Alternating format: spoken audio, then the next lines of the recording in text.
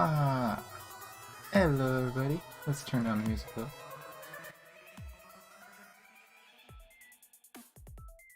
Hope everybody's having a good day. I slept in really bad today. So, I kinda had to rush to make sure I got everything set up. Hopefully I didn't forget anything.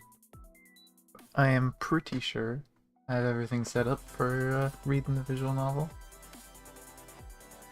Let me put...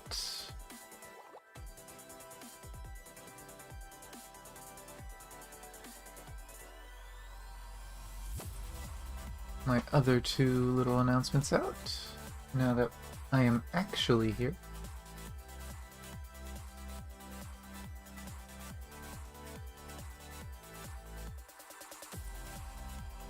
Okay, chat open.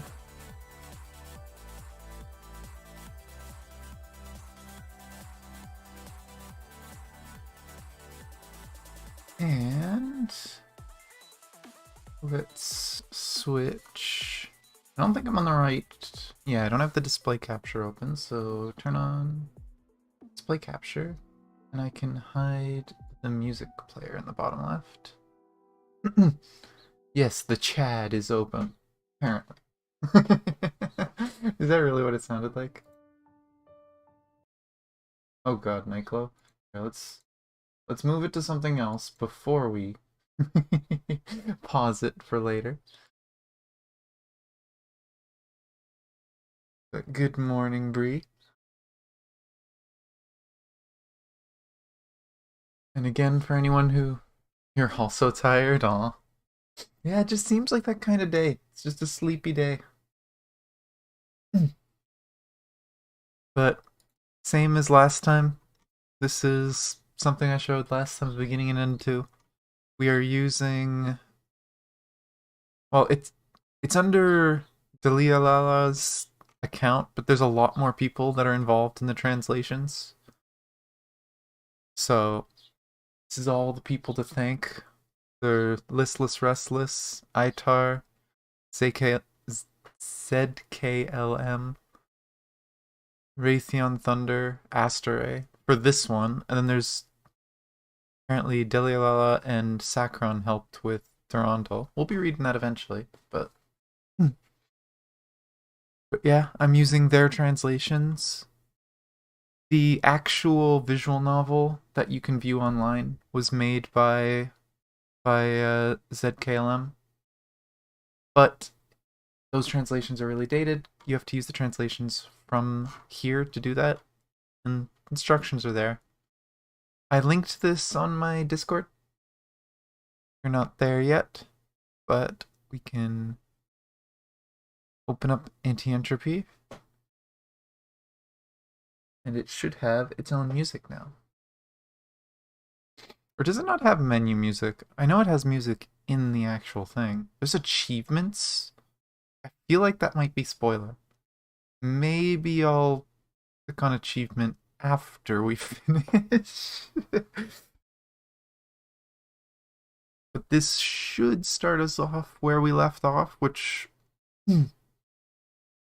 I can't remember what was there.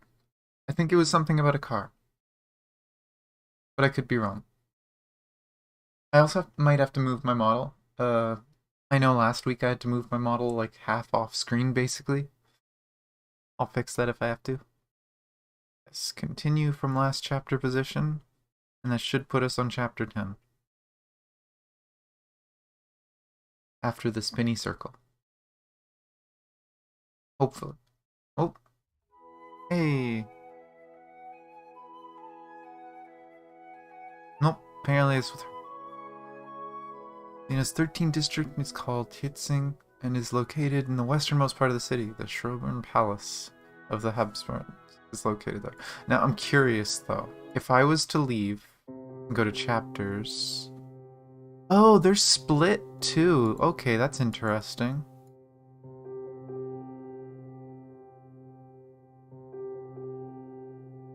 Okay, yep.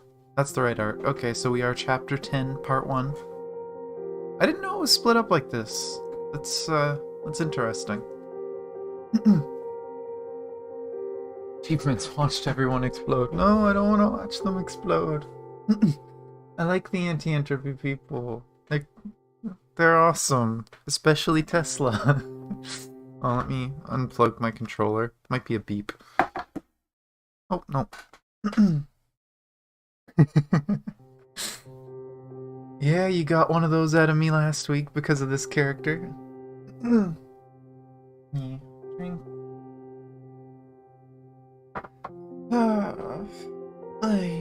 Okay. But... So, here we go. Chapter 10, Part 1.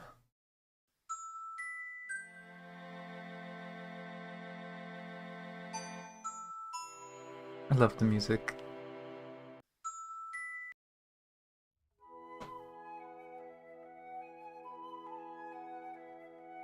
Oh, I am excited and dreading the story at the same time.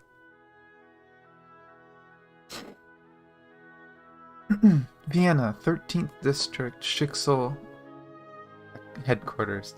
God, my throat. Schicksal Headquarters. Who's talking?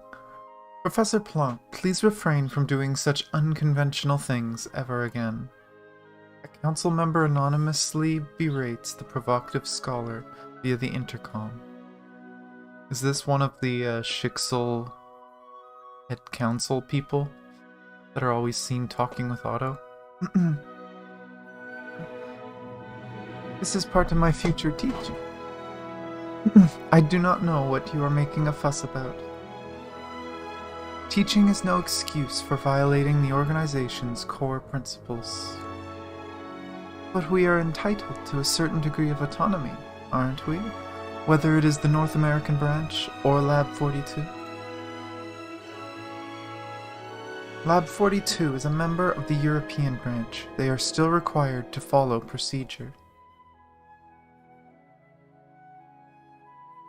Another voice in the council seems to speak in a slightly calmer tone. So, from which side do you wish to withdraw the right to self-autonomy? Oh boy. We already know that Schicksal really doesn't like the North American branch, because they do things too autonomously. No. Please do not take it in such an extreme way. We are only investigating procedural issues. There is no need to turn this into a larger problem than it really is.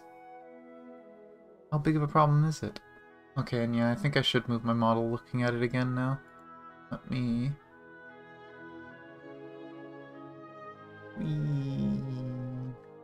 It's still going to be partially cut off, but for things like that second line with the S off there, but you can mostly see it.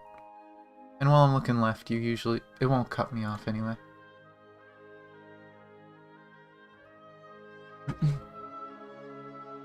Then I'm just here to remind you that the right to autonomy and self-determination is the source of vitality for research institutions.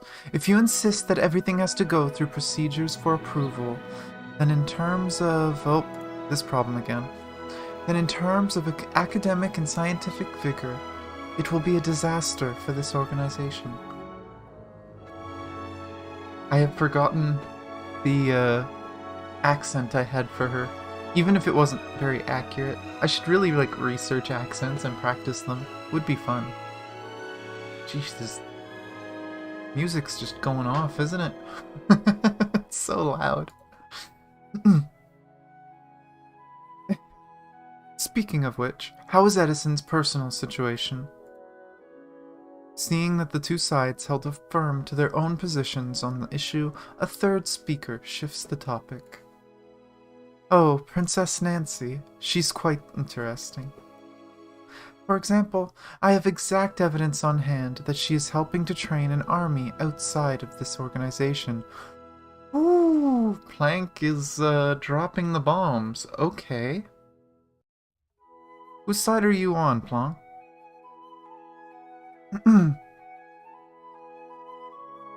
What? Is she planning to rebel? No.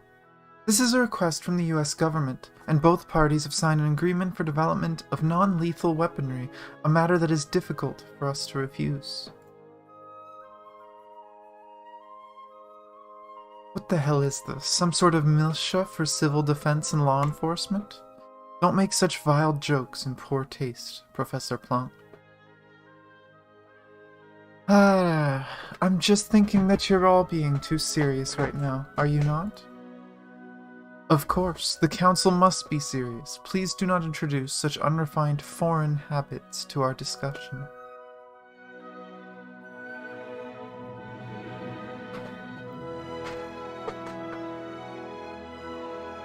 Entschuldigung.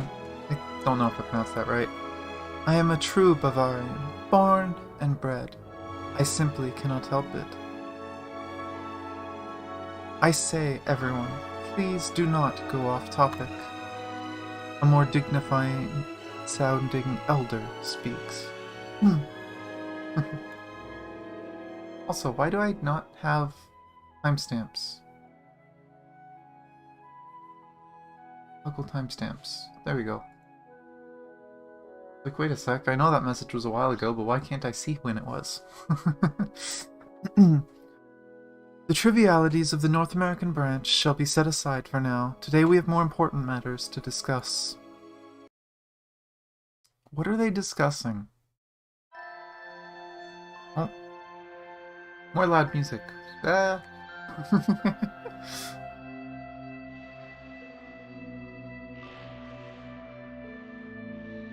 New York, Manhattan, the Consolidated Edison Building. So, about those important matters you wish to speak about, what is it? Schrödinger, who nearly overturns an ink bottle, glares grumpily at Nancy Edison and Elias Nokian-Virtanen, who have been stubbornly interrupting her own research. Let me explain. The man pretends to nudge his golden-rimmed glasses. What do you mean pretends? Does he, like, wave his hand in front of his glasses?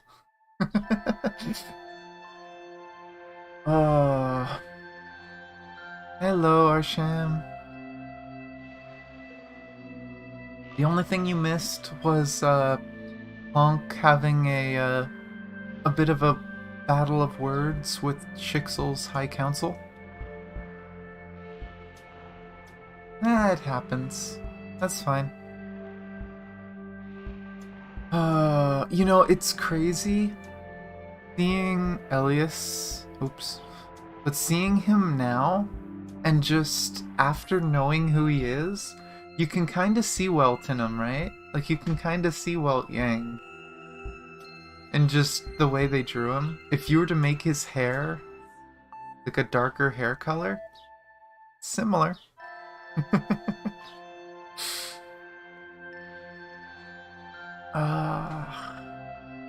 I'm dreading the end of this. It's probably not even going to be at the end, but I'm dreading the things I know are coming.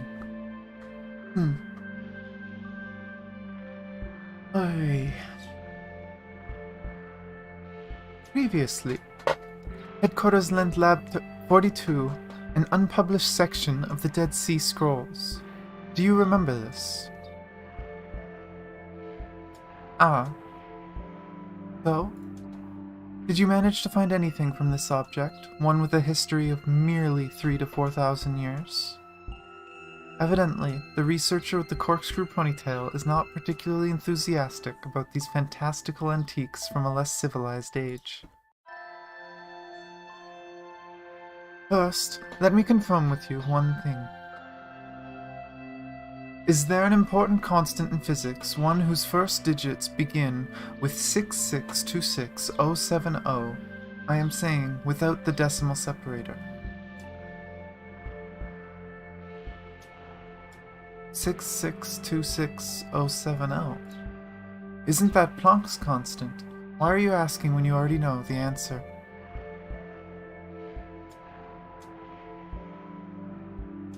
Is there also another constant, whose first few digits are 1045571?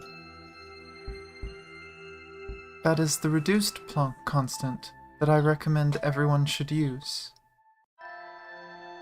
What exactly is it that you want to say? They all appear in the manuscript with a history of merely 3,000 or 4,000 years. What? Zoom in, magnify. Not only that, it's not cut off anything, right? No.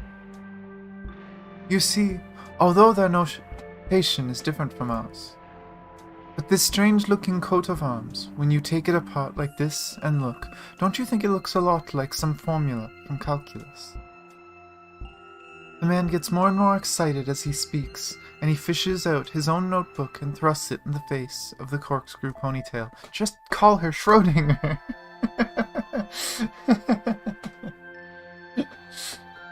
Oh my gosh. I can't read it if it's this close. The doctor in physics awkwardly takes a step back. Indeed, you have a point. Right. Do you think that this is really pure coincidence? So? Should you instead be asking from which remnant of the previous era did a group of Jews copy this kind of thing? Correct. That's it. Huh? Let us start with my conclusion first. I think this scroll is extremely valuable. It inadvertently records a method of energy conversion that we have never imagined before. Is this where they found the selene? Because we know Anti-Entropy found out about the selene from the Dead Sea Scrolls.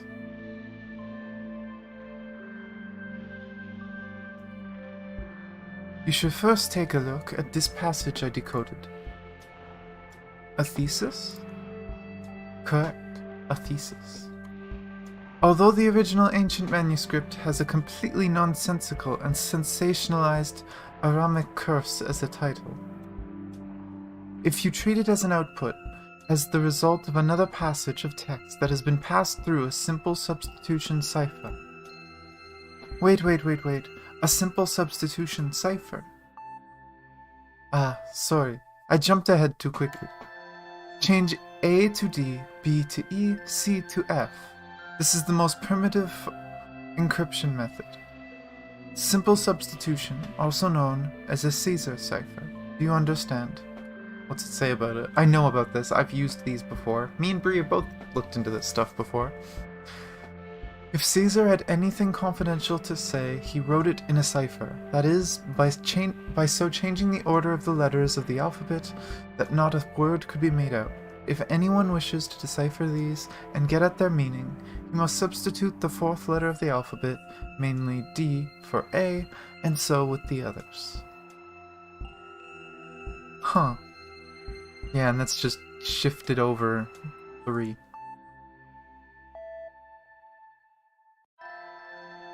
You know that encryption, yeah! We did this!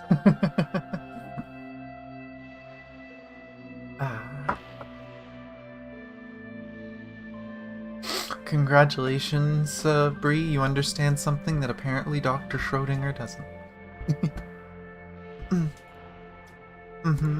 So, imagine that we are the Jews who strayed into the ruins of the previous era.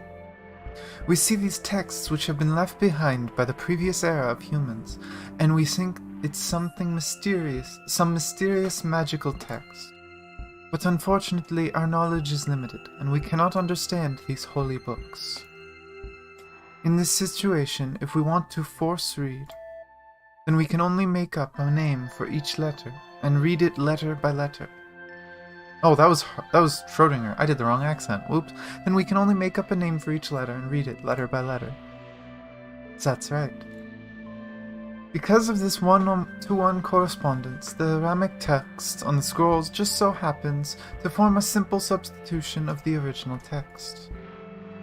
Once we understand it at this level, the rest of deciphering work is extremely simple, just trial and error. Since the result of the description is meaningful, from the perspective of probability, I gather that you managed to ascertain the original text. So, your so-called method of energy conversion that we've never imagined before, what is it exactly? It's a way to allow Honkai energy to return to ordinary energy in a controlled manner. It's the Selene. What? That comes as no surprise. Okay, so Nancy's still there, just very quiet. The second law of thermodynamics places a constraint on ordinary internal energy, and it also includes Honkai energy on the imaginary side. And here we go. Oh god. Why does this have to be so complicated? There are many equivalent expressions of the second law of thermodynamics. Common examples are, heat can never pass from a colder to a warmer body without some other change, connected therewith occurring at the same time. It is impossible by means of inanimate material agency to derive mechanical effect from any portion of matter by cooling it below the temperature of the coldest of the surrounding objects.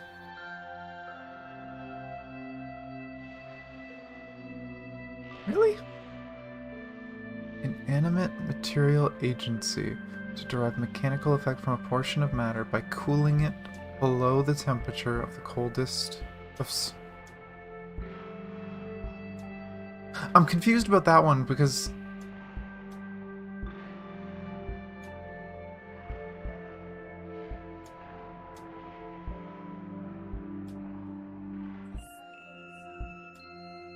Oh, the whole Dead Sea Scrolls stuff, you mean?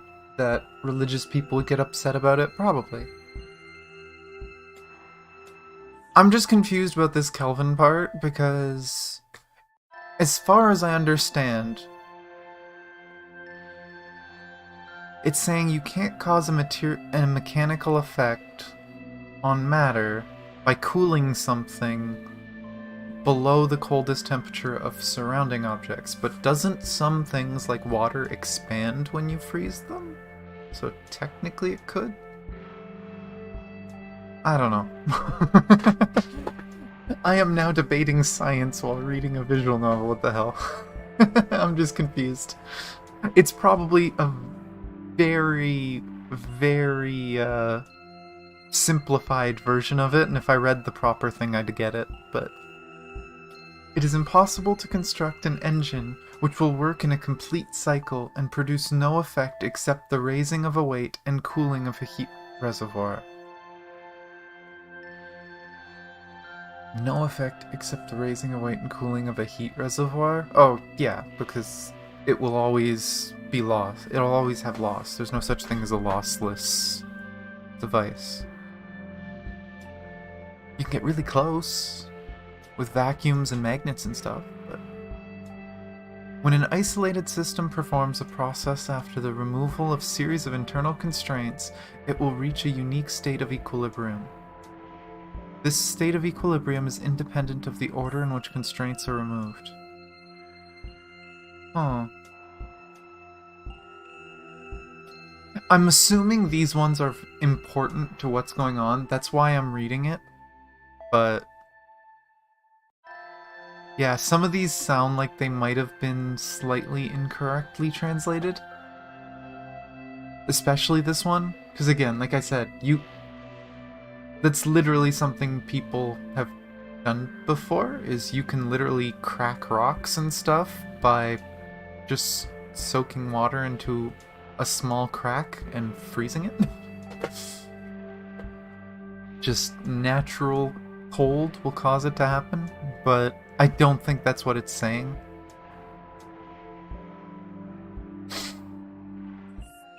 I'm assuming it means something else, but meh. Continue.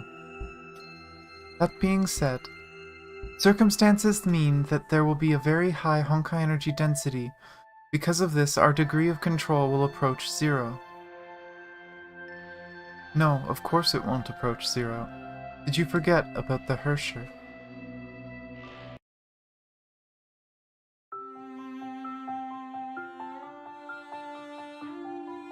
London, Kensington, Imperial Institute, back with the land of the drunk.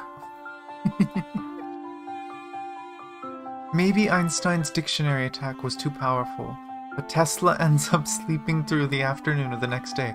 No, I think Tesla was smashed drunk out of her mind, and it didn't matter what happened, she was going to be sleeping for a day. I don't think the hit to the head was the problem there. When she rubs the dark circles around her eyes and eventually climbs downstairs, she sees the culprit and Welt sitting face to face in the foyer, taking turns playing around with stone small pebbles that they picked up from somewhere. Are they playing Go?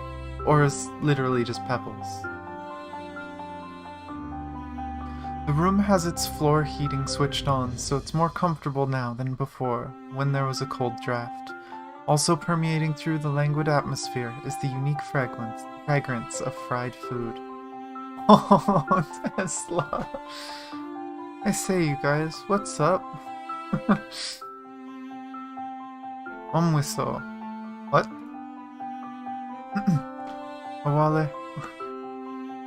Ow. Kala? What are they saying? What? Oh, it is a game. The above four are different variants of Mancala, called African chess in Chinese. Omweso is popular in Uganda. Awale is popular in Ghana. Bao is popular in Kenya, and Kala is a variant adopted by Americans.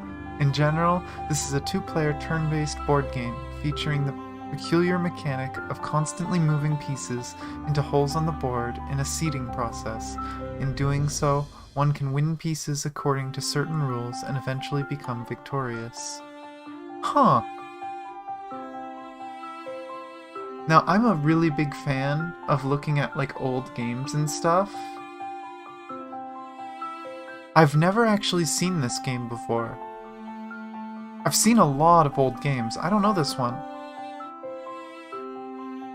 And it could just be that no one in my family played it. My family played a lot of weird games, and I've researched a lot of them. I mean, I have... What's the game called again? It's an old Egyptian game. The board game Ur, I think it was called, just UR. I have a board for that. I've played a lot of old board games and stuff. I love old games. They're so cool. But I've never heard of this one. This is interesting. Yay for playing old games. Old games are fun. When nobody knows the rules and you're just trying to figure them out.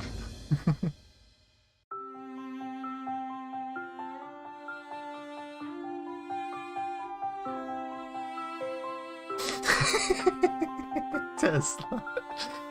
Speak to me in a human language. The devil with the messy red hair stares intensely at the piles of small stones on the coffee table and makes a motion as if she were trying to scatter them. Careful now. Moped hurriedly reaches out to protect the pile of stones. We're studying the numerous variants of this board game called Mancala. Don't tell me you've been doing this retarded crap the whole morning. Of the 60 mainstream variants, 4 have already been studied. We are now preparing to try out the 5th. Is it really that interesting? Pure innocent men need some less stimulating entertainment. Are you calling, well, pure and innocent? Probably accurate. Moped continues to explain in a vague, circumlocutory manner. I'm assuming that's avoiding answering kind of thing. I need to look that up. Circumlocutory. Define. Circumlocutory.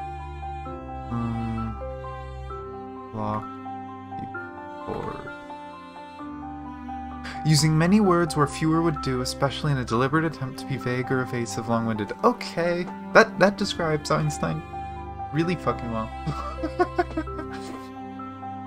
Fun fact for anyone who didn't know you could do that, if you put define and a colon before any word, Google will tell you what it means. I've been doing that for years.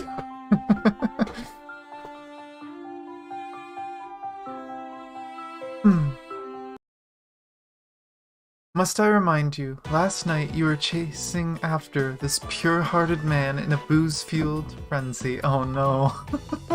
Don't remind her. For anyone who doesn't remember or didn't see, yes, Tesla was hitting on Welt real frickin' hard while she was drunk. Trying to drag him to her room. Or to the couch.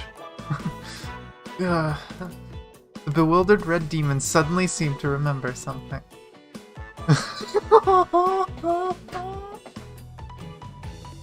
She's so cute!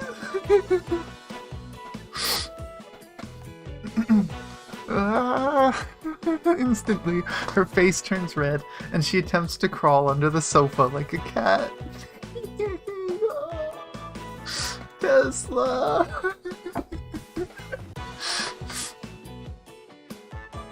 Oh, Tesla's too perfect. I love her. Welt awkwardly shakes his head. As you can see, this person is rather pure and innocent. Who the hell are you talking about? Tesla is confused by Einstein's twinkling eyes and shifty, vague expression. Is she referring to Welt, or is she referring to Tesla herself? You're both pretty innocent and cute. Today's Tesla is especially cute. Oh my god. Enough! Oh, I love it. My cheeks hurt. She's too cute. Oh, I love Tesla. Well, where exactly are we going? Riding a taxi to Hampstead Heath. Well, finally gets the chance to ask the red-haired tyrant. Hampstead Heath, or simply the Heath, is a large ancient London park spanning a clay belt, including sand dunes, the highest point in London's geography, 134 meters above sea level. From Hampstead to Highgate Cemetery, it is one of London's famous natural attractions. Huh.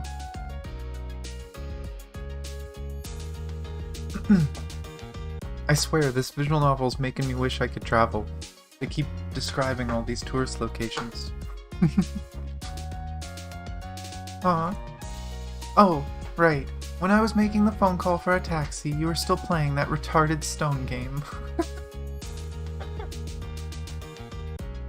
Oh, the energy of this visual novel is so good. Just her frankly saying this, and then her face. God, I love Tesla. Cemetery. We're going to Highgate Cemetery. Cemetery? Why are you kicking up such a fuss? It's not like we're going to bury you there. Tesla, with how we teased you in the morning, I'm not sure about that. Anyway, back to the point. That large bag you threw in the back of the trunk, don't you know what's actually in it? A body. Well, no matter how hard I try, I can't will myself to receive superpowers like X-ray vision, okay? Do you have Rhinidus? Couldn't you smell the cat food? Rhinidus? Rin would be like nose. So like an inflamed nose, I'm gonna assume? Now I'm kinda curious.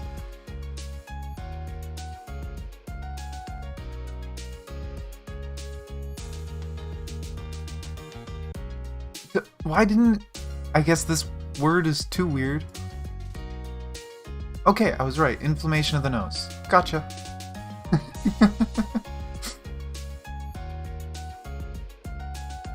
Oh, that. I've never raised a cat. Then I hope you won't be sniffing about, drool trailing from your mouth, okay? You're treating me just like a cat? Yeah, that's about right. There's virtually no difference. There's a huge difference, okay? Only Welt would argue and complain so seriously.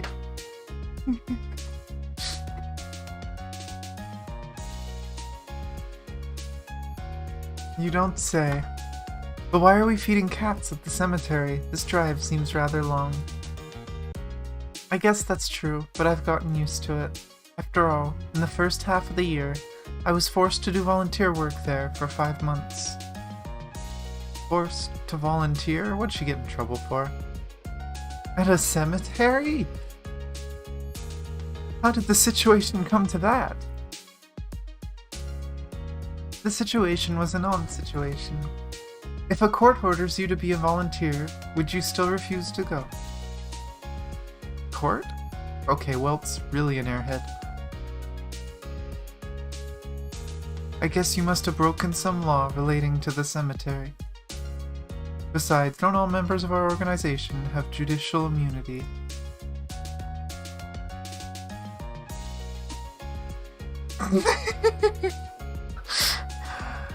Does this treaty signed between our organization and the government include drunk driving? Huh? Drunk driving? Haven't you wondered, now that Finn has left, why we could only take the underground or hire taxi? If it wasn't for that blasted Scotland Yard being so insistent on revoking my driver's license. Tesla, with how you got home the night before, I am glad they took away your driver's license. But I still love you.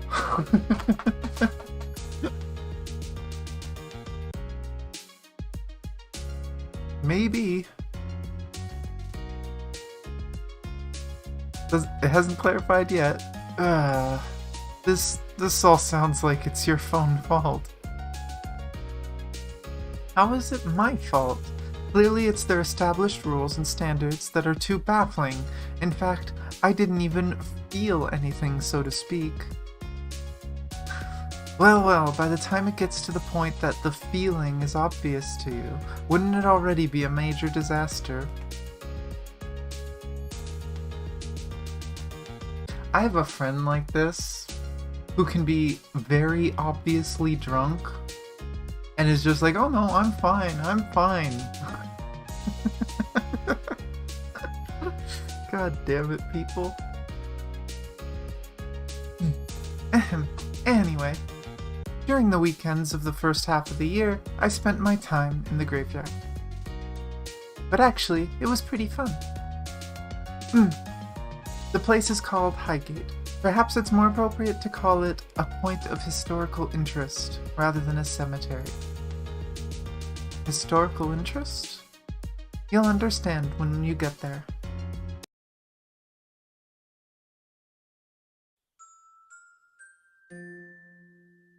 I love this effect, that it looks like this was a photograph, and then someone used like a paint filter to make it look like an image. No, I'm not sure, because some of these leaves and stuff actually look like they were painted on. It's hard to say if this was a photo or if this was someone actually painted this scene. Regardless, pretty place. Miss Elizabeth Jackson, who died in May 1839, must not have expected. Is this just gonna read a bunch of freaking gravestones? Elizabeth Jackson was the first deceased to be buried in Highgate Cemetery. In mid-early 19th century, due to a soaring urban population brought about by the Industrial Revolution, there was a grave shortage in London. Graves that had only been recently used several months ago were being reused to bury more dead. Highgate Cemetery was one of the new cemeteries planned by British government at the time to solve this challenging problem affecting the populace's dignity and welfare. Yeah, it looks a lot like a painting, but there's also parts of it that almost look like there's so much detail, it could just be a filter. But it's hard to say. Because, like, filters have gotten really good at turning pictures to look like a painting. But then painters have also gotten really good at making realistic scenes. so it's hard to say for sure. I think the thing that makes me wonder about it being a photo more than anything, though, is this text being so blurry on the left side. Because if this was painted, I feel like it wouldn't look blurry. But, I don't know.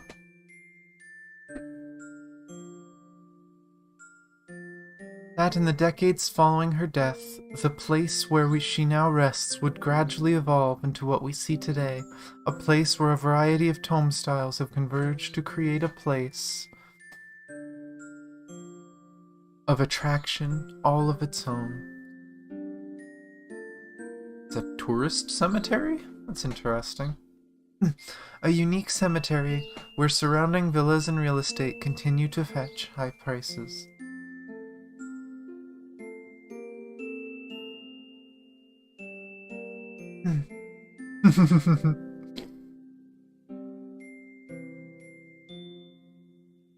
And then this is a very stark contrast after the very realistic looking painting style to an anime style that's very flat with very little detail.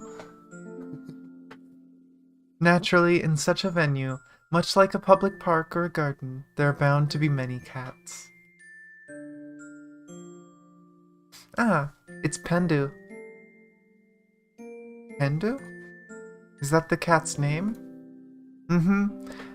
As it can be regarded as a perfect specimen of exiled cat, don't you think such a name is very fitting? I have absolutely no idea what you're on about. No problem, I just borrowed the name of a boring character from a boring story. Oh god, who's it from? Pandu was the ancestor of the Pandavas in the Hindu epic Mahabharata, and the nominal father of the 5 sons of Pandu, who included Arjuna among others. I actually don't know too many Hindu stories. This is interesting. I hear little bits of stuff like this because of where I live, but... When he was young, Pandu hunted in the countryside and shot arrows at a mating antelope. But the antelope happened to be the incarnation of a sage, and Pandu was cursed by him to not be able to approach others with the intention of lovemaking, or else he would die tragically. When he grew up as a king, he married Kunti, who had learned immortality. Kunti gave birth to sons, including Karna, the son of the sun god, who was born before her marriage. This eldest son was adopted and brought up by a charioteer, thus giving Pandu heirs. Translator's note: this is not entirely accurate as far as the most common version of Mahabharata is concerned. Pandu had actually married before he shot the sage and became cursed. Pandu thus exiled himself and his family from his own kingdom because of this curse, hence Tesla's nickname for the cat. Kunti never learned of immortality, and precisely because of Pandu's curse, all of her sons were sired by different fathers, who were all Hindu gods. Huh, that's interesting. It's interesting that there's an incorrect... The original story was incorrect and the translator corrected it. But because it is Hindu, and Hindu is kind of spread all over, it's very possible that this is just a, Chinese version of the story that's told in China that has deviated from the original quite a bit. It's always interesting to see that kind of stuff, though.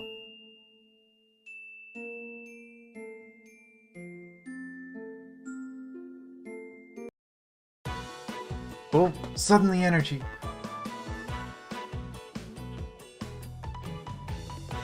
Oh, that's right. Pass me half the cat food in the bag. Half? Can it eat that much on its own? What the hell are you on about? It's a large garden, and now that it's that time of day again, so won't it be reasonable for us to split up and work separately? Work separately? Here? As such a big boy, you sure have a lot of courage. Here, a map for you. I definitely want to stay on the eastern side, so... The entire western side is entrusted to you. Aw, and we're gonna freaking follow Welt, aren't we? I wanna see Tesla playing with all the cats. Don't split up.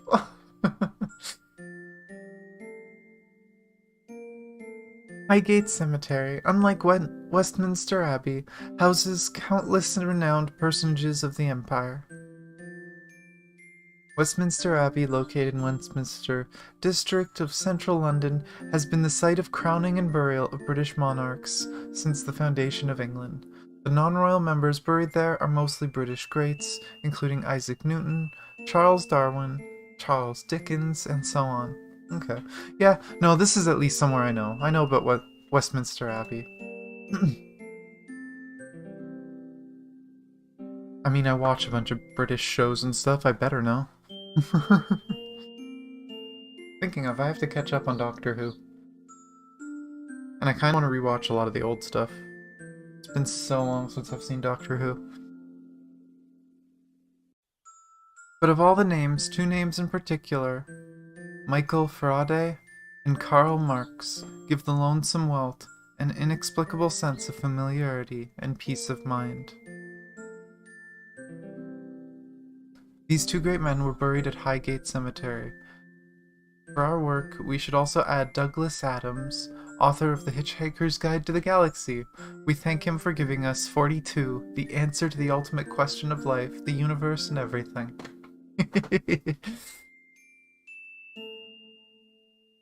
Of course, the translators added that. But of all the... Okay, those that we read. So to speak, the so-called celebrity effect is really an omnipresent and universal phenomenon that transcends death itself. Fortunately, thanks to this, the young man named Welt can finally experience and appreciate the unique charm of this cemetery. From simple crude tomes that are so small as to be barely perceptible, to grandiose luxurious palatial mausoleums that look like they come straight from Angkor Wat. All of these have decayed into prehistoric ruins under the weathering and erosion of lichen moss and acid rain.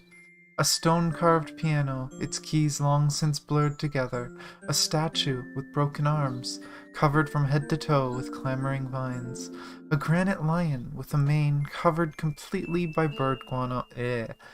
Although admittedly it all seems rather eerie and creepy, it can also be seen as yet another natural history museum, a dazzling display of the world's living and non-living.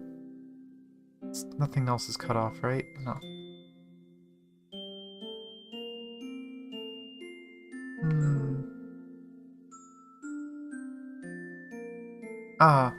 Wasn't this the guard that watched them earlier? She was dressed differently, but I swear this was the guard. Also looks a lot like Otto. Did Otto create a female clone to watch people? That'd be kind of funny if he did.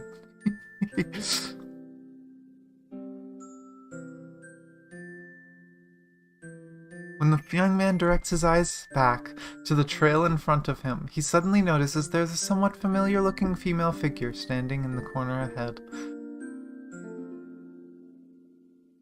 Oh, how serendipitous. When did we... It was last month at the airport, wasn't it? Okay, so it is who I thought it was.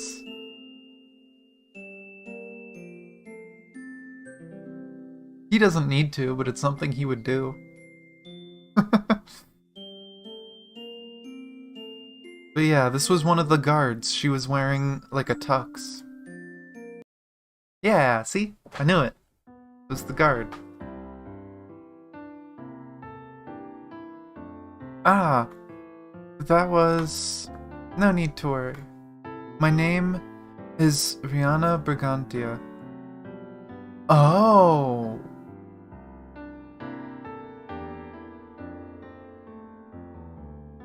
Although I am a Valkyrie directly under the command of headquarters, today I am just like you, an ordinary person who has come to visit and sweep the graves. That is also fair.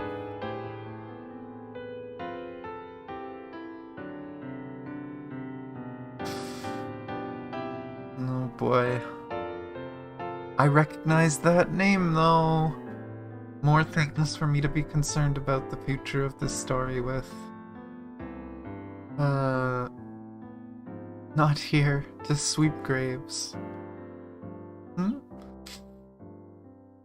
I'm really only here to help people feed the cats. Ha, so that's the reason. You must have really been working hard. Haha, that's not exactly true. It must really be fate for us to meet here. Perhaps we should feed these little furry children together. Can we really?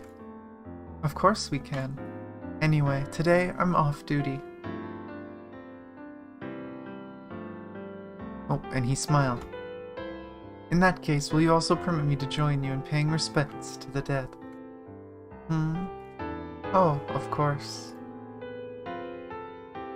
The child Martha, she's a good conversationalist, and she won't despise your company. Oh, do they have a kid with them? I wish wherever you are, may there be no ominous darkness, nor glaring brightness. Unless she's specifically visiting the grave of a child. I wish wherever you are, may there be no raucous noise or frightful silence. Wherever you are, may it be warm and genial paradise on the other side. Amen. Martha Lily Jacobs, a child born in Holloway Street. Lily was her nickname because she liked Kayla Lilies. She was the only Valkyrie who died from the Honkai eruption in Berlin, but was not buried in the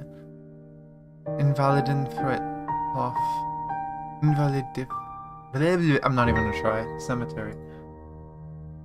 Is one of the oldest cemeteries in Berlin and was used as a military cemetery in Prussia.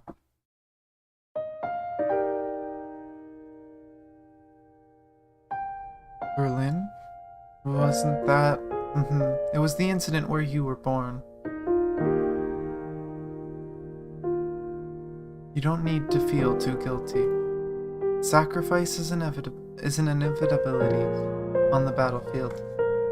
Generally speaking, the organization chooses a cemetery nearby. In the event of death, they will bury everyone there so that one can rest with their comrades in arms. So Martha's situation was... In the process of destroying the Emperor-class Honkai beasts, the Night Moth team she led was almost completely annihilated. This child, as the sole survivor, she must have borne an unimaginably heavy burden. Oh, don't hint at that.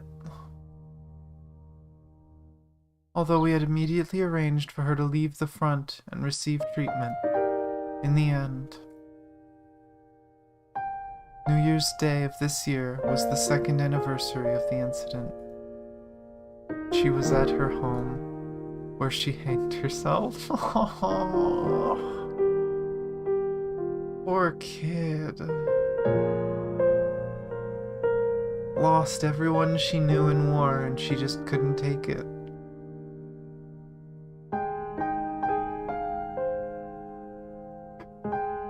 Because of her suicide in a non-combat situation, according to military protocol, we could not bury her together with her compatriots, or with those who have yet to die, in the one place. Isn't that too cruel?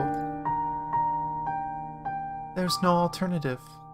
That is the way of the military. The so-called army is a machine that cannot tolerate the failure of any one's crew. Because of this, its Hall of Heroes, its Valhalla, will only accept those who fulfill their responsibilities to their final breath. It is cruel, but we have no better solution.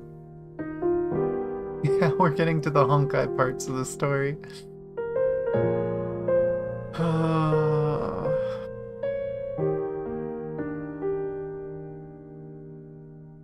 Which is why I'm worried about the fact that we know this is Rihanna.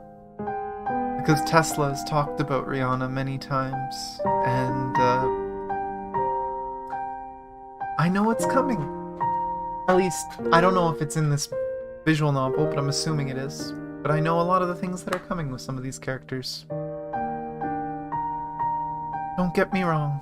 To anyone else, her misfortune was a complete tragedy. A tragedy that should have never been borne by her alone. It's just that, for the warrior, the soldier, the professional code of honor is something that must come before any one individual. Yet, it is tragic for the individual. But this is also the situation where there is no alternative, but to fight fire with fire, poison with poison. Because only in this way can we organize some of the bravest among us. To let them work in unison like a machine on a rapidly changing battlefield. To confront and then to defeat some of the cruelest things in the world. The sky slowly fills with stars and the food bag slowly empties. Along the way, the cats appear to be very much gratified. However, after hearing the story of the Valkyrie Martha, Walt felt upset and needed to vent. This is the last feeding point. I'm sorry. Martha's incident. This is not a sadness you need to bear. It's gotta suck for him, because he knows it was his fault. Kind of. The eruption that created him is what killed everyone that she cared about, and that's what caused her to do what she did. But, Miss Reina, you must also be upset, right? Whoa. They put like a ghost here. Isn't there a saying that goes, a joy shared is a joy doubled, a sorrow shared is a sorrow halved? Wasn't that a bit desperate of me? Why is there a ghost appearing? Well, I guess it wasn't good for me to be joking like that. Shush. Epic music. No sooner does she say this than Rihanna covers Walt's mouth with her hand and violently pulls him into the bushes. In a direction he had not noticed before, a mysterious floating object appears out of nowhere in the night eye. Oh my god, is that one of Tesla's robots? Please tell me that's one of Tesla's robots and she's pulling a prank. What is that? Can that not be that something?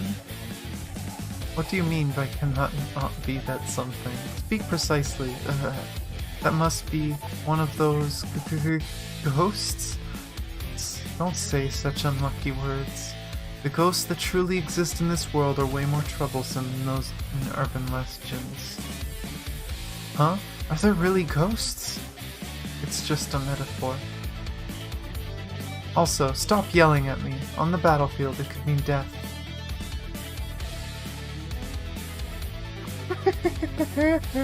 It has to be...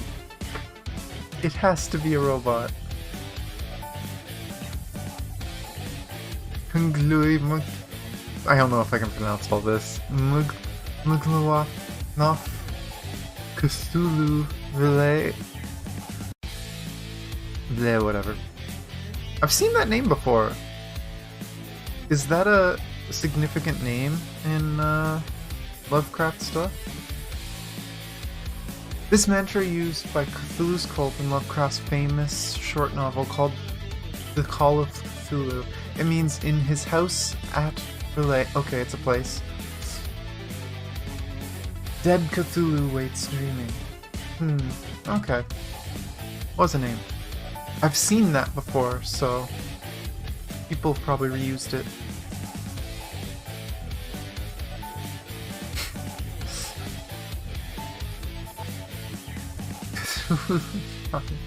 Oh my gosh. Okay, it's just them saying it again. Is it? Yeah. I would read it, but it's just gonna come out like blah blah blah blah blah blah, so let's leave it at that. It's hovering on the spot, In fact, it's also reciting something? That fluttering object, don't you think it looks too much like a bed sheet? Bed sheet? But it has no legs. Who knows, I guess it's someone's prank with a balloon? Also, those words it's seeing. I feel... Isn't it something I've heard before? Somewhere... Is that supposed to be a smiley? Rihanna picks up a stone from the grass. Ping! Oh! It actually played it. The stone hits the ghost and makes a crisp sound as if it had struck a hard rock before rolling back onto the grass. Huh? That strange clanging sound. What the hell is going on? How would I know? Yeah, there it is. Oops, I've been discovered. The ghost suddenly blows a stream of air from beneath it and flees the scene at rapid speed. It's one of Tesla's robots. Oh, I love you, Tesla. Wait, what's going on now? Rihanna pulls out a miniature walkie-talkie device. Oh my god. Is she trolling, or is she actually doing this?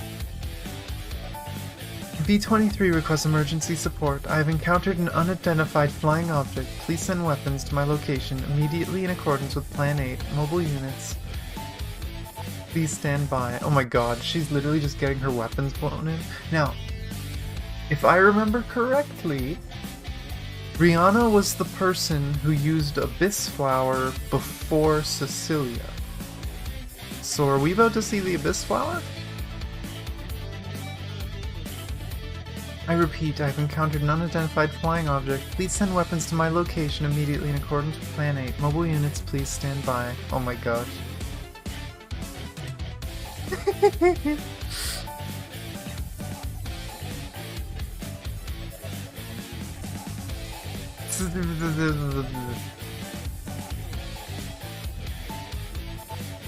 Oh fuck! What did it say? It was backwards, was it? Oh no, this one wasn't. This one was just gibberish. This one is backwards. So let's do this again. I did this last time. I can kind of already read it. Cthulhu still lives.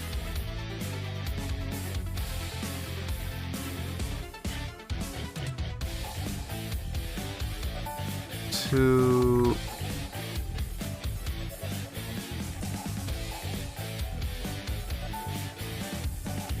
Wait.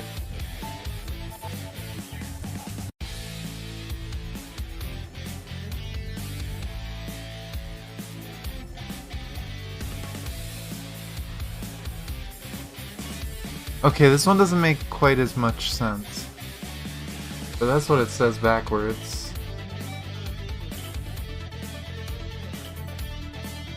Cthulhu still lives, to all suppose.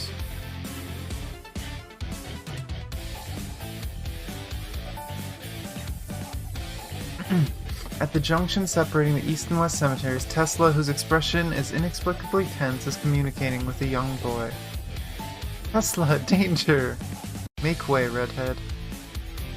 Redhead? Who's the redhead? Who do you think? Hey, what's going on? Make way if you want to live. No, don't beat up the little robot. That's Tesla's. She's pulling a prank.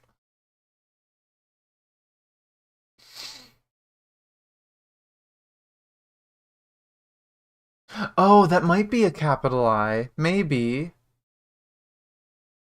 That might be what it's supposed to be. I was assuming it was all lowercase, so that it was an L. Stupid English language. Ah.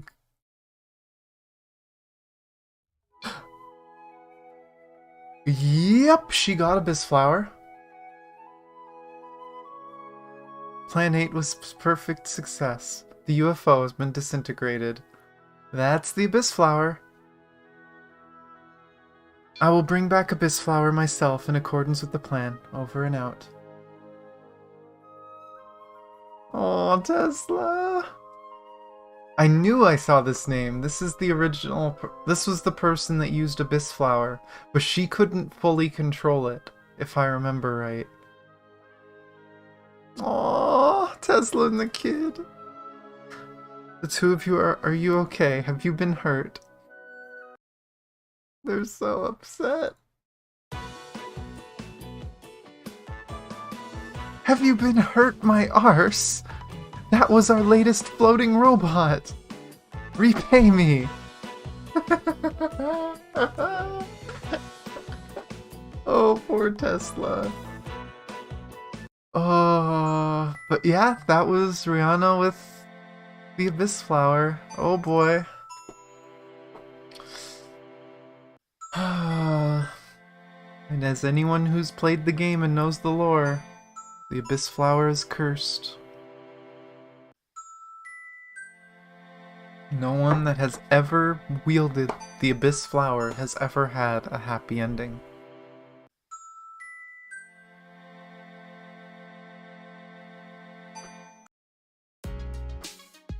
Oh, fancy goggles. Blondie, oh no. Is she making Rihanna help her build a new one or something?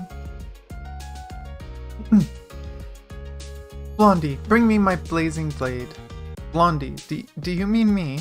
What do you mean by blazing blade? Miss Valkyrie, she probably wants you to pass her the welding gun. Ah, the welding gun is it? Welding gun, welding gun. Here, welding gun. That's the one. Sorry for the inconvenience, but this idiot of ours, once she gets a bit twitchy, she'll stop speaking in a human language. Oi, mophead, who are you calling an idiot? Who else is there other than the most esteemed and distinguished Lady Tesla? Eat my blazing blade. Danger! Hey, why are you waving it in my face? How did the situation come to this? Well, can't help but sigh. The two guests who have come to Lab 42 tonight are Rihanna Brigantia and Joachim Nokia Vertanen. That's little Joachim! Oh, this is such a group to have together. The former is a high-level Valkyrie from headquarters, while the latter is the son of the frivolous Finn. Why have these two come here together? This is probably so-called fate at work. His little whelp. Of course, we have no way of knowing, as the ultimate stepping stone to this fate, what the remotely controlled robot, who had been cursed with the rotten luck for several generations, was thinking at the time of its demise, if it could even think at all. Joachim had been to his father's workplace many times before. Every time, the sister with the mop head and the sister with the twin tails would always give him a variety of things to play with that other children could never get, making various brightly colored chemical solutions, playing music with electrical discharge coils in a dark room, and rehearsing stage shows with Miss Computer, stories and social capital he could use to brag to other children. I love my big sisters the most. At least, in Welt's opinion, the young boy is probably thinking this. Oh, so a few days ago, when the communicator the twin-tailed sister gave him during his summer vacation suddenly sounded, the young boy instinctively felt something interesting was going to happen. Hey kiddo, you want to play Halloween tricks together? It's just that the twin-tailed sister couldn't predict that the robot she had prepared in the cemetery would coincidentally be treated as an unidentified flying object and smashed to pieces by a Valkyrie sister who was just passing by to sweep a grave. I really didn't know. I'm so terribly sorry. I will recompensate you as you ask. Poor Rihanna.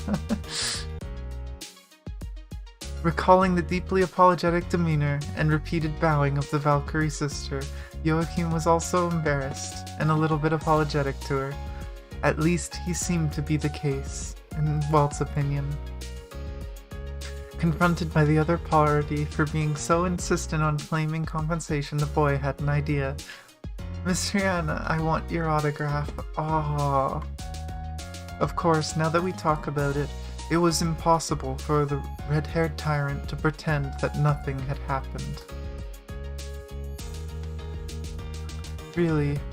What is this thing you call the Abyss Flower? How did you disintegrate every wire from the inside? Oh, they don't know about the Divine Keys.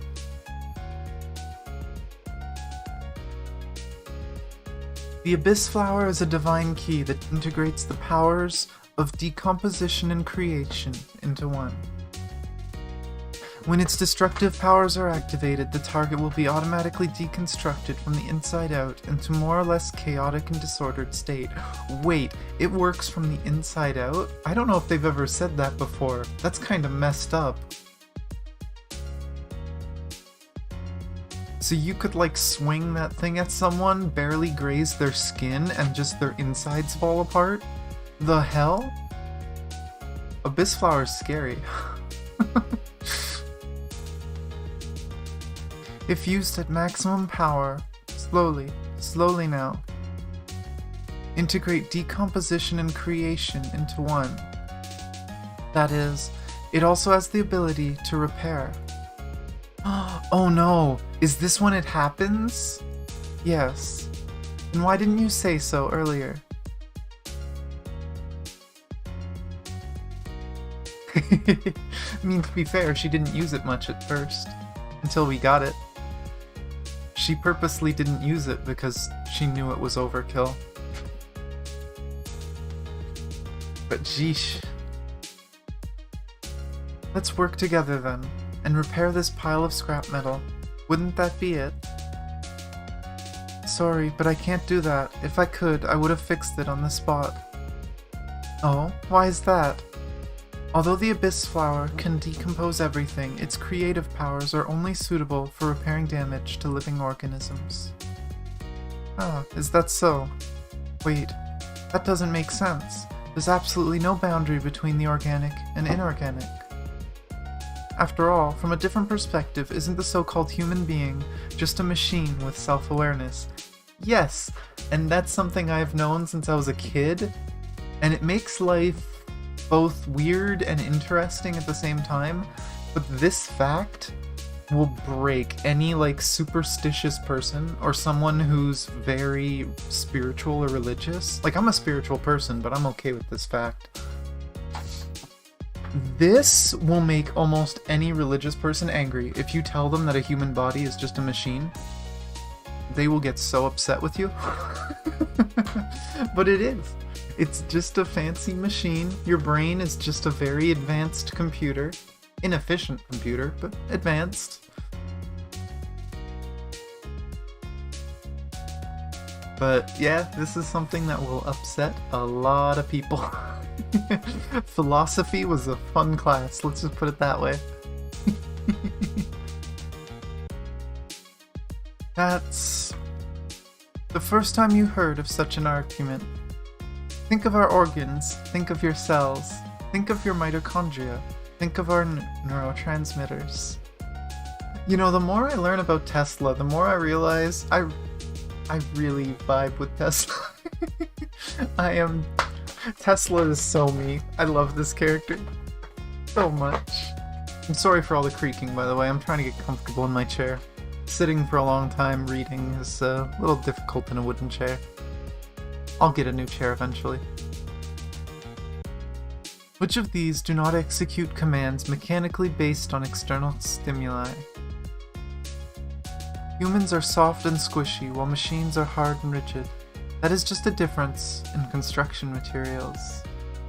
We may seem clever, the machines may seem clumsy, but that's just because we don't yet have the ability to design a machine as good as ourselves.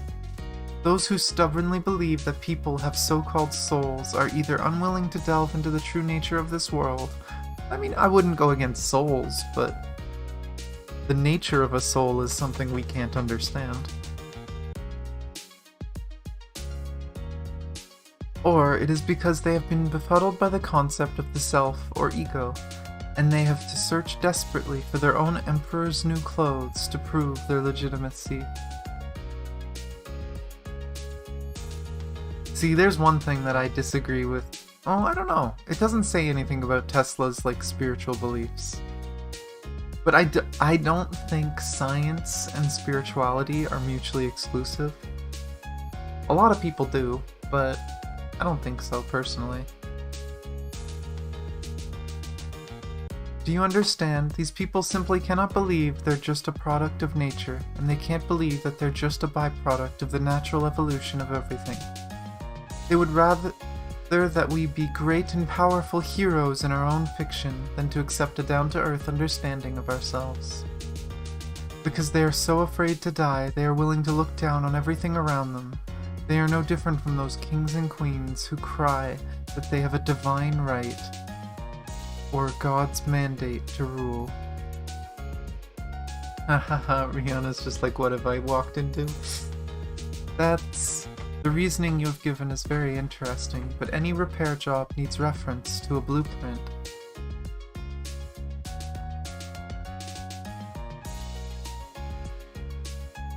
Yeah, it's really subjective.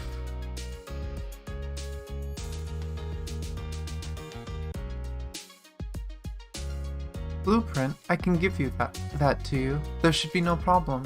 No, for this abyss flower, it can only analyze blueprints written in the genetic code.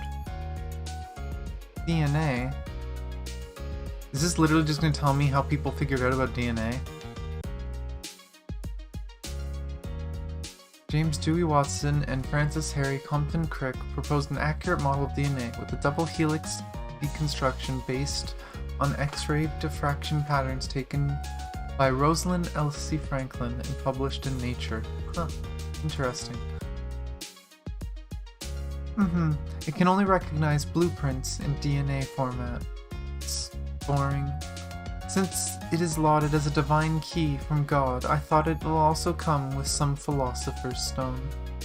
The concept of Philosopher's Stone is generally believed to be from the guiding essay from Hermeticism, the Emerald Tablet written around the 1st century AD. The Philosopher's Stone symbolizes the apex of alchemy, and arcanists believe it can not only turn stone into gold, but also make one immortal. Not too inaccurate from the Abyss Flower. What is this Philosopher's Stone?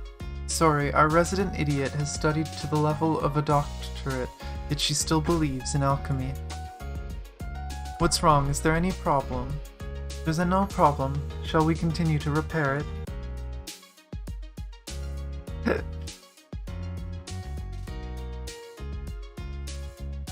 Welt. Present. If I don't use any dangerous weapons, may I still hit people? Girl after my own heart. You made me upset? Smack! I will hit or threaten to hit people all the time. Never enough to hurt, but just enough to vent. If you don't beat me, I guess? As long as you don't hurt any innocent people, it doesn't matter even if you demolish a house. Don't say that, she'll do it. Ah! That hurt! Why did it have to be me? Of course, it's because hitting you is more fun. Besides, this is also an action that does not hurt any innocent people. Wait a sec. If you don't beat me, I guess? Ha! Dr. Einstein, you say, for such a person who sits on the fence so irresponsibly, how should we punish him? The death penalty should suffice. Wait? You're indeed a most profoundly sinful man. Just accept it. Just accept it. Wait. That's... Oh... Hey, little kiddo, you got to help me on behalf of all men. Oh, little Joachim. Oops, I accidentally right-clicked. My condolences. Joachim freaking abandons Joyce. Oh. It's so crazy seeing him as an actual kid. Because, like, we've seen him before in the game, right? But it's crazy seeing him here. What? Condolences, you little brat. Is your surname Brutus? Talking about Caesar. Yeah, Shakespeare historical play Julius Caesar. And you, Brutus, is the last sentence Caesar says to his adopted son Brutus before he dies. Yeah, because he sees Brutus right before dying. You are not his adoptive father. How could he be your Brutus?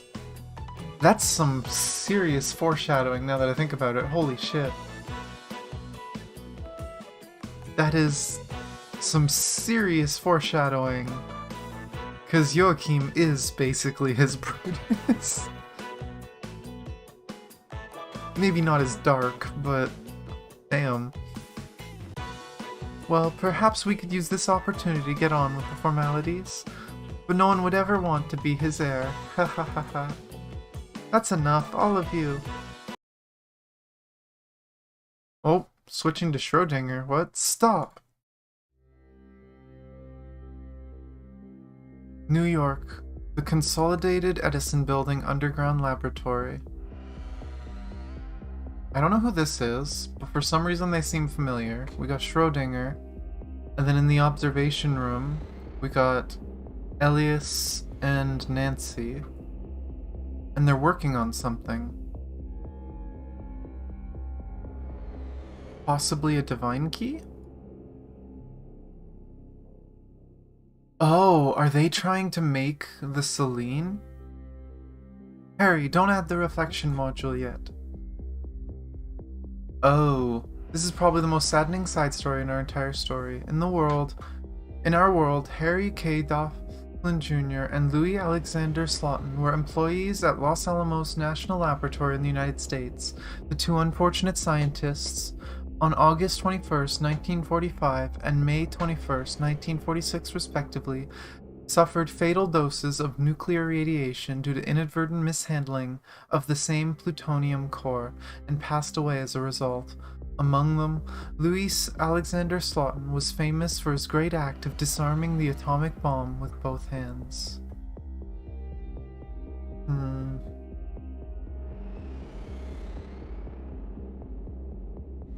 Oh boy. Yes, you see, the potential scale of the reaction is already very dangerous.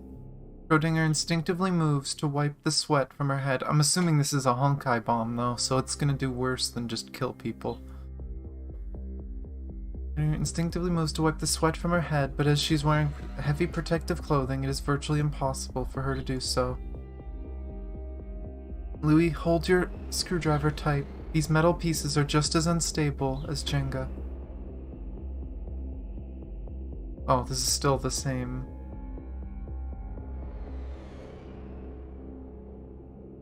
Yes, remove it slowly. Slowly now. Good. Now the device will be in a subcritical steady state. If everything goes well, Harry, what is the temperature of the core now? 45.7 degrees Celsius. It has risen rapidly by 20.7 degrees. Conversion into ordinary internal energy is very efficient. Excellent. This will become the greatest civil invention ever known to the history of humanity. They're making the Selene. We must give it a loud and resounding project name. Otherwise, that woman Plunk will definitely laugh at us for being uncultured. Civil invention? Do you mean power generation? Oh, ha ha ha, what are you on about? Once this invention is successful, whether it is my own wishes or Schicksal's wishes, everybody's wishes can be successfully attained. God, this is so loud. No, it should be said that by that time, Schicksal will have neither value nor capital to continue existing. What? Neither value nor capital to exist. Of course. You still don't yet realize it. Now that we finally have the chance, in a controlled and universal circumstance, to complete the conversion from Honkai energy to ordinary energy, this technology could that can be extended to absorb and convert Honkai energy from every corner of the Earth, then isn't that equivalent to Honkai itself being non-existent? As for Shixel, it's just an organization that fights against Honkai. Once there is no Honkai, naturally, it no longer serves any purpose. Just like the vigorous and energetic people of this new world, we will no longer need the old and decaying kings of a twilight world. Arise, fair moon. What is this from? Arise, fair sun, and kill the envious moon, who is already sick and pale with grief, that thou, her maid, art far more fair than she. Romeo and Juliet. Okay. I recognized it. I didn't remember what it was from.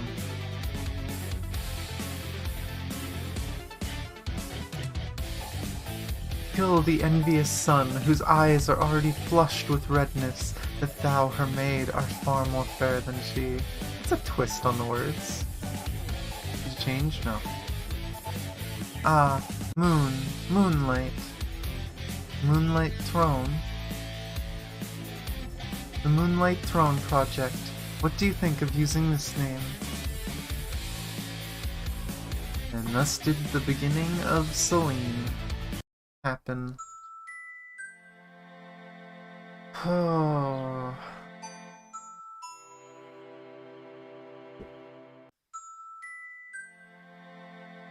And this should be chapter 12.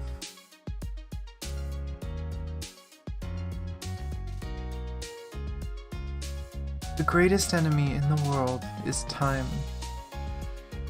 It seems someone hasn't enjoyed her vacation enough. Isn't it so? This month is already over, but we haven't been out of the city yet, and I only just got a new driver's license. Stop drinking when you drive. Let's go, let's go. Let me hurry and change my clothes, and you guys can quit dilly-dallying about.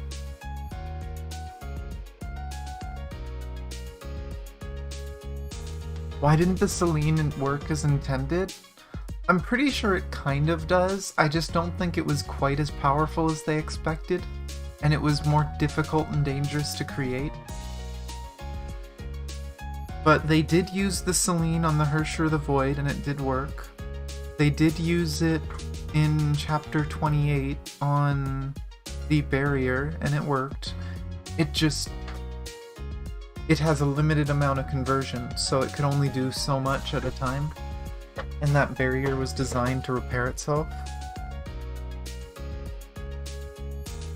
But yeah, I think the Selene worked, it just wasn't... It wasn't as strong, maybe, as they hoped it would be.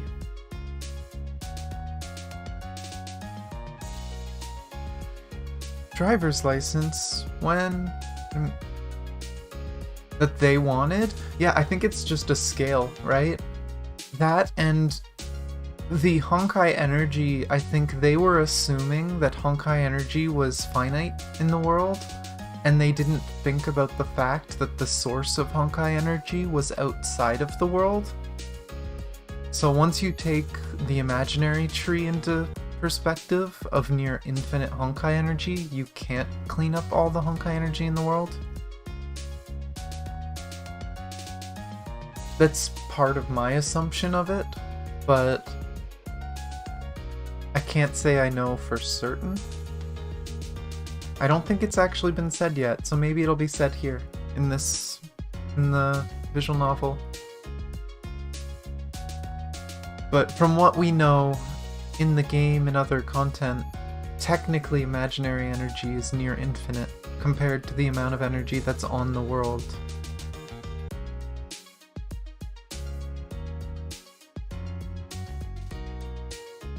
That's actually a good question. I think it does, though, because they needed power on the Hyperion to fire the Selene, so it's probably just a very inefficient power converter, that it uses power to convert Honkai into heat.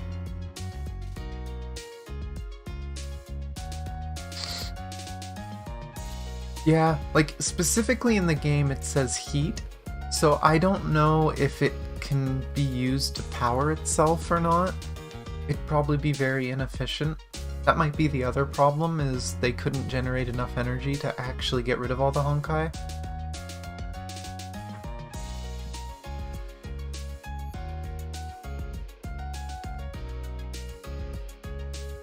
Like, in theory, if they made a bunch of these really dangerous Selene things and just pumped power into them, they could eventually get rid of most of the Honkai. But the source is infinite, and this thing is super inefficient.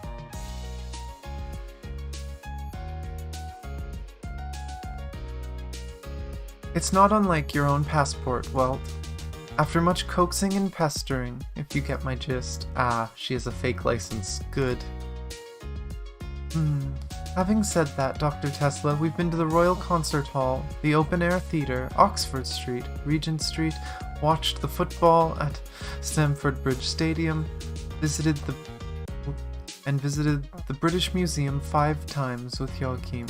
Aww. Chelsea Football Club, whose home ground is the Stamford Bridge Stadium, was the champion of the English Football League during 1954-55 season. This was the only top league championship trophy the club had won in the 20th century. They were only able to win again 50 years later during the 2004-05 season. Oh, well, congrats guys, you got to see them win. That's enough. Aren't all these places within walking distance from here? Do you people want to spend the last few days doing the exact same thing? I need a drink, one sec. Ah. My throat is not happy. Whoa, that face. Welt, really? All your plans and arrangements match the tastes of this mophead. Though I must say I don't actually hate it. Then, would you like to try going to a seaside resort? In the languid atmosphere of Lab 42, Welt speaks while pointing to a newspaper and enjoying a glass of warm milk. Going to the beach in winter? Is there something wrong with your head?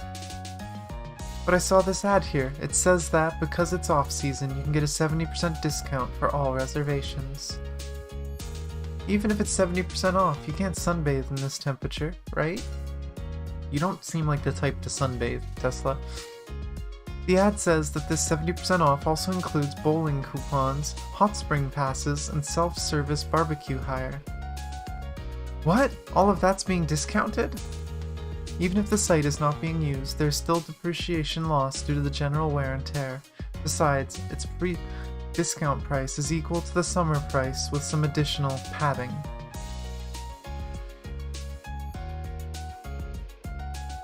That being said, it seems you really want to go, am I right? Of course I do. It's the autumn of mighty appetite. If I don't eat fully, I might as well not eat at all. No need to eat too much, lest you end up in a hospital. Who could be so stupid? Of course not. Oops, indeed. Who could be so stupid? Mophead sips the last drop of milk tea with a smile. I take it she's done something similar before. Southend-on-Sea. This resort, named after its own geographical location, has been the most popular suburban resort for Londoners since the large-scale urbanization during the Industrial Revolution of the 18th century.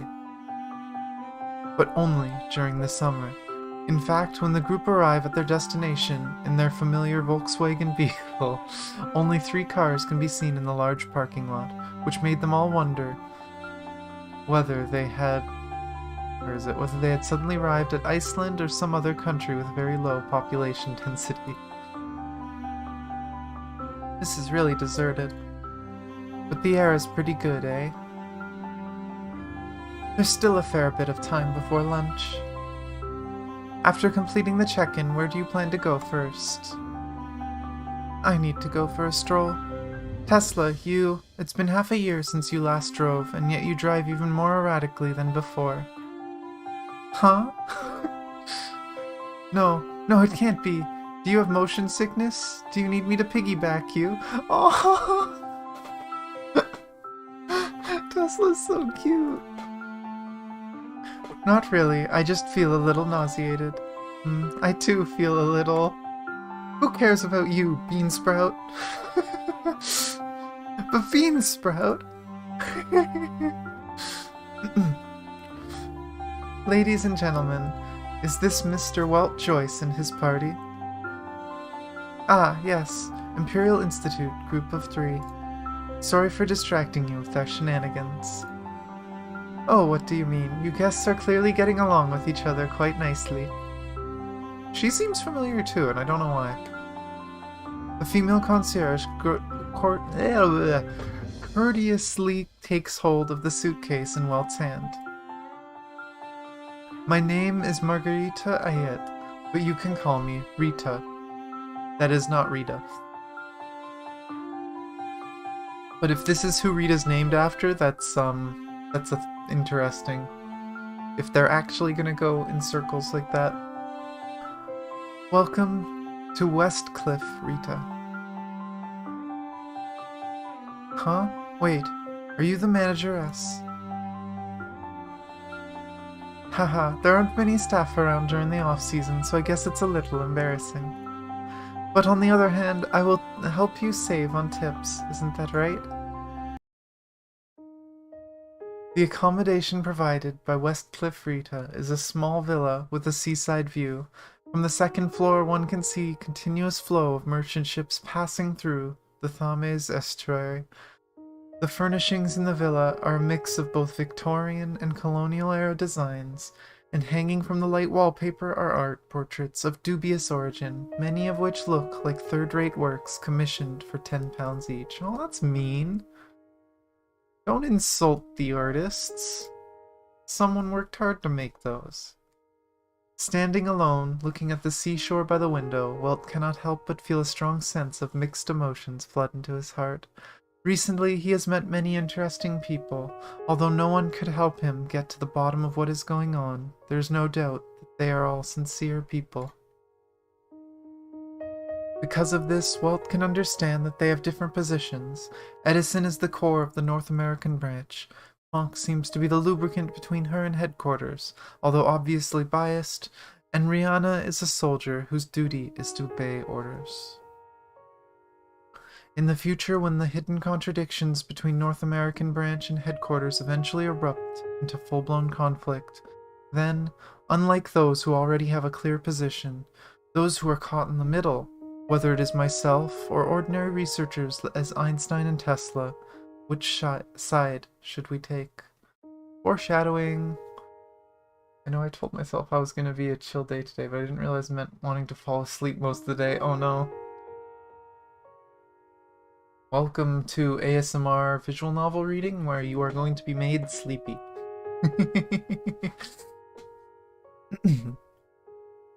From the previously collected Solium data, the mysterious character who claims to be H.A. treats Jixel as her enemy. What did she discover? What did she experience? When Ida eventually decodes her encrypted information, how should we face it?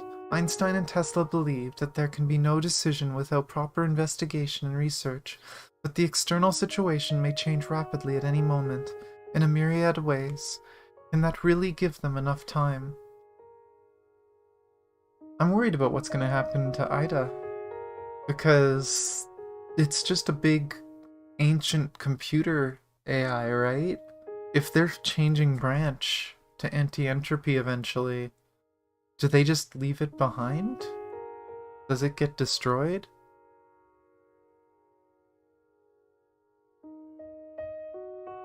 A month ago, aboard a certain airplane. What do you mean by so-called speaking in whispers? The young man named Welt asked awkwardly, all the while carefully avoiding direct eye contact with a pair of luscious red lips. That's not a bad reaction either. Well, since I promised you, of course I'll inform you of all the juicy details. Professor called Planck batted her eyes mischievously. Let us begin with the cooperation between Princess Nancy and the organization. As you may know, she is the chairwoman of the General Electric Company, or GE for short, since the age of 17. 17? Uh-huh. The year her parents were killed in a Honkai event. Although at that time she knew nothing about the Honkai, and was explicitly told not to investigate any further, such a person as Nancy would never cease to make good use of all the resources at hand. The situation at the time was that the World War had just ended. and economy was in most parts of the world had been ruined by the destruction of the war. So she directly used offers of high salary and experimental funds as bait and began attempting to poach personnel from our organization. Is that even possible? Certainly not something that went smoothly. But something that no one expected her to do was that, when her poaching was unsuccessful, she paid a personal visit to headquarters and proposed that she help the organization establish a North American branch. I don't know much about the organization, but could they even agree to such a thing? Well, apparently they did. There was no argument. The other party offered a total of 13 billion USD in sponsorship funds as staged payments. 13 billion? In nominal terms, the European Recovery Program. The European Recovery Program, also known as the Marshall Plan, was a plan for the United States to provide economic assistance and assistance to reconstruction in Western Europe, NATO, countries damaged by the war after World War II. During this period, various forms of assistance received by Western Europe countries totaled approximately 13 billion. Considering inflation, the value of this assistance today is equivalent to more than 10 times its face value. I love how they mix history in. That, oh yeah, this nice thing that America did to support Europe, nah, that was just one person bribing a secret organization to let them in. Oh, I love the Honkai devs. It's just so interesting. So it's not that some things can't be bought with money, it's just that they can't be bought unless you have enough of this stuff. But why was there no North American branch in the past? Ah, Walt suddenly remembered the Finn's explanation. North America at the time had not shown many signs of activities dating back to the previous civilization.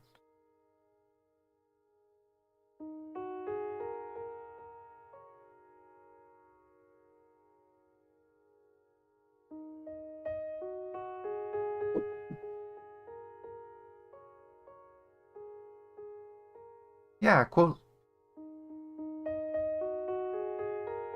Oh yeah, I know. Like, there's obviously going to be reasons they did it, trade agreements, whatever. But it was still something to support after the war. I don't know the full details of the real life.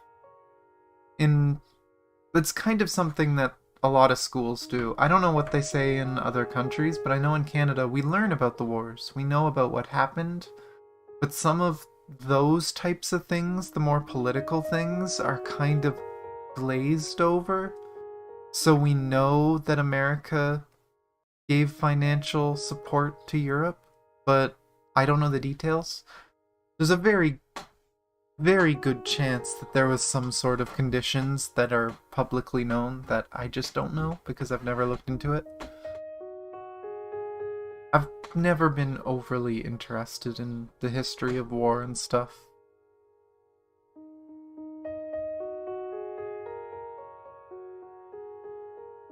Well, suddenly remember the Finn's oh yeah, we saw that. It seems that you have figured it out yourself. That's right, in the opinion of the council at the time, this was simply a pie falling from the sky.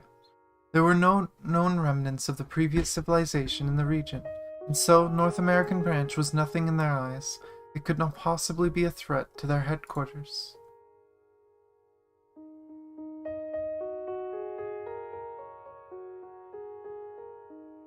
Oh boy. But in fact, that's correct. We modern people are no less capable of than the ancient people of this previous civilization. If we do it ourselves, we can also succeed. What's more, once the scale of Yellowstone ruins is known to headquarters, there will probably be friction between the two sides again. Or perhaps headquarters already has more information than we have and is working secretly. If so, isn't the current situation really dangerous right now? If you manage to find the so-called last solium, then you will have front row seats to a good show. Good show? Don't you think if we do eventually find something, it must definitely be some kind of explosive revelation?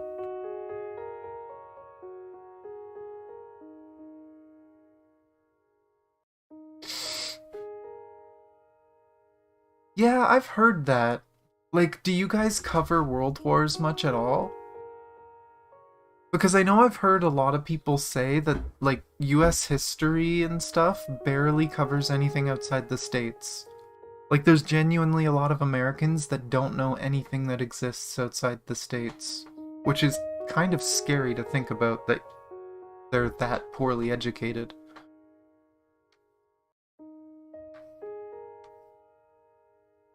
Not that I can say Canadian education is that much better, but, you know.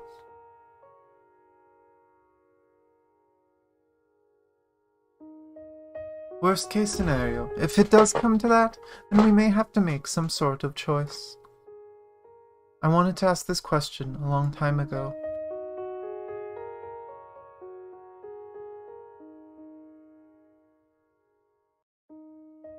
Sheesh, that's crazy. It's honestly just so crazy to me that education is so weird.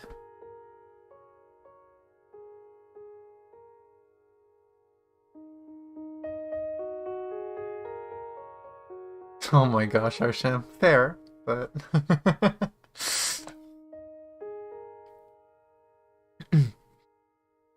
But yeah, a lot of the big powers are just thinking about themselves, and it's messed up, really. I mean, geez, take the current world situation. It's a pretty damn good example that people are just focusing on themselves, mostly.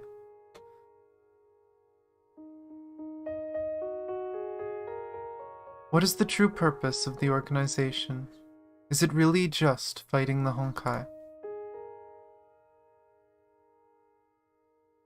I have no way to answer your specific question. Don't worry, it doesn't mean that I'm retreating you as an outsider. The organization is huge. Between any two members, the perceived meaning behind its existence may be as different as night and day. Ordinary clerks, Valkyries, researchers, patrons, council members. What each party sees is just one aspect of the organization. Contrary to the suspicions of a skeptic, for this world organization there is no impetus other than its superficial purpose. Its complexity is brought about by the living people who comprise it. For example, I sometimes hate this obstinate and self-opinionated princess. You know, Tesla's talents were almost wasted in her hands, although her motivations were good.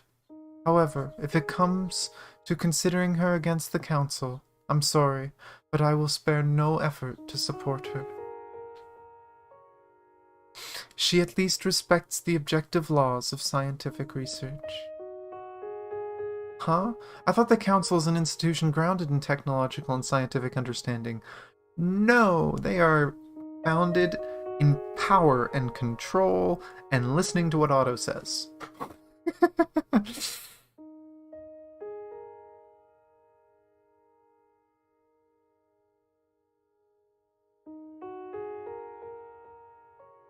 Yeah, and I mean, that's kind of the sort of thing I expect.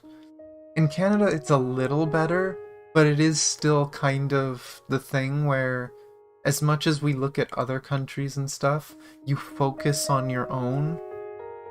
And so it kind of feels like it was focused on that kind of effect. Of course, you can do stuff like world history and then you learn a little more, but I don't know. It's just strange how biased a lot of education is. And it's why I love seeing stuff like this. This is a story written on the other side of the world, and stuff said in this story would never get written into a story written here. Right? Some of the things that they've said in here, and they've touched on random bits of discrimination, whatever else, like, this story would not be the same if it was officially translated. So now I can understand why it's not officially translated. Because the story would be bastardized. The story would be changed if they got it officially translated, because people would complain.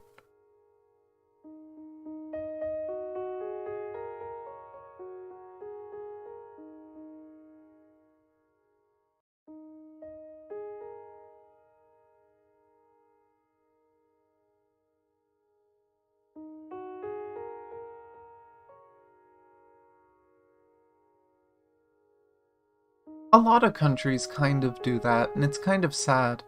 I know that's a common thing in Japan as well, that a lot of people believe that their original old culture is dated, and that to move forward, people need to modernize.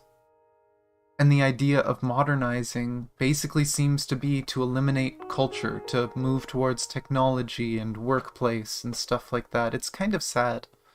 Especially in a country like Japan, which has such an interesting, rich history, even if it's somewhat short compared to some other big countries in Asia. But a lot of countries do that, where they think modernizing is getting rid of cultural things.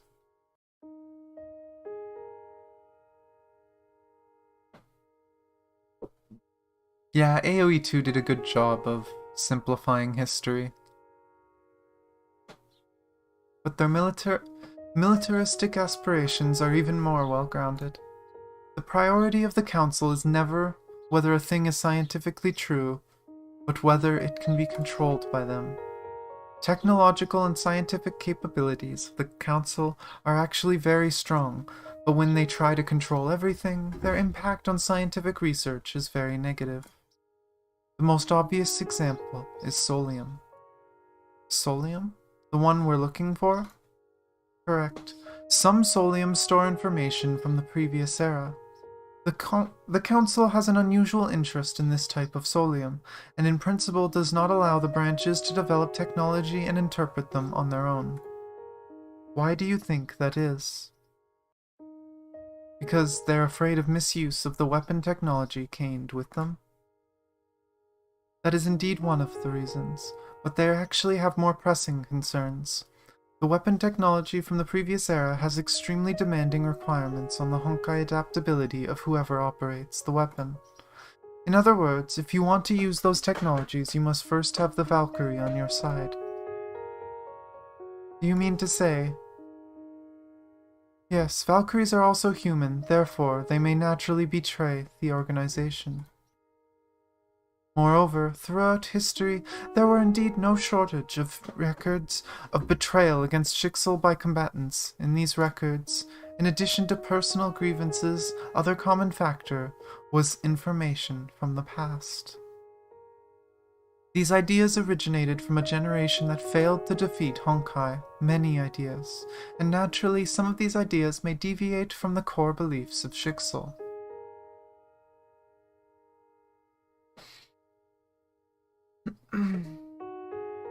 What's more problematic is that these ideas, I almost said idiots, that these ideas from those before us may easily be accepted as truth by children who are too empathetic.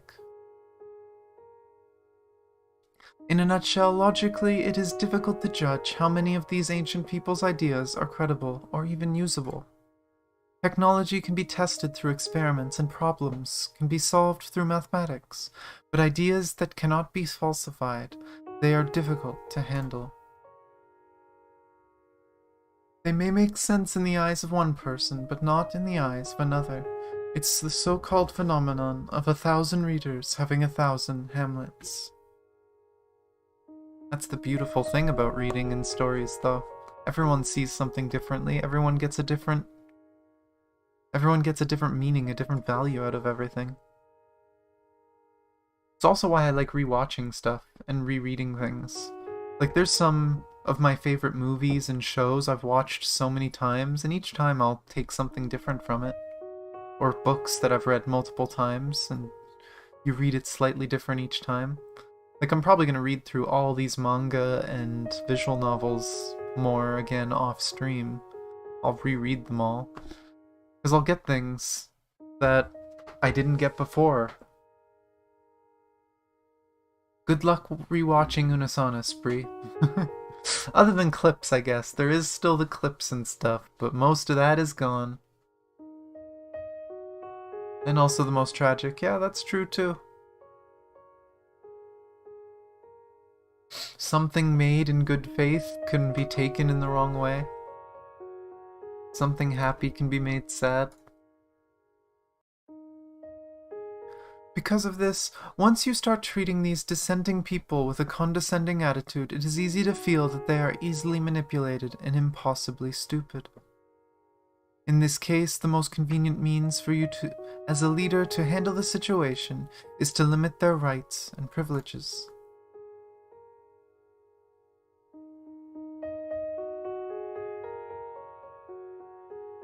But, in turn, the result of such laziness is that, with you as the head, situations involving... I apologize. Situations involving covert operations are bound to happen everywhere. The entire organization has become dependent on militarized management to maintain unity. It becomes only possible to maintain efficiency by further shrinking privileges. When it comes to the general army, this is nothing. After all, everyone agrees the soldier's duty is to obey orders. The problem is that Shixel is not just an army. From the perspective of cultivating scientific research personnel, shrinking privileges is very bad for talent growth. You've been to many labs in our organization, so you should already know how special Lab 42 really is. If there is only one Lab 42 in the world that can satisfy a degree of freedom that scientific talents truly need to grow, then I think we have absolutely no chance of winning against the Honkai. What do you say? Ow! My poor ear. That's... Whatever the case, please do not put Einstein and the others at risk of danger. Although I don't know, for a huge organization like Shixel, whether what they're doing is truly right. What I can feel that someday in the future, you and the European headquarters will eventually part ways. I don't know what that will mean, but when that happens, as their teacher, please do not involve your students in it. At least that alone is definitely wrong. Not good and should not be done. Okay. I thought you were going to say something with a bit more... What? Is this something you can't do? Do you think I intend to persuade you to support the North American branch in principle? You cute little idiot. Who's the idiot? Also, cute and little are unnecessary. Nah, they're pretty necessary. Haha, well, it's times like these that you become especially amusing. Look, listen to me. In this world, there are always causes and effects that we cannot stop. In the case that the solium you seek is the spark that lights the fuse. When that time comes, you must all listen to your own inner judgment. Don't think about us, don't think about any organization. You must listen attentively to that inner voice deep within yourself, the voice that, as an ordinary person, gives fruition to those simplest and purest ideas. Everything has two sides, so instead, the key point is whether or not you acknowledge your actions from the heart. And then, protect well those who truly deserve your protection. Do not forget, you are resistant to Honkai, but even us scientists cannot yet explain it.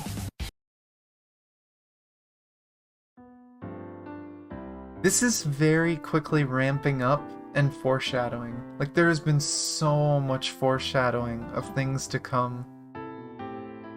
And a lot of the pieces are already in place. As Walt finishes revisiting his memories, he notices that the splendid sound of a piano had been playing behind him for God knows how long. Einstein's 10 fingers tap nimbly on the piano keys. The characteristically crisp sound of the piano seems to slip out from beneath her fingertips. Yeah, having music suddenly start and suddenly end is a little, yeah. But I mean, it's a web-based visual novel, and a fan translation of it at that. I can deal with it. For a moment, Welt feels as if his entire body has erupted in goosebumps. He doesn't remember learning any folk songs, but the melody of the music sounds strangely familiar to him. No, not just the level of familiarity.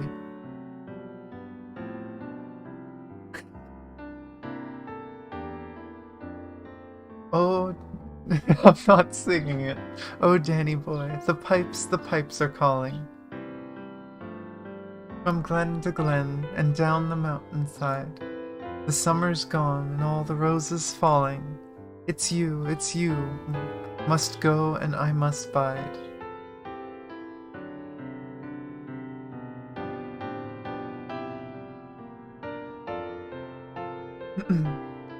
But come ye back when summer's in the meadow, or when the valley's hushed and white with snow. It's all be here in sunshine or in shadow. Oh Danny boy, I love you so. Welt, are you also familiar with this song? And he's gonna talk about the song, which I've known forever.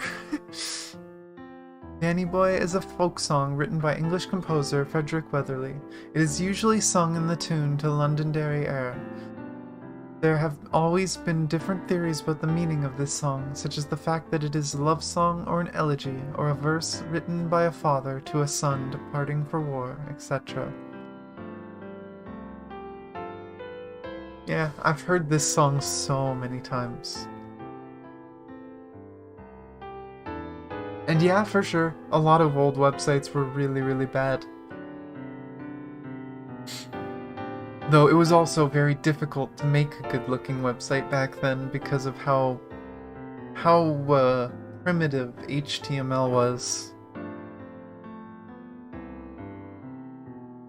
This is the same one? Yeah, it's still the same one. This is from a long, long time ago. Someone who first taught me this song. Well,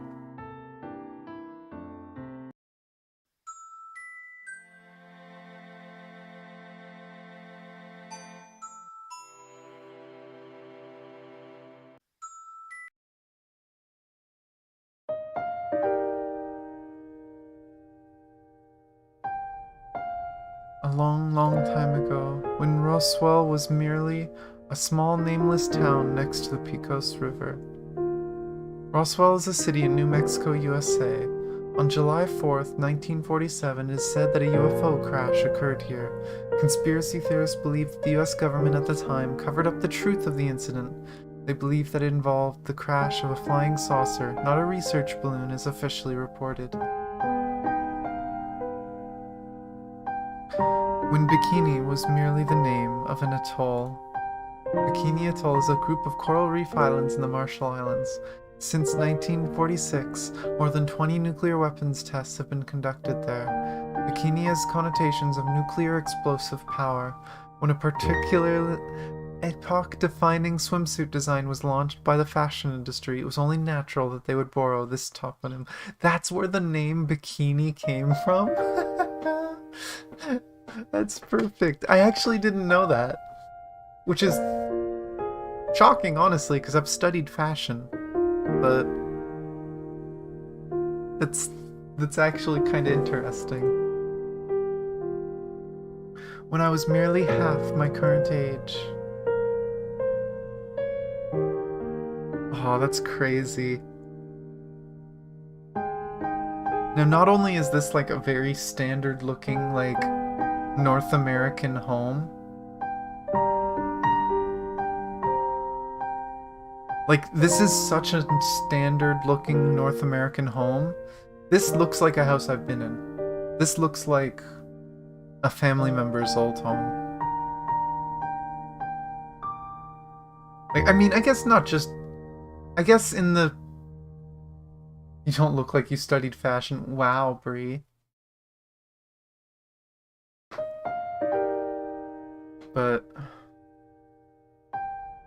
Yeah, I guess technically it's just modern designs for interiors. A lot of modern houses look like this.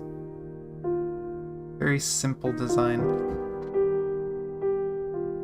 It just feels so familiar. It's so crazy. 1946. Zurich. Is it Zurich or Zurich? I don't know. I'm bad with pronunciations. Zurich, Switzerland. Oh, is this supposed to be her parents? That's interesting.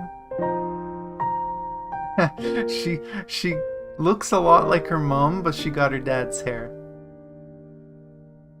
Hey Sarah, a nice uncle is coming to have a chat with you today. He's nothing like those ignorant, incompetent psychiatrists from before. Please try to get along with him. Did they think she was crazy? Don't worry, he said he won't urge you to go back to school and take those boring classes. Ah, was too smart for the school, so didn't want to go to the school. I've known people like this. I mean, I've skipped classes for similar reasons in the past. He's a very famous expert, different from the others. Let me clarify with a quick supplement. This person is my mother. She's an auditor. She's usually very busy at work and could only be at home on Sundays or Christmas. Sheesh. A very boring job, don't you think? This person is my father. He's a designer. To be precise, he designs hands for clocks and watches.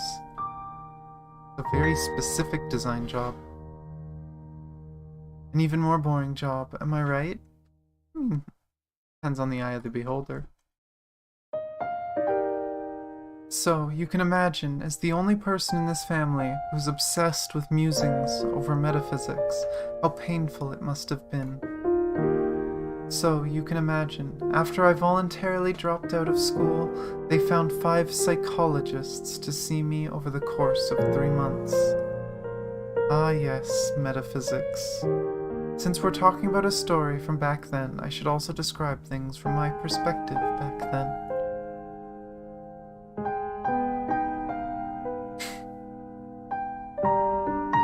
Hi, I'm Carl Gustav.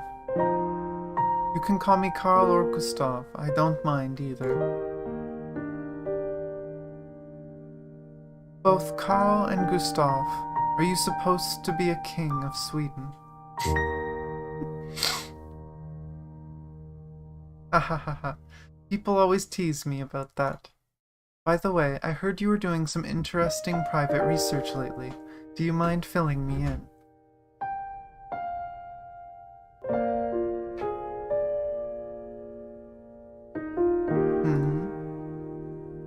How could this shriveled old fart ever understand anything? She does kind of look like she's dressed up as Mario, doesn't she? Is that what you're thinking? I think you can try and test me first.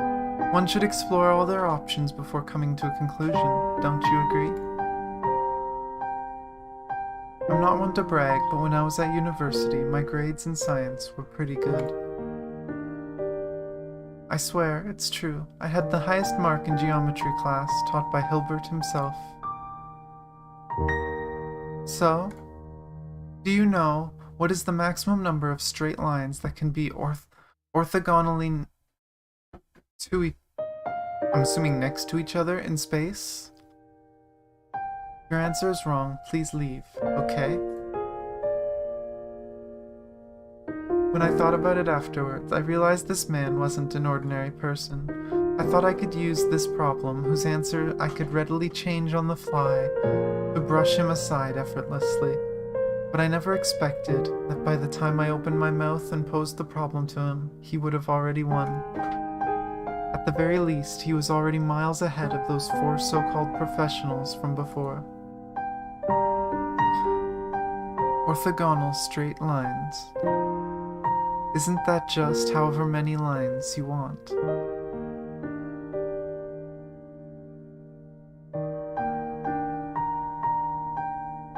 Okay.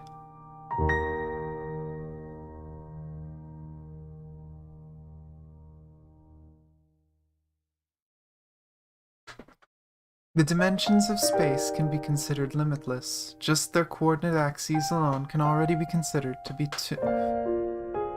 two infinite perpendicular straight lines. In short, the so-called space, these so-called straight lines, are all nothing more than man-made artificial constructs.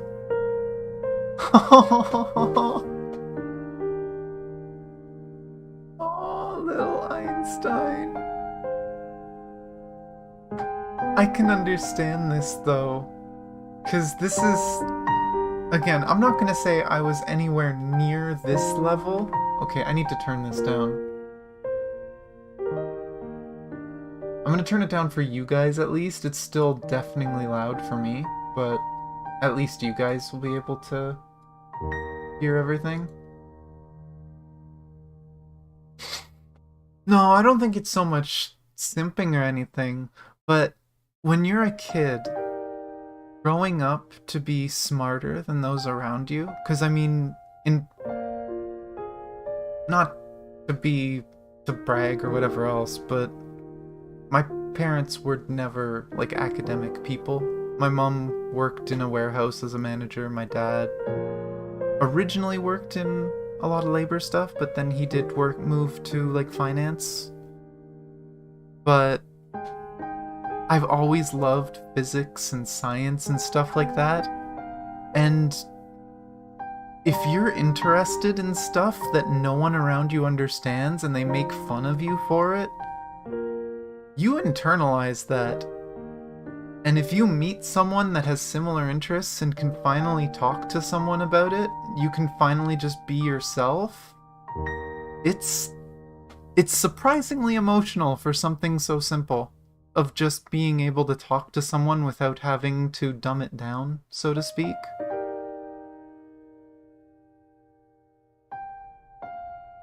Aw, Bree. Yeah, I'm pretty sure I was somewhat similar to that. See, my biggest issue was always communication. I was always bad with communication. But when it comes to things like science and engineering, design, I remember when I was a kid, we had these kits at school of like gears and pulleys and stuff, and we could build whatever we wanted. It wasn't Lego, and I don't think it was like Connect. It was something similar to Connect though, but it was this whole kit, and I loved using it. And of course, I was the kid made fun of for being a nerd. But like, I can totally get, like, this brings back so many memories. Just the thought that, hey, you find someone that's willing to listen to you and doesn't think you're weird, they actually understand what you're saying. Especially at that age, because like this never really happened that much to me at that age. I just got quieter and quieter as I got older. I don't think it was until like high school that I really started finding teachers that I could talk to and feel comfortable around. Because when you're younger, a lot of teachers, they just assume you're just a kid, right? But yeah, it's a nostalgic thing. But if it happened at a younger age, I feel like I would have cried too.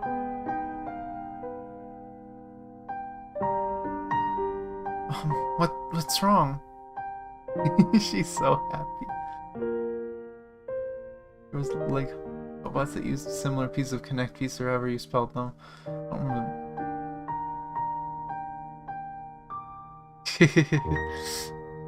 Lego NXT stuff didn't exist when I was a kid. I wish. When that stuff started coming out, I wanted it so bad, but my parents wouldn't spend that kind of money for me. I wish. I'd be building robots like crazy as a kid if I could have done that. You kidding?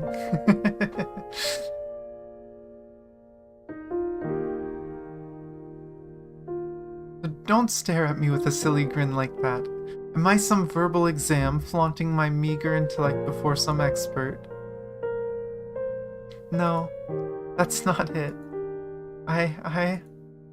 Ah. She cried. Can't blame her. Yes, at that point, I became a miserable, bawling mess. A little girl who felt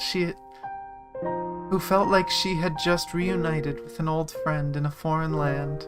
If my present self were to see me in that state, I wouldn't be able to keep myself from lampooning the whole situation.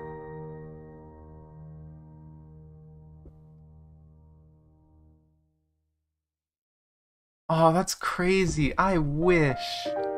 There was never a robotics club in our school. There was like a computer engineering club. There was a whole computers club that I was a part of. That's actually where I got one of my earlier computers. Because we had a bunch of spare parts at the school. So the school actually, when they were getting ready to dispose of stuff, people from the computer club were allowed to build a computer and take it home if they needed one.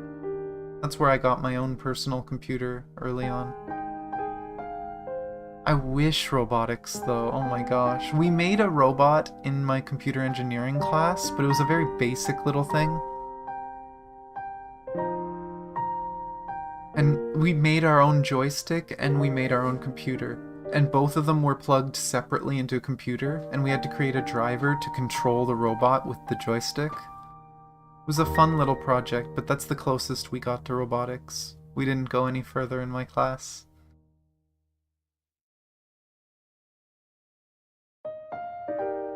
But everyone goes through such a phase of unrestrained emotion, right? It's not an ugly thing, on the contrary, it's very beautiful.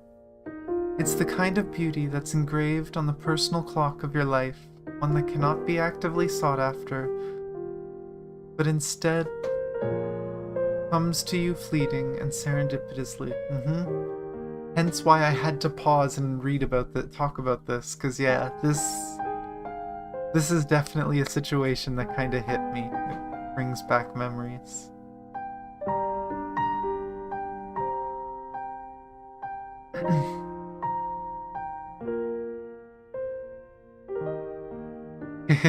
That'd be cool.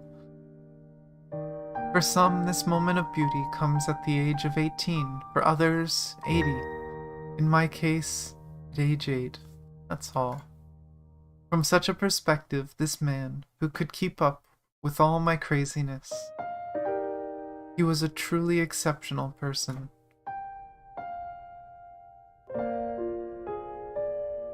Given any two polyhedra of equal volume, is it always possible to cut the first into finitely many polyhedral pieces that can be reassembled to yield the second?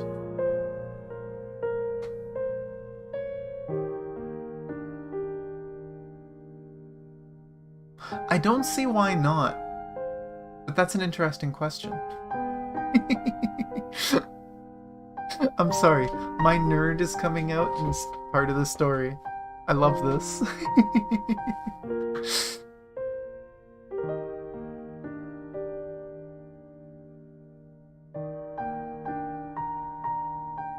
I feel that even if we stare at it for another hour, we won't be making any progress. Do you have any special ideas? Silence. I'm still thinking. Then that means we both can't figure it out.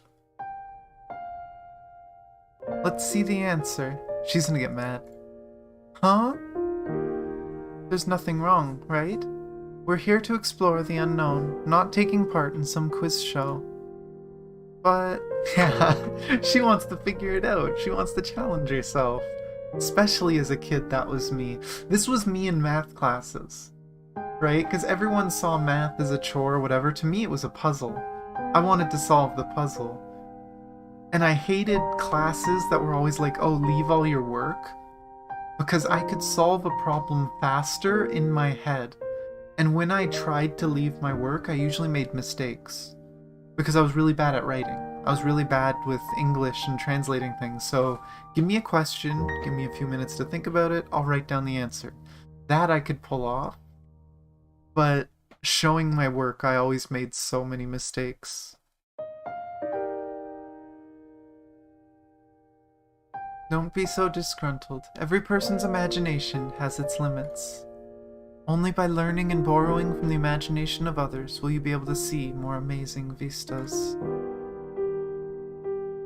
Let me see. In this case, an invariant can be defined according to the edge length and dihedral angle of the polyhedron. What? Let me see it now. Slow down, please. Don't grab it so suddenly. You're gonna tear the book. She got excited.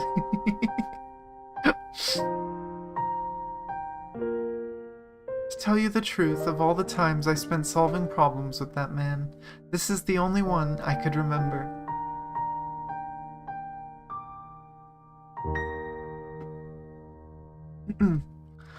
Some complicated problems work could help, but I would usually skip steps.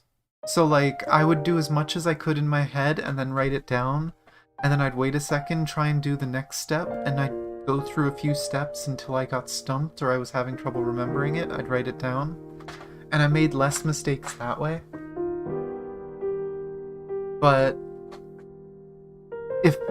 every step I had to write down was a chance for me to make a mistake. It wasn't only because the answer was impressive. I'd have you know, not long after, when I raised this question with Planck. What? He used Hilbert's third problem to test you. Is he insane? The German mathematician David Hilbert gave a speech at the Second International Congress of Mathematicians in Paris in 1900, presenting the 23 most important mathematical problems of our time. Of the 23 problems, the third one was, given any two polyhedra of equal volume, is it always possible to cut the first into finitely many polyhedral pieces that can be reassembled to yield the second? Yes, the more famous of the 23 questions include the continuum hypothesis, consistency of arithmetic axioms, the Riemann hypothesis, Goldbach's conjecture, and the twin prime conjecture, densest arrangement of spheres. Some of these they've already brought up a few times already in this story. I've heard about this one though, the 18th. There's puzzles designed around that problem, where you have to adjust the container and the spheres in just the right way to fit them perfectly in a container and close it.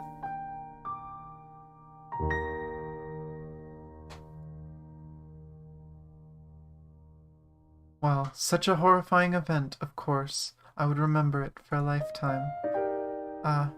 You want to know how I knew Planck back then? About that.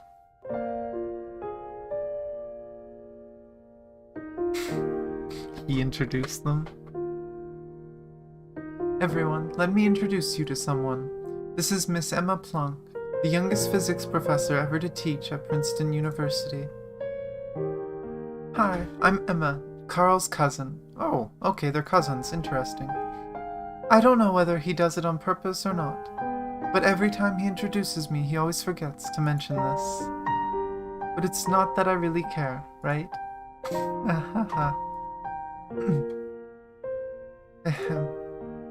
Back to the topic at hand. Previously, we had initially discussed the possibility of allowing your child to advance to the university directly. As soon as we have all agreed, I contacted Emma at the first available opportunity.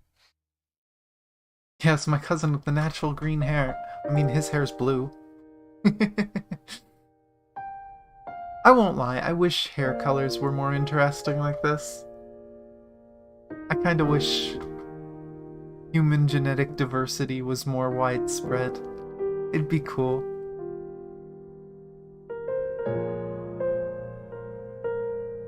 From the perspective of educating your child, her gender and age should be a strong asset. And that's not all. I'm also very interested in her too. Please, you must let her accompany me in chasing down the mysteries of this universe. Hahaha. Sorry, Emma can get a little overexcited on occasion. Then they wouldn't be as exciting anymore? Fair. Maybe not. But I mean, I don't know about that, because I still think a lot of people are envious of people with red hair because it's such a bright and standout color. But, I mean, you never know.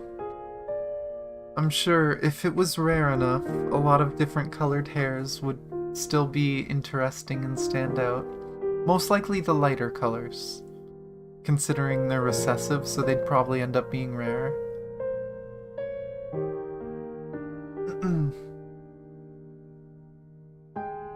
Yeah, and I mean that's a genetic thing, right? And generally in genetics, that's lighter colors, because lighter colors are more likely to get damaged by sunlight. So darker colors are more common.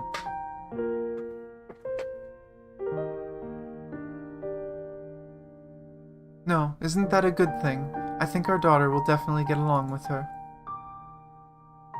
On this point, I also have no objections.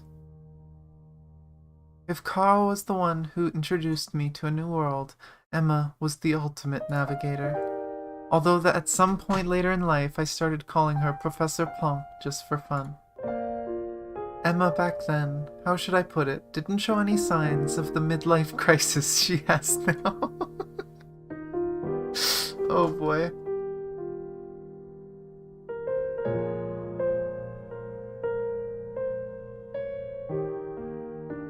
Yeah, it would be a lot more interesting to see. I mean, heck, eye color does that already with different colors of eyes and different patterns of eyes, people that have two different colors. I have had so many people, if they get to know me and they get close to me, they get really close and they're like, oh, you have pretty blue eyes, or whatever color they see at the time. My eyes... I believe the color of my eyes, like the description of it, is like a gray blue. But gray blue eyes like mine change based on the lighting. So usually if I'm outside, because that's a very bright, strong white light, my eyes will look very gray because it just blinds out the color. But if I'm inside with just white light, they look blue. If there's a very yellow, warm light, then they look green. It's interesting and it's fun, but generally under most lights, mostly they look like a very light blue.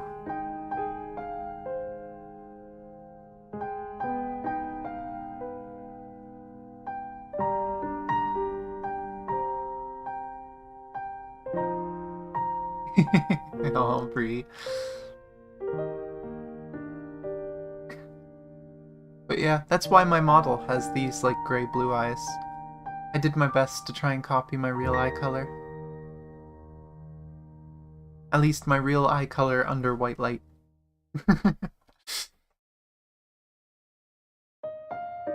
A consummate scholar, a consummate beauty, a woman who would always illuminate you with her own sunshine. She'd take you to play the piano, to sing songs, to watch the stars at night together. She was more of a mother than my blood-related one.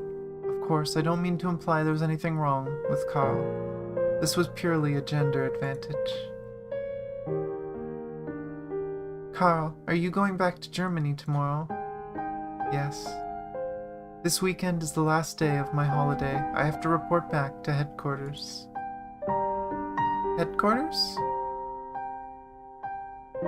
The Allied Kommandatur, Berlin City Defense Headquarters, Psychological Counseling Office.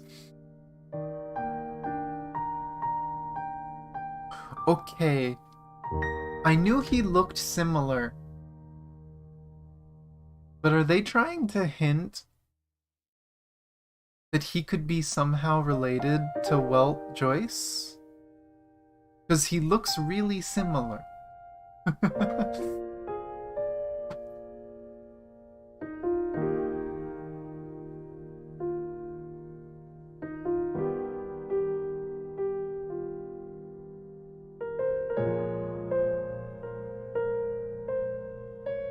But apparently he's from Berlin. That's why I'm wondering this.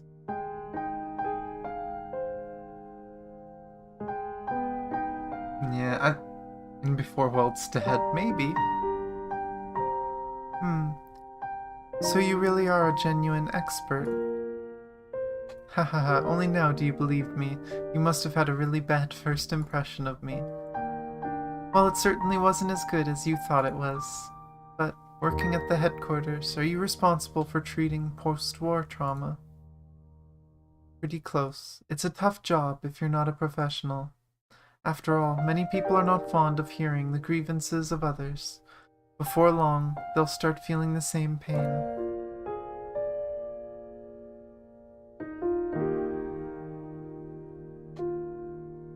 Is that how is a professional any different? How are they special? A professional treats the other person as a subject of analysis. We analyze their pain, treat their pain, but never let ourselves experience their pain. I don't know if I agree with that entirely. As someone who's worked as a health professional, not entirely true, but you definitely need to find a way to ground yourself and detach yourself from other people's pain, because it can get to you. Working in healthcare is rough, because you're generally working with people who are not very happy.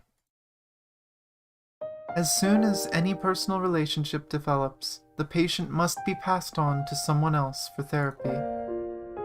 So is Carl handing me over to Emma? No, that's not the case at all. Firstly, you're not a patient. Secondly, I'm not treating you. Emma's also not a clinician. Hehe, seeing Carl's flustered face is so funny. Huh? Are you teasing me? You little brat, I'm gonna mop you up. Ah, Uncle Carl's gonna hit someone. Don't cry wolf on me. Stay still. You tired me out. Carl clearly considers himself a young man, yet I didn't expect him to have the stamina of an old man. Watch your tongue. I blame it on Switzerland. Life is too comfortable here. Darn it, I really don't want to return to Berlin. In the future, will we meet again? Yeah, if we can get a vacation. It would be nice if Carl were a few years younger. Huh? If only Carl were 10 years younger, I could matchmake you with Sister Emma. Oh my gosh. Yeesh. You imp, your evil bag of tricks is growing. Hehe. Indeed, Emma once told me, men often call others evil, but in reality they secretly look forward to being even more diabolical. Hey, what is she teaching you? Hehe, you think I would tell you? If you can, try and become 20 years younger so we can be Emma's students together. Wait just a fucking second. Wait just a fucking second. After we just talked about how this looks so much like Walt Joyce. Wait just a fucking second. That basically actually happened. Was he, like, part of the core? Because as far as we know, the Herscher of Reason is different than the others. And it's a combination of 300,000 people's memories and thoughts. 300,000 minds.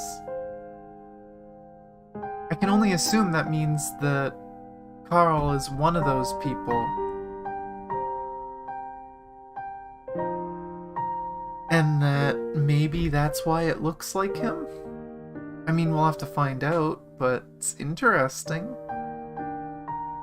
That's just such an interesting line. She's there. Oh, that sounds nice. Do your best, Carl. Emma, when did you...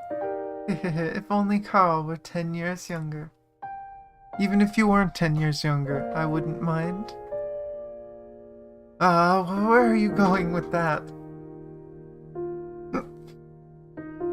At the time, although I was still young, I already had a certain premonition. It would probably be very difficult for us to meet again in the future. It's just that, at the time, nobody could anticipate. The last day of that summer was also the last day that our life trajectories overlapped. Carl was a very busy man. He never really enjoyed a genuine holiday. As for me, learning and conducting research under Plum, I can't say that I had much free time either. Everyone was probably thinking, anyway, there'll always be time in the future. Until 3 years ago. That's right, January 1st, 1952, the day the Honkai incident leveled an entire city. He was in Berlin at that time. That's right, Berlin, city center. Carl, next holiday, you'll have to go help children in other places, isn't that right? Yeah, that's about right. The little brat has already found her own path in life, hasn't she? And in this world, there are even more people who have yet to find their path. They need me to help them find it. Haha, that is so you. Well, Emma, I'm leaving now. No, please wait a moment for me. Huh? No, it's no big deal. It's just that I remember, when you were at school, you used to always participate in choir, right? I've borrowed our instruments without a hitch. I've decided on the song myself, without your permission, but I'm sure you know the lyrics anyway. Is it going to be the same song? What are you spacing out for? Go hurry up and grab that little brat. That foolish girl even tried to give us some time alone. Yeah. Oh, Danny boy, the pipes are calling. From glen to glen and down the mountainside. The summer's gone and all the roses falling.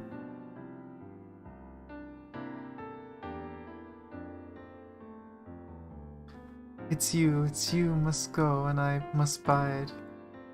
But come ye back when summer's in the meadow, or when the valley's hushed and white with snow. It's I'll be here in sunshine or in shadow. Oh Danny boy, I love you so. But when ye come and all the flowers are dying, and I am dead, as dead I will, maybe, you'll come and find the place where I am lying, and kneel and say Ave there for me. And I shall hear, though soft you tread above me, and all my grave will warmer, sweeter be, for you will bend and tell me that you love me, and I shall sleep in peace until you come to me. Ah.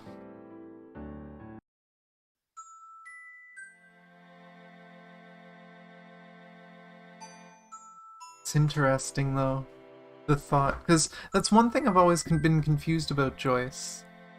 Is they never talked about Joyce's past. And most of the Hershers we know were normal people that turned into Hershers.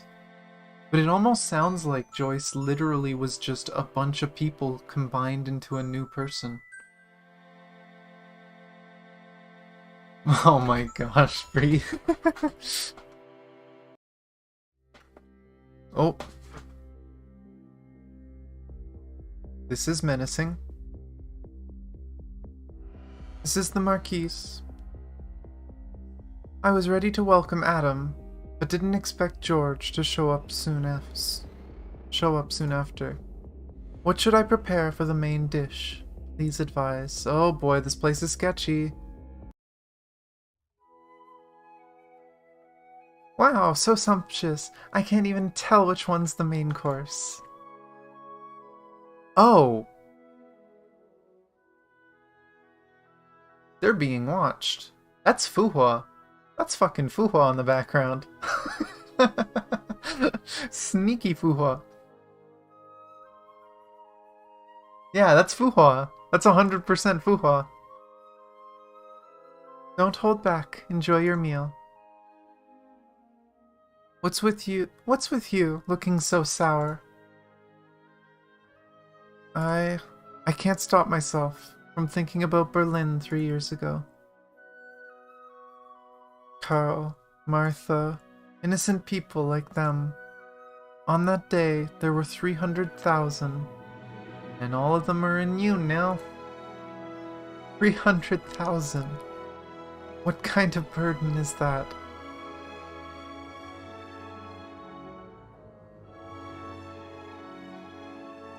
Oh my gosh, Bree. You should spend more time with me, silly. No, there's nothing worth remembering in our lives. So there's no need to dwell on the past. While worldly matters take their turn, ancient, modern, to and fro, rivers and mountains are changeless in their glory, and still to be witnessed from this trail. It's a poem from some Eastern poet named Mangosteen.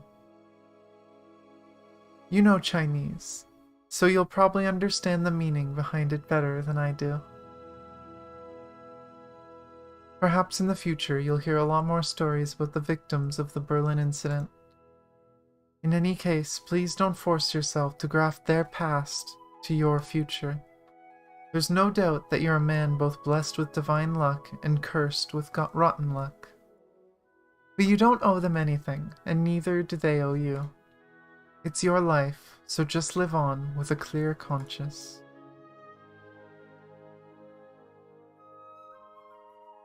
Yes.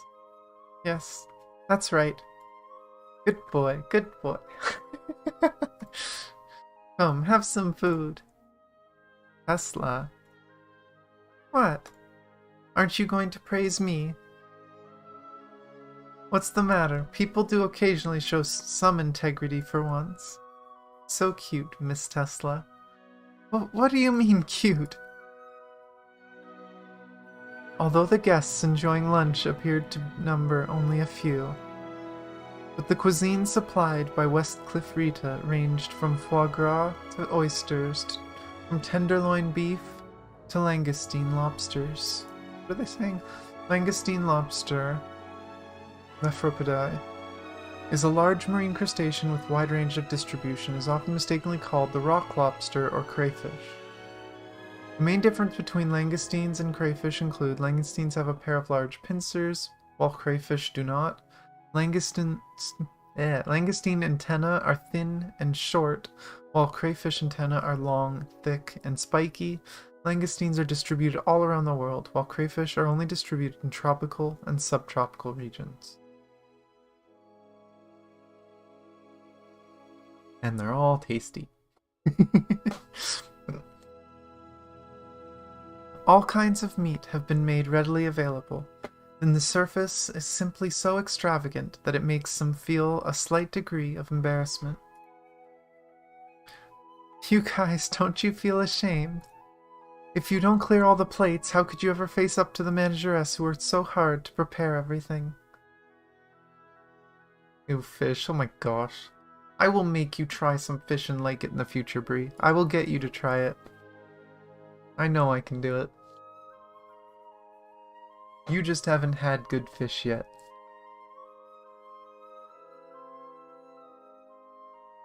As a result, at 3 o'clock that afternoon, when the sunset light is at its coziest, the person who lived up to those bold, visionary words could only lie down, spread-eagled like a lazy seal on her own big bed. Poor Tesla. She ate too much. No, I'm just gonna make it and feed it to you. And you'll like it. Not like I'm gonna just give you a slab of raw fish and say, here, eat it. I'm gonna cook it, and I'm gonna make it appetizing.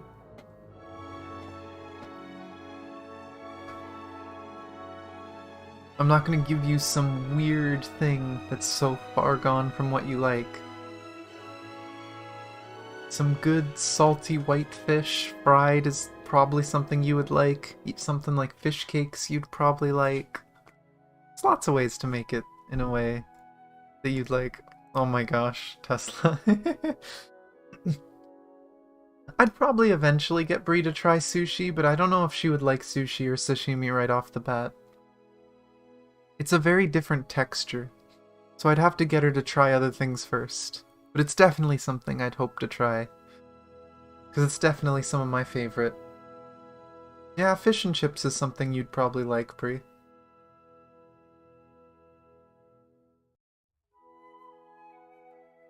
Assuming it's made well and not just like a sponge of grease. Stroll? No need to call on me for such a leisurely old people exercise. Oh my gosh, Tesla. But bowling? No, not at the moment. I won't be able to play, no matter how hard I try. You go on and have a stroll. Tesla will go soak herself in the hot spring for a bit. However, having said that, compared to her disgraceful history of eating herself straight to a hospital, can this be considered a minor improvement?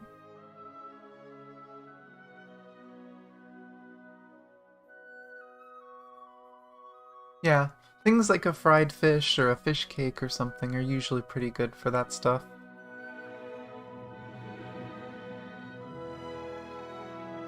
In general, whitefish. They're probably better to do. Oh, and that's Fuhua again. Winter, the time when the horizon is closest to us. Gloomy, cold, damp beaches, rust-marked ocean forts, various kinds of ships trailing thick smoke. This describes the entirety of the seaside view. The Monsol Forts are a series of mass-produced air defense towers built by British at the mouths of the Rithver Thames and Mersey during World War II. The structure of a marine fort is similar to that of an anti-aircraft battery on land. The difference is that it's built on tall stilts atop a concrete barge. After the fort is assembled in the dock, it is towed by a tug to the designated area in the sea. Then the concrete barge is scuttled, firmly anchoring the fort's foundation to the sea floor. After World War II, the forts were abandoned, among them H.M. Fort Ruffs, located in the open seas east of the county of Suffolk, was occupied by the family of Army veteran Paddy Roy Bates on September 2nd, 1967. Furthermore, they proclaimed independence under international law as Principality of Sealand. Although this declaration is considered by the international community to have no legitimacy, it has become an amusing case in the application of international law. Translator's note, HM Fort Ruffs was misspelled as HMS Fort Ruff in the Chinese text. The fort is not a ship, so HMS is the wrong prefix.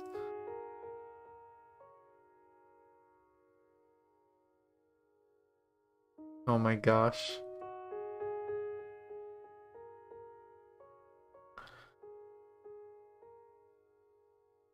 Vicissitude, loneliness, a feeling of serenity.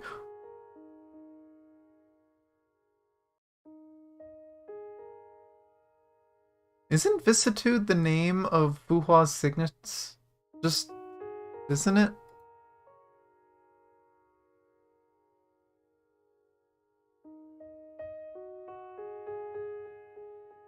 Am I spelling it wrong? Yes, I am.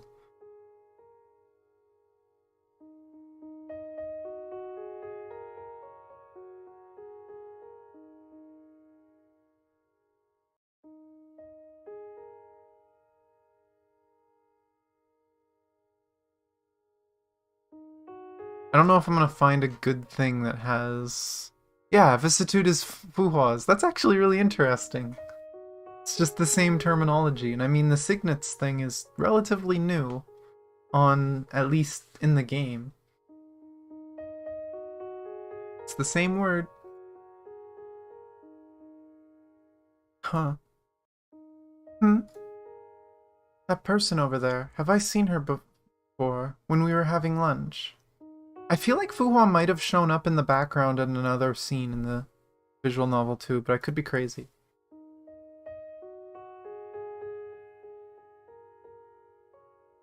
Yes, what about it? Not sure, but she definitely gives off a dangerous aura. Crap, she couldn't have heard, could she? Definitely Fuhua. We haven't seen her from behind, though. At this point, she should still have Feng Wang down, right? It should be hanging from behind her head, in her hair.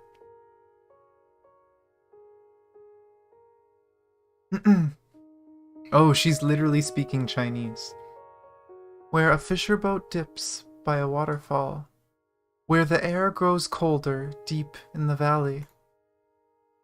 The monument of Yang remains. Okay, that's almost giving away that she knows his name. And we have wept reading the words. It's the second half of the poem from earlier. You understand Chinese, don't you?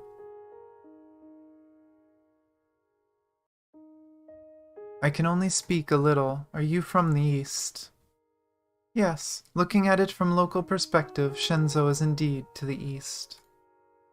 Ah, yes, let me give you this book. A book for me? It's nothing, just a collection of poems. After you've read it, you can do what I did before and show off your knowledge. But, it's nothing. I bought it on a whim. There have been too many things on my mind recently, and I simply cannot hold on to all this extra mumbo-jumbo. He's got too many memories right now. Besides, for it to cross an entire hemisphere and arrive in the palms of your hands, isn't that also some kind of predestined fate? Fate, you say?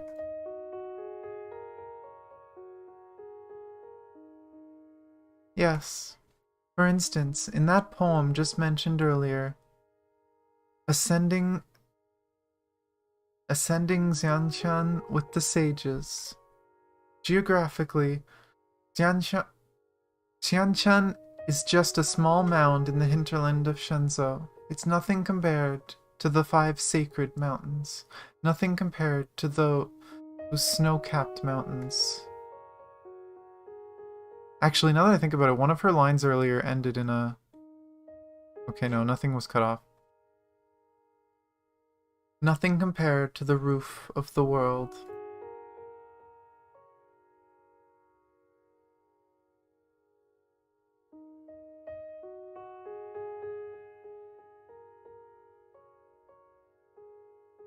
And you know the sad... When did she give it back? I feel like I remember that, but I don't remember where from. When did Einstein give her the book? Was it before or after Second Eruption? Because Fuhua might not even remember where that book is from. Because she lost a lot of memories.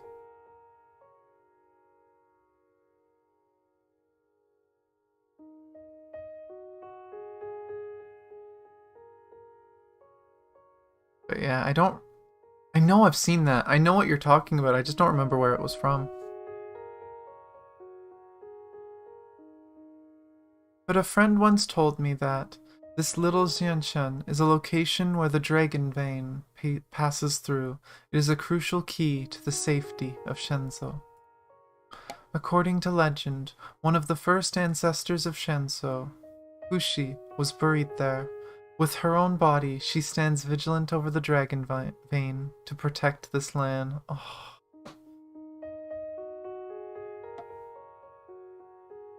Oh, it was like 26. Okay. I'm gonna have to go back and look at that. And see if Fuhua reacted to it at all. Oh, that would be so sad, because she probably doesn't remember him at all. And of course we have this sad thing of her reminiscing about her dead friend. Well, she barely remembers Fushi at this point as far as we know. Her memory's already largely kind of in pieces. At least I'm pretty sure, unless it was a little later that it happened. I can't remember. I don't know the exact order of the events. We've seen a lot of events without dates.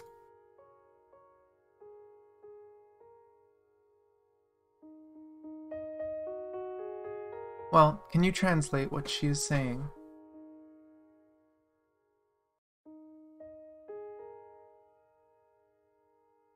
Well, I mean, I don't know about that.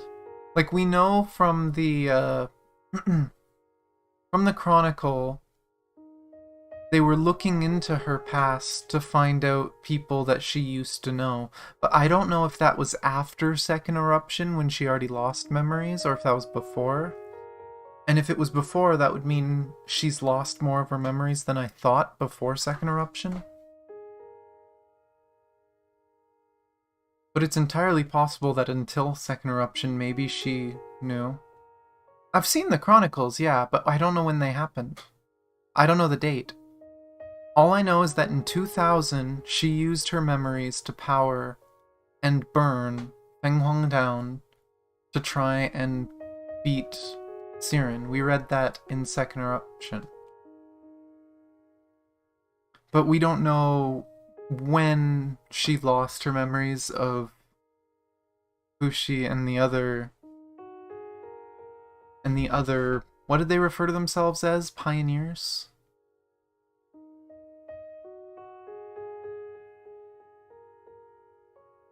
But yeah, I don't know.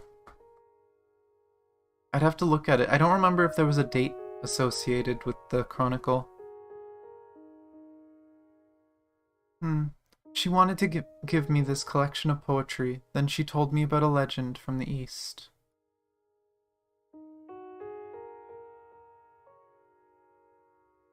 Nein, ist es nicht. It's not some legend. The so-called dragon vein, in today's terms, is a subterranean river formed from leaking Honkai energy. All legends have their basis in some original truth. You, who are you? Valkyrie Fuha. You could say I'm a colleague of Rihanna, whom you've met before. She has a very good opinion of you lot, you know. Thanks?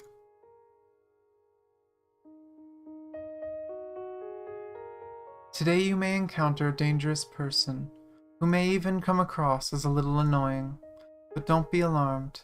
The least I can guarantee is that your personal safety will not come under threat. Adieu, Mr. Walt.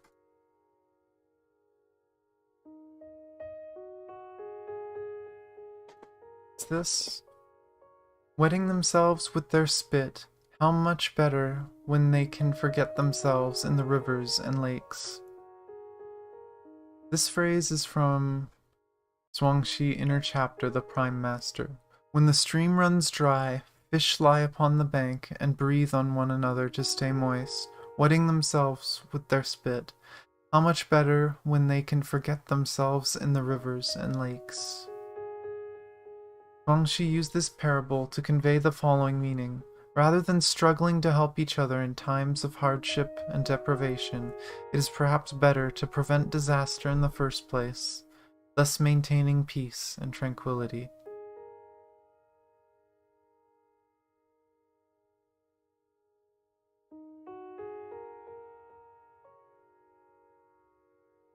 I wish you all the best of luck and hope you are prepared for what lies ahead.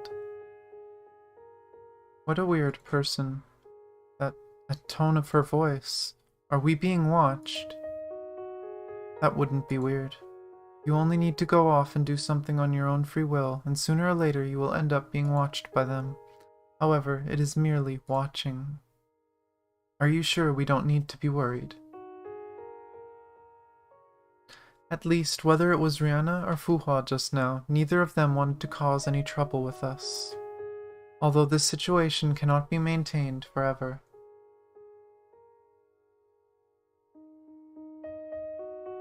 Maybe not. Like, that could be part of it. But I feel like Fuhua isn't that petty that she understands that this is something different. But I think more than anything, she may have been trying to help them anticipate, you know, this is getting bigger than you realize.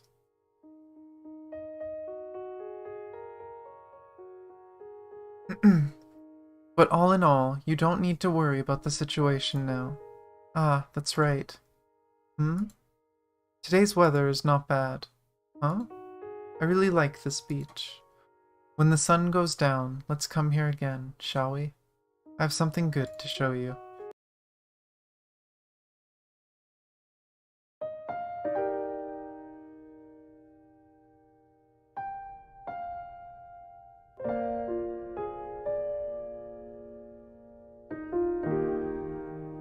But yeah, as far as we know, Fu Hua was one of the people from the previous era that wasn't against the idea of trying to see if they could work with Hershers somewhat, mainly because of what happened to her captain. That she saw hope in it, and that's part of what drifted her away from the other moths, in opinion.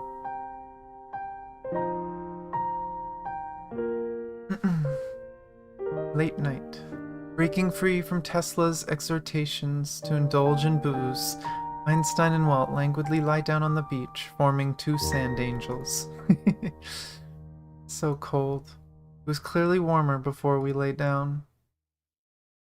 When one is lacking in exercise, it's only natural they would feel cold. Just get used to it. This level of cold is unlikely to make you sick. Haha. Walt, this must be the first time you've seen such a clear, starry sky.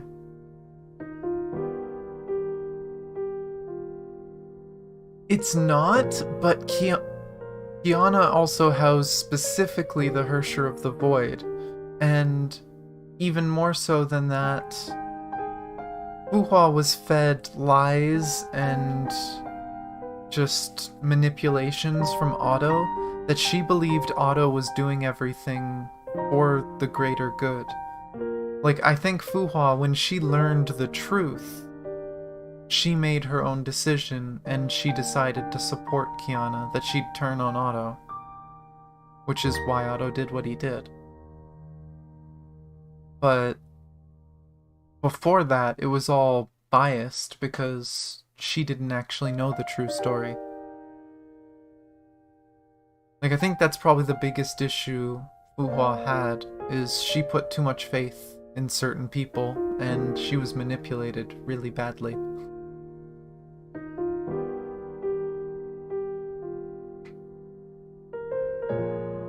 Well, this must be the first time you've seen such a clear, starry sky. Yeah. That faintly visible streak at the very top of the sky, is that the Milky Way? Correct. How about the stars? Can you recognize any? This one over here is the Big Dipper. So that one over there is the North Star. Is that correct? Correct. Big Dipper. That one is probably the most famous group of stars in the world. Oh god, I'm actually not sure how to pronounce that symbol, so I'm not going to. Big Dipper, Plow. Just the names alone form a long list.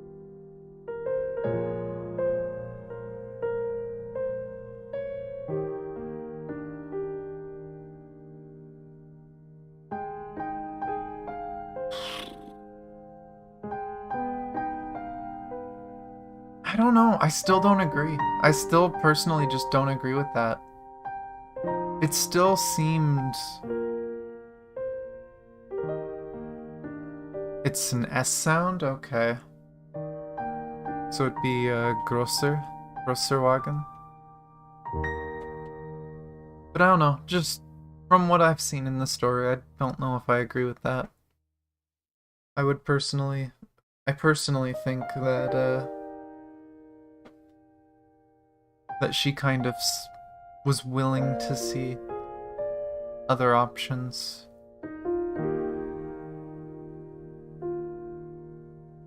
I know for sure in the past, 100% in the past, the old Fu Hua was just eliminate the Honkai, eliminate the corrupted. But I don't know. Especially after she lost her memories, a lot of those old thoughts would have changed.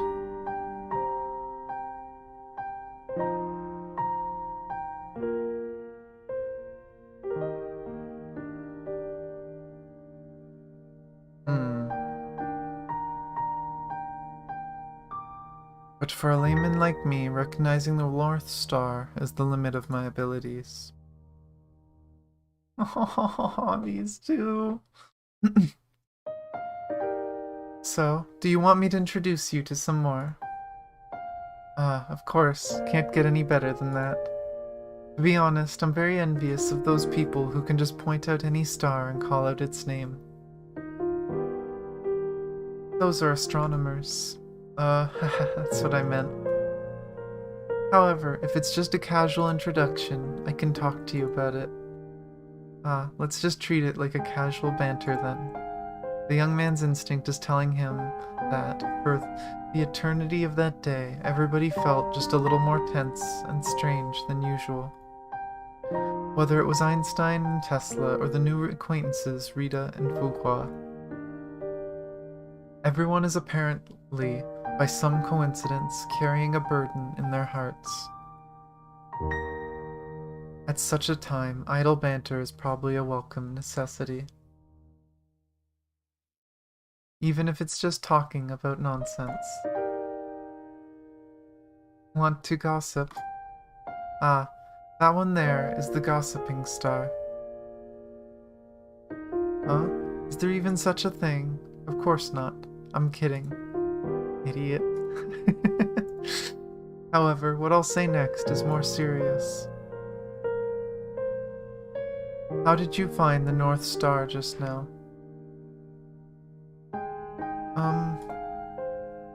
Follow the two stars on the head of the Dipper, then extend towards the center of the sky, and there you'll find it. Good. Now please examine the handle of the Big Dipper. Take these 3 stars and imagine that they form a fully extended bow. Then take this bow and shoot an arrow westward, straight across the Milky Way.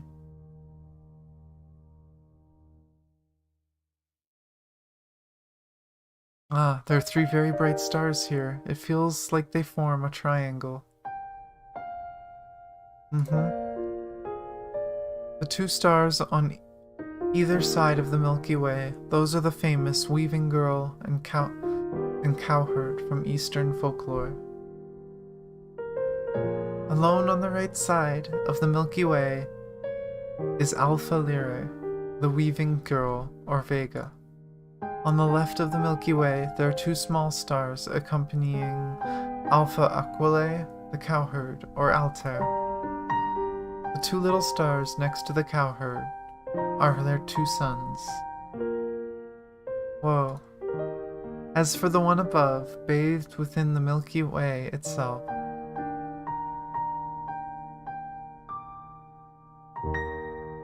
that is Alpha Cygni, one of the members of the Northern Cross.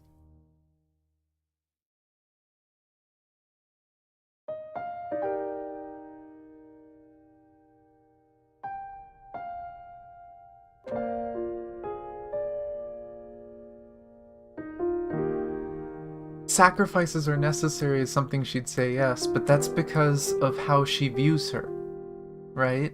Like, my whole point is that Fuhua is biased. She doesn't know.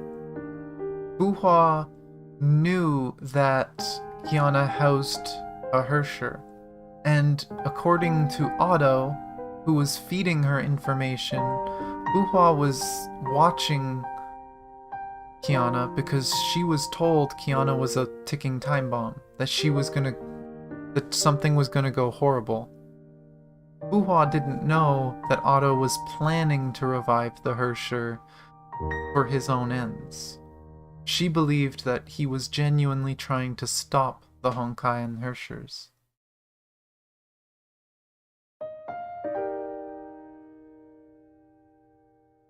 But yeah, to Fuhua, she believed that it was a time bomb that had gone off, that it was an issue.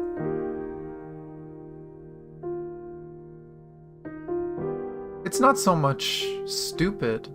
You don't have to be stupid to fall for something. It just means the person that tricked you is smarter. And I think we can all agree Otto was incredibly smart.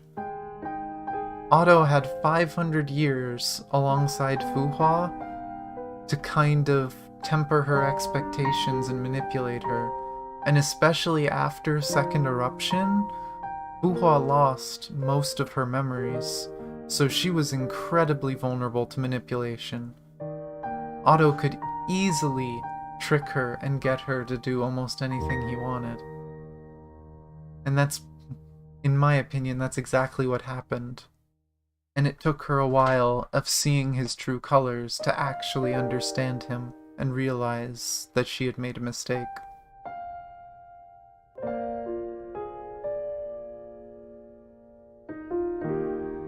Let's see. The word swan is written as white bird in Japanese.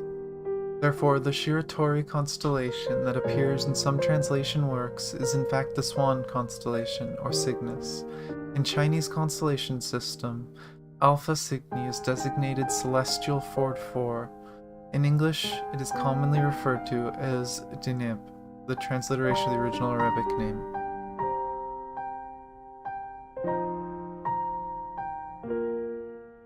Yeah, a lot of games, their names come from history or science or just various things. It's honestly interesting when you look into games and you see similar names. There's a reason they're similar. Of course, stuff like Einstein and Tesla, it's obvious where they came from. In games like this. A few games do stuff like this. It, together with the 3 stars below it, and another star a little further away, together form the shape of a cross. By the way, Alpha itself is actually the tail of the swan. So the long arm of the cross is the neck of the swan, and the 2 symmetrical parts on either side of the swan's wings. Correct. Those are the major stars in this part of the sky. Now let our gaze return to the Big Dipper. I could fall asleep to all this piano, man. Follow along the plane of the Dipper bowl and proceed in the opposite direction of the Dipper handle.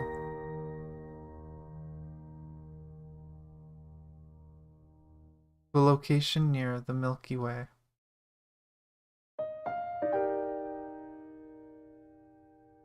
Wait, follow the plane of the Dipper bowl.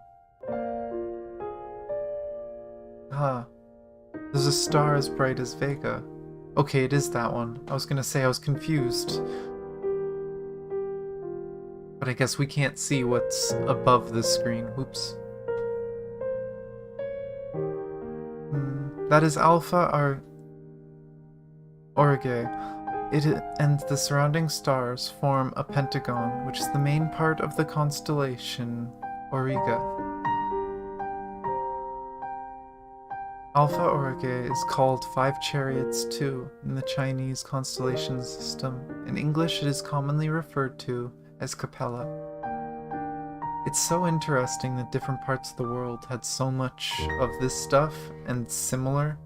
I mean, I guess the shapes of the stars and the stars that stay relatively in the same shape doesn't change where you are. But it's interesting. The 2 bright stars below this pentagon are the 2 heads of the constellation Gemini, Alpha Geminorum and Beta Geminorum. You started playing those for me a while ago. I think you played a tiny bit of them, and then you never did again. It was like a few days that you really wanted to play it, and then you just stopped. Now... Oh, they moved it. Let our gaze cross the Milky Way and divert southward. Do you see anything conspicuous or eye-catching? Quite a bit over there on the left. Ah. The belt. There are 3 bright stars close together on the left. The other stars around them are also very bright.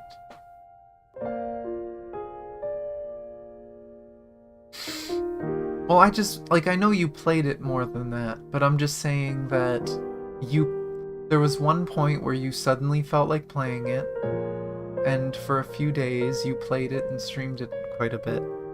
and then I didn't hear much about it after that.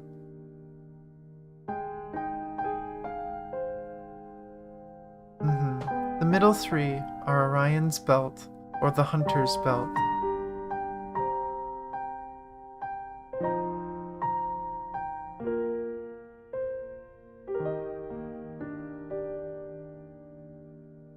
Orions are called 3-star Mansion 1, 2, and 3 respectively in the Chinese constellation system. In English they are commonly called Alnitak, Alnilam, and Mintaka. Transliteration from Arabic. The correct pronunciation of that is Chencho. Translators note this is included as the character is an archaic term for the number of 3 and may be pronounced san, but confusingly in this case it is pronounced shen, as in renshen or ginseng. The word for mansion may also be pronounced su.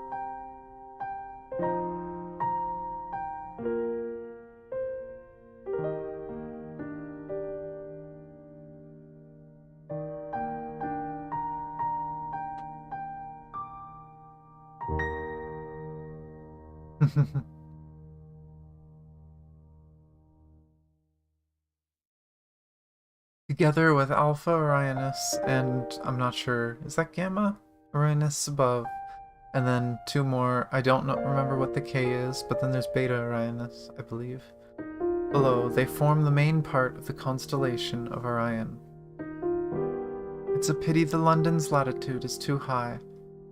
Otherwise, at the bottom left of them, you would have seen even more dazzling Sirius. That's the brightest star in the sky. Let our gaze come upon the upper right part of Orion.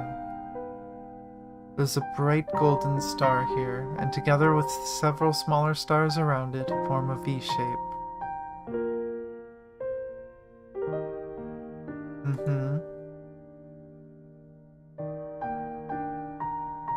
Is it the one sandwiched between Orion and Auriga? That's Alpha Tauri. That small V-shape is the Golden Bull's head. Alpha Tauri is known as Net Mansion 5 in Chinese constellation system. In English it is commonly referred to as Aldebaran. In the Taurus Gold Saint is named after this star. The Chinese version translates as Aludaba, so Aldebaran transliterated. The Japanese version still refers to him as Aldebaran of Taurus, so it's not like they got it wrong. Whenever I think of Aldebaran, it just reminds me of Ragnarok Online. Memories.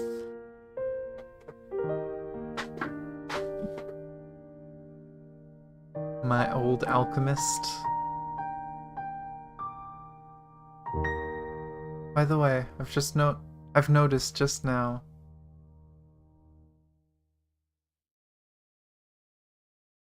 Why are all these stars called Alpha this, Beta that?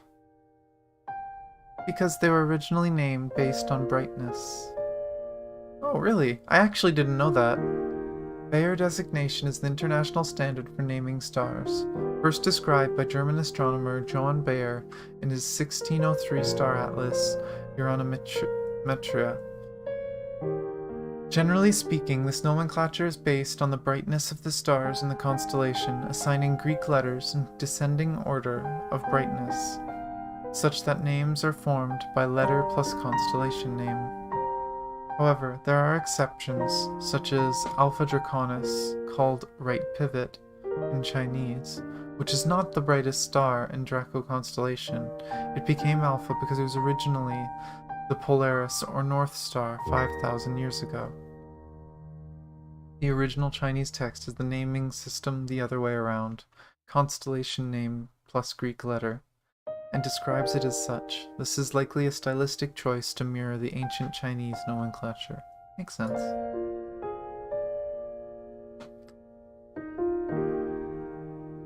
Was it so? They actually all have their own nicknames, but most of them are in a foreign language, which makes them difficult to remember.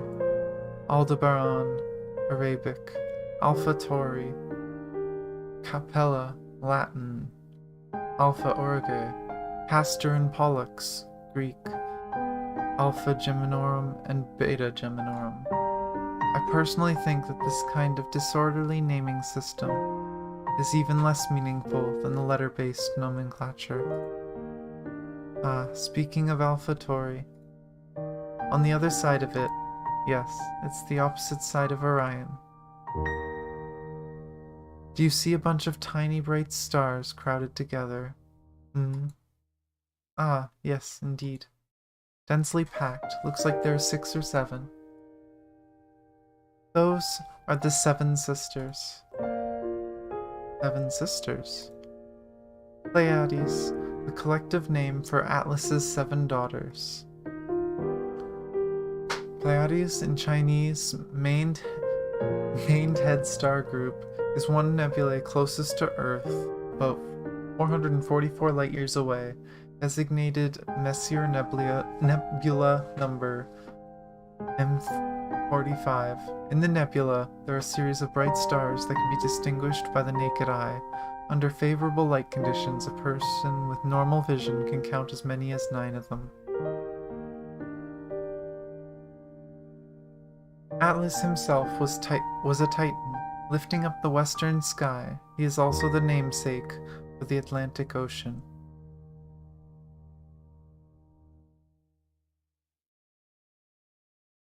Wow. And I thought you were not familiar with constellations or mythologies, or that sort of thing.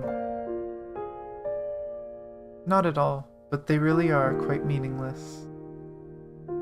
They're all just silly stories about this person dying, that person dying, and they all become stars. But occasionally there are happy endings. Indeed, there's one right in our line of sight right now.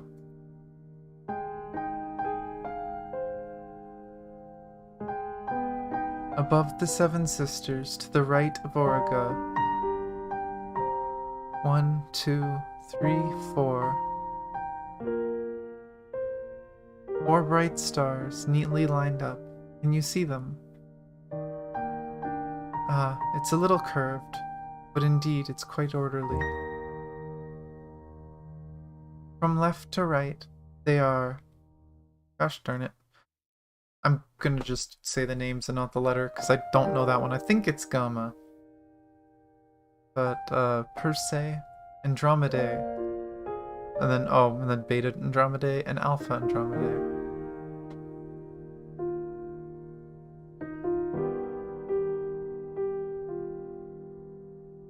Are called the Celestial Boat 3, Heaven's Great General 1, Leg Stride Mansion 9, and Wall Mansion 2, respectively, in the Chinese constellation system.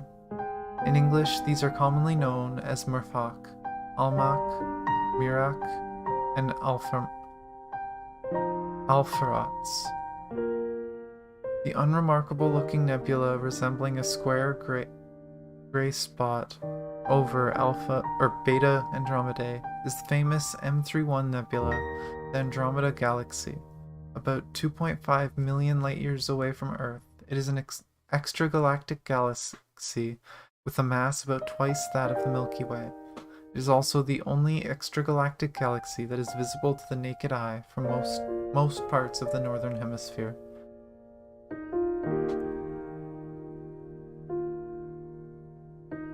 Over Beta Andromedae? So like over here somewhere? Hard to tell with the picture, but...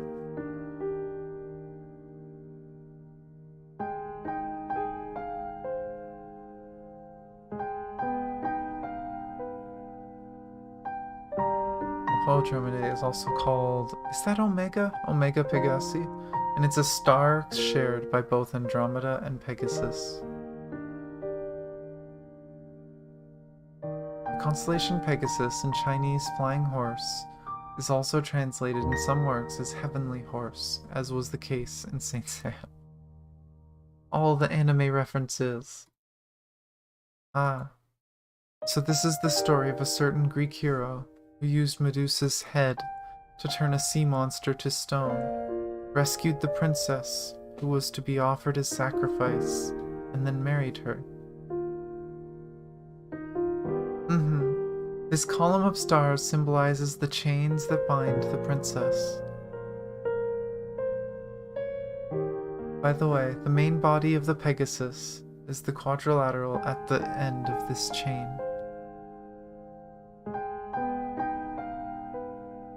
You can also think of it all as the largest spoon in the galaxy in the sky. Then, if you go further to the right, it is the cowherd or altar that we had observed before.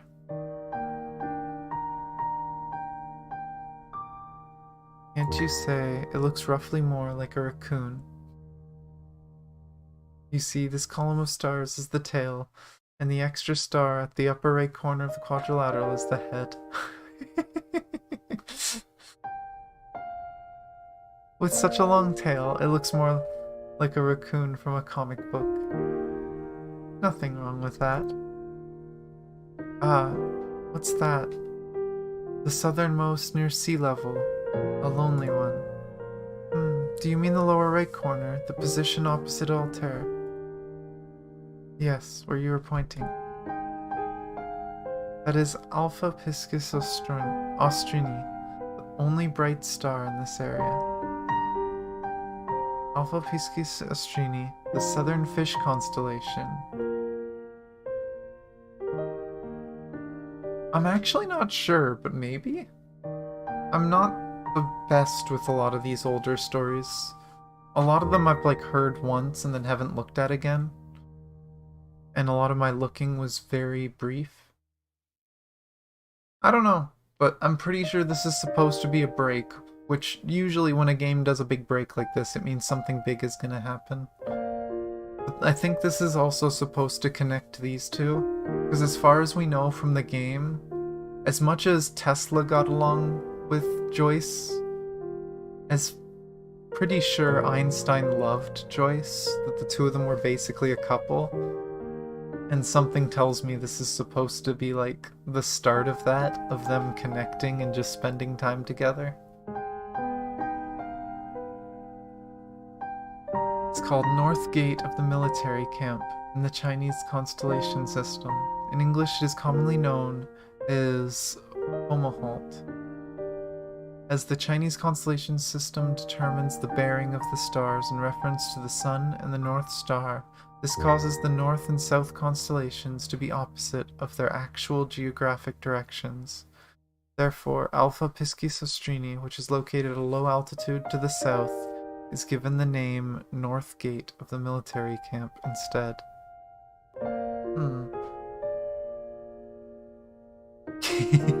Bree, have I been right about them being like Gamma and Omega and stuff? I'm pretty sure I know most of them.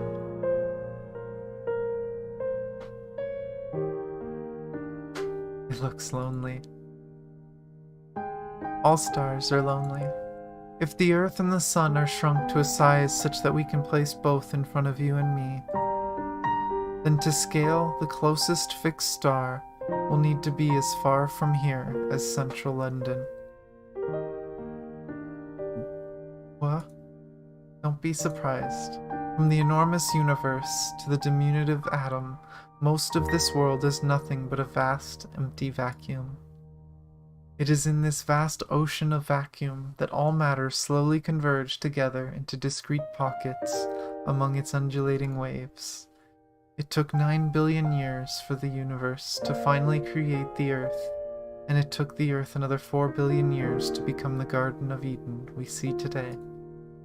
What's even more amazing is that in this Garden of Eden, there is you and me. Apologies, that seemed a bit too sentimental. Oh, it's a lowercase delta, okay.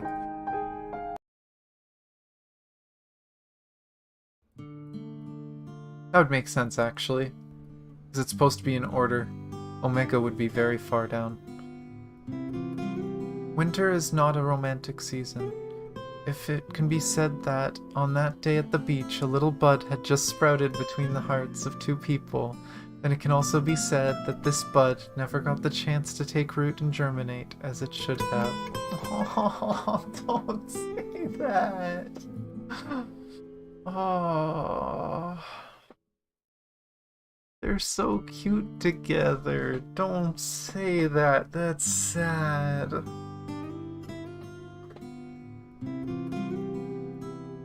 The modern age is not like the ancient era, and hot spring baths are also nothing like saunas. Uh-oh. Taking a hot bath after stargazing, of course it would be separate for men and women. It's just that.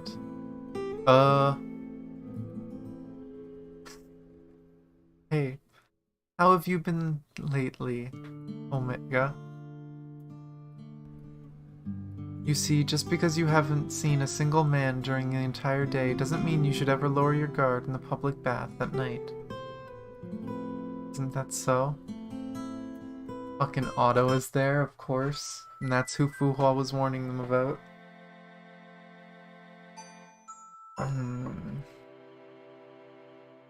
I am curious how far we've gotten. I haven't been counting.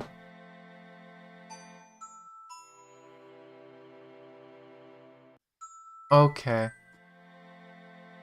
But, before we continue this, I want to look at the chapter page. Oh yeah, I forgot we left here.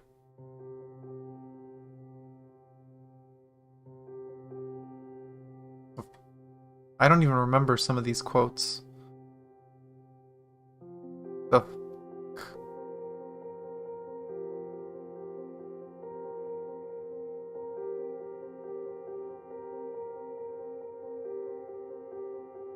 Okay, we've obviously seen 14. I've seen this picture before. That's interesting. I've seen that picture before. I think it's in the game maybe too. So we might be on 15 then? Yeah, we're on 15. Okay, that was the end of 14. Arsham. I mean, yeah, he was pretty feminine looking there. But okay, I just wanted to make sure I knew where we were. So we've read 5 chapters now, and it's been almost 4 hours? Sheesh. Oh, I haven't even finished my coffee. I have now finished my coffee. Oh yeah, 14 was very long. That was really, really long. But I mean, with Otto coming into the picture, this looks like this is about to get serious. I'm gonna take a really quick break. I'm gonna go to the washroom. I'm gonna grab a small snack or something, because I feel like I need it. And then we'll continue. I'll see, because next is going to be 15. I do want to do at least like 8-9 chapters, because then that means the next time we read, which will probably be next week, we can finish. Yeah, we'll see. We'll probably be going for a few more hours at least. But yeah, so I will go to the be right back screen. I will play you guys some music. You don't have to listen to this sad sad quiet part. I will just mute this. And I will be back in a few minutes. Ah.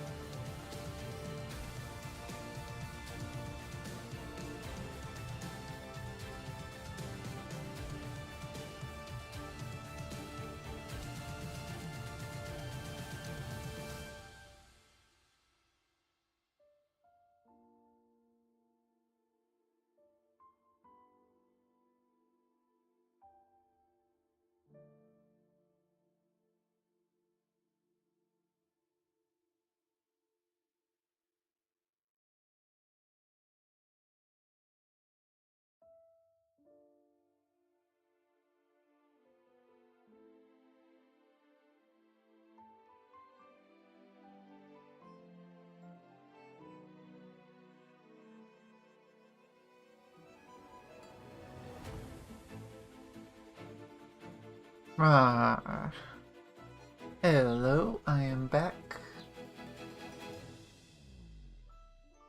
Almost feels bad to interrupt this, but we can play that at the end.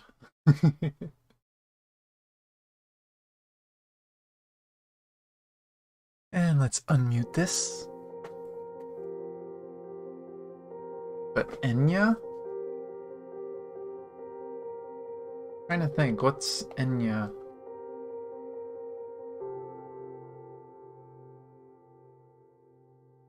Not ringing any bells off the top of my head.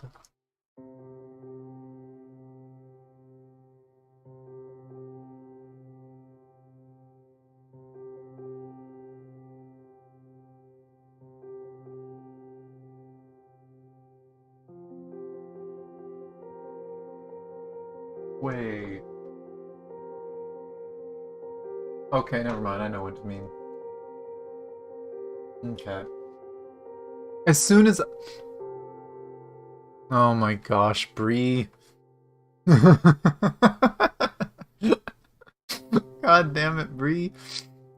Don't be the personification of Twitch chat.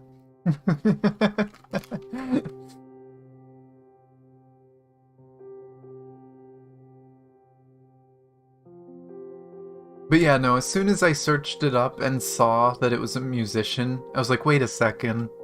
I've seen that song. But let us continue from Otto.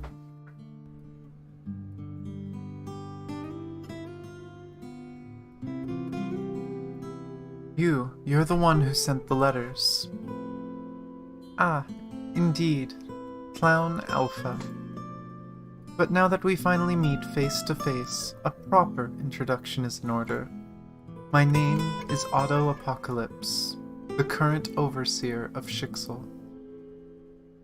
Don't just stand there, how about you come in and join me in the warm water? He looks like such a kid like that. Oh my gosh. Otto Apocalypse? Hahaha. Yeah, that's right. It's me in the flesh, the genuine article. Otto Apocalypse. But in this organization, no one else is really bold enough to mention my name. Hahaha.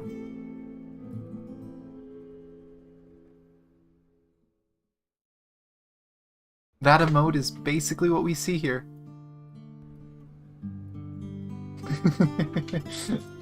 It's something you can get used to.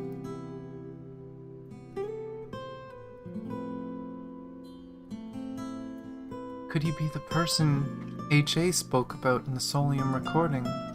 But wasn't that person from over 100 years ago? And is this person second or third generation? After all, he looks incredibly young. Oh boy. You've probably heard some nasty rumors about me. Some of them are grounded in truth, but others are complete hearsay. Just words from people clutching at straws. But none of that really matters. I didn't come here today as overseer. But if you and I are to fully trust each other, we should stop using pen names, in case it gets too formal.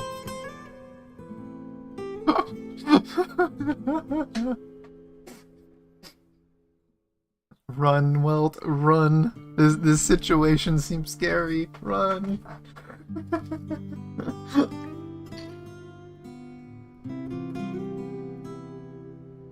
What are you planning to do?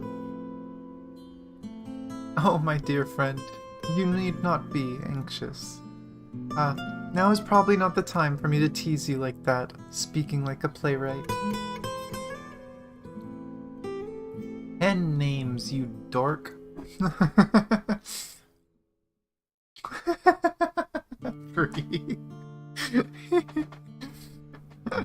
Oh, I love you, dork.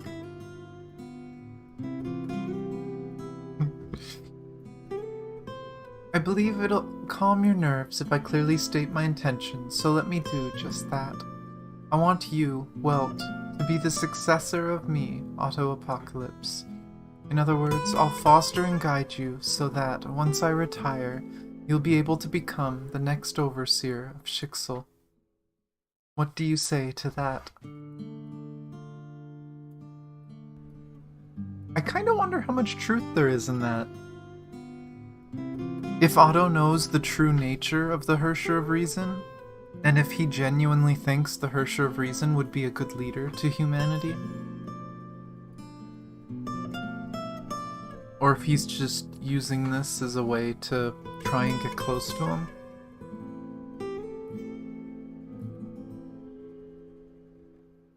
It's interesting.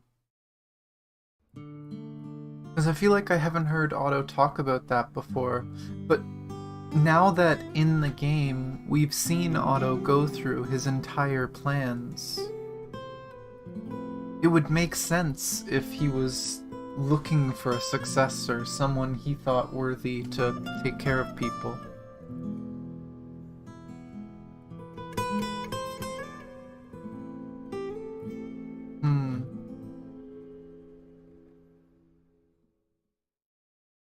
What? Haha. Indeed, I've given you a bit of a fright, going straight for the jugular like that. I will say, I hate the artists because they did way too good of a job of drawing Otto as a pretty boy. Well, I don't want him to look as good as he does.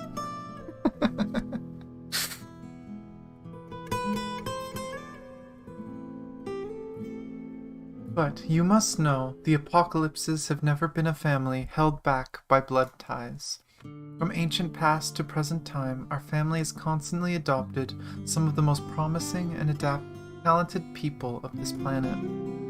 So if you are willing, today can be the day you join the family, change your surname, and become my sworn brother. Oh my gosh. What? Making such a request at our first meeting, it's only natural that you'd be confused. But speaking from my perspective, as head of the Apocalypse family, I've been observing you for a long, long time. I believe that you, as the opposite of me, will grow to become a truly great leader.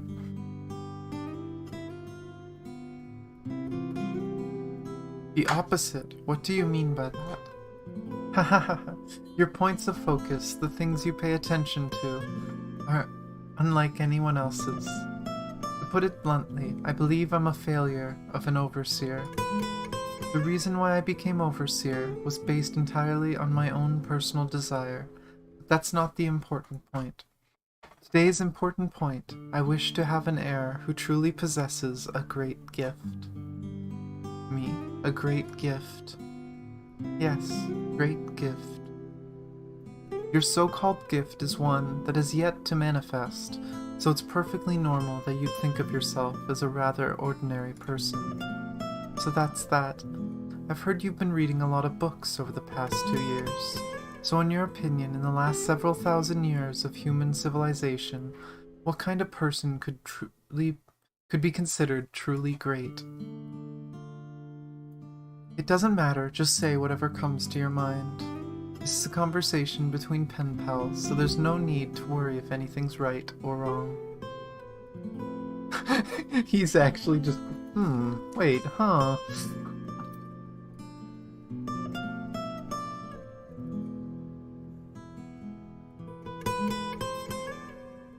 You say that I read a lot. That is clearly an exaggeration. Since you insist on me speaking, I can only list some celebrities. If I have seen further, it is by standing on the shoulders of giants. How about Newton? Hahaha, wasn't she just poking fun at someone with that statement? Sure, Newton's mathematical insight was certainly unparalleled. But in terms of true greatness, being able to understand a myriad things, I think she is no equal to Shakespeare. Now that you've mentioned Shakespeare, the writer who wrote To Be or Not to Be, what do you think of her? Haha, all she did was gather up various kinds of suffering in our world and line them up on stage for your amusement. Her vision was outstanding, but beneath the surface, she didn't have a single ounce of sympathy within her. That's a lie, because we saw in Ellen Platanus that her stories were also to kind of bring attention to Schicksal. And she actually did end up kind of getting people to want to rebel, to give them hope.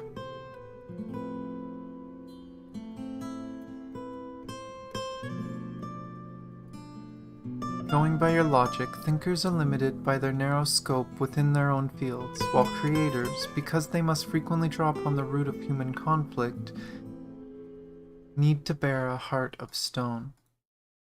How about those religious leaders who encourage people to do good? For example, Gautama Buddha. What do you think of him? After nominating a few candidates, we finally ended up with an ancestor of the Apocalypse family. Ancestor? I'd really like to tell you all the ins and outs of that story, but if I begin now, we won't be finished for another 3 days and nights. But just put it simply, he had heart, but lacked strength. He could see things from afar, yet couldn't even look beneath his feet. Therefore, I cannot say such a person was great.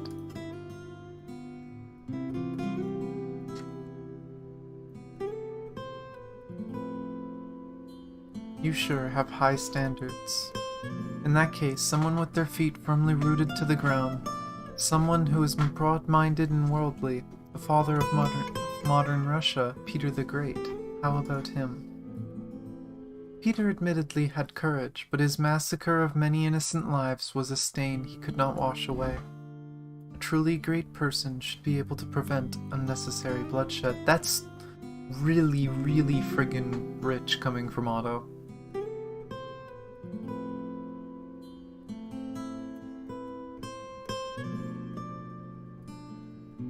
Were they? That might be from a manga I haven't read yet. I'm actually not sure. I don't know that I've heard anything about it.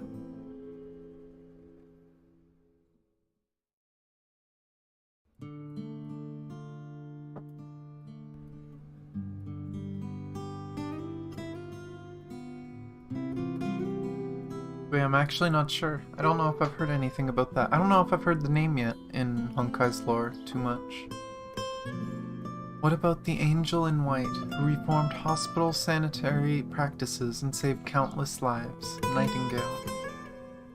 She indeed had great talent, but in reality her lifetime commitment to medical matters limited the growth of said talent.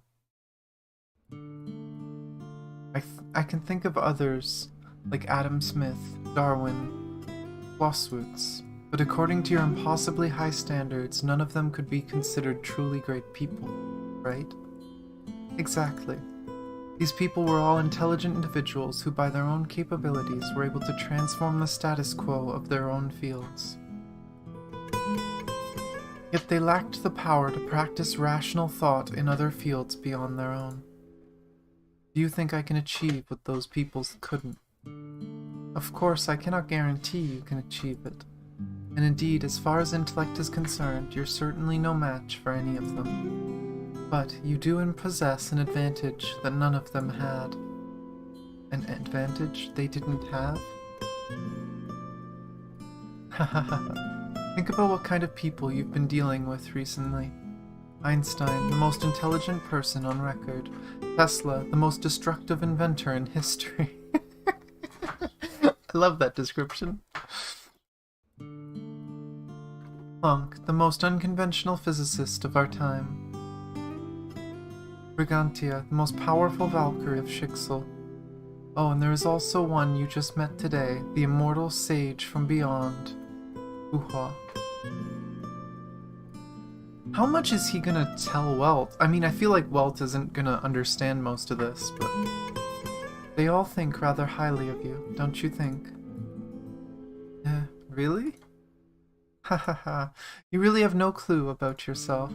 How should I phrase this? Among us, the one who could connect with all 5 of them is none other than you. Don't you understand what I mean? A truly great person is not one who stands out among all walks of life. One who can cheerfully interact with those outstanding people to bring forth their greatest potential. And as far as I know, you're the person most suited to training up and cultivating such greatness. Is it right for a person like me to have as much as I want?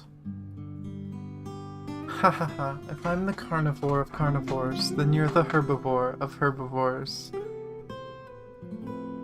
In Chinese and Japanese popular culture, the carnivore refers to the type of person who's enthusiastic about pursuing societal accomplishments, proactive in chasing fame, and places a lot of emotional investment in things. The herbivore describes a type of person who is reserved in personality, frugal in consumption, has no ambition, and pays no attention to worldly affairs, and is content with an easy and peaceful lifestyle. By this system, by this idea comparing people, I very much lean towards herbivore, but I can't say that I'm completely one. I'm not... I can't say I'm content with doing nothing. Right? I have ambition, but an easy, peaceful lifestyle, being frugal and reserved, I don't mind that. Just a simple life would be nice. Meet people, though. Gotta connect with people. It's what makes life interesting. Herbivore? Carnivore? It doesn't matter if you don't understand this kind of metaphor. I just want to remind you that the intrinsic nature of a human is not merely made up of their personality and disposition. Before those things, the intrinsic nature of a human is first determined by their noumenon, or ontology.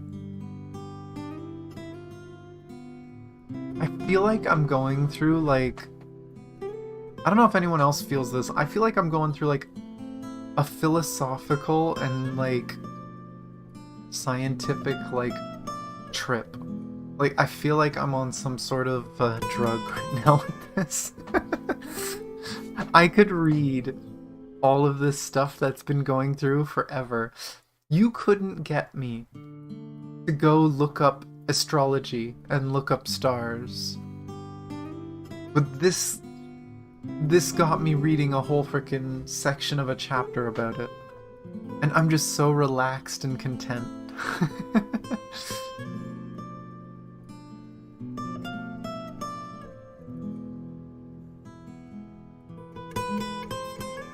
I have not actually played Dark Souls. I've watched people, but I mean that's not the only term, right? Like he wasn't saying it in terms of relationships. He was saying herbivore and carnivore in terms of lifestyle. There's a lot of different ways to interpret it. But in the way he was putting it forth of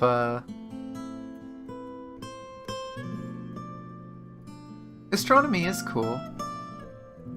But it's not something I would spend a lot of time looking at unless I had a reason to, right? Like, I'll look up the science of astronomy, but I'm not going to look up the names of the stars and where they got their names from. Because that's not the part that's interesting to me. To me, it's the physics and the scale of the universe.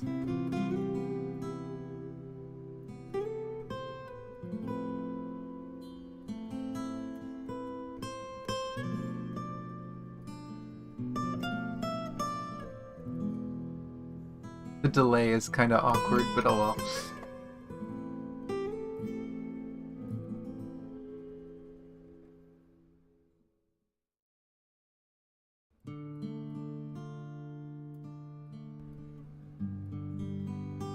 But yeah, the way...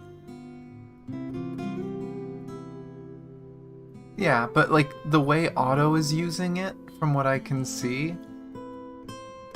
Like, he was... Maybe that's how it's normally used, but the way it was referenced in here was more talking about lifestyle.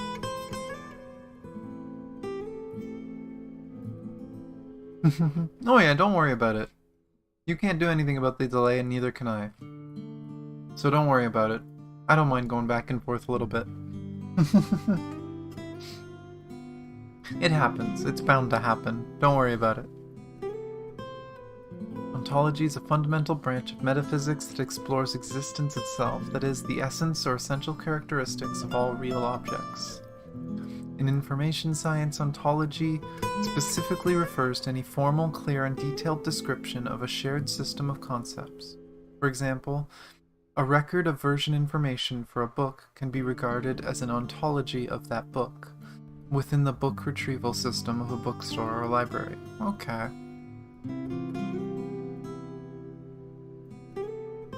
Huh.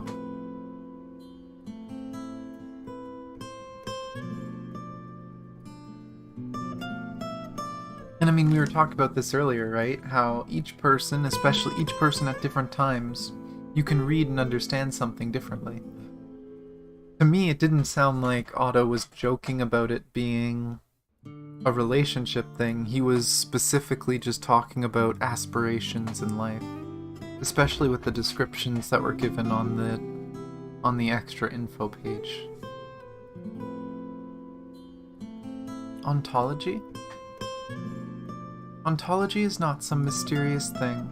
I've been alive for more than 500 years, and yet from beginning to end, my ontology has been nothing more than a vague imaginary shadow of the so-called saint. Of 500 years? Nothing to be surprised about. All I did was make a deal with the devil. Besides, if I were you, I wouldn't have had to go to such lengths to achieve that. Eh? What do you mean?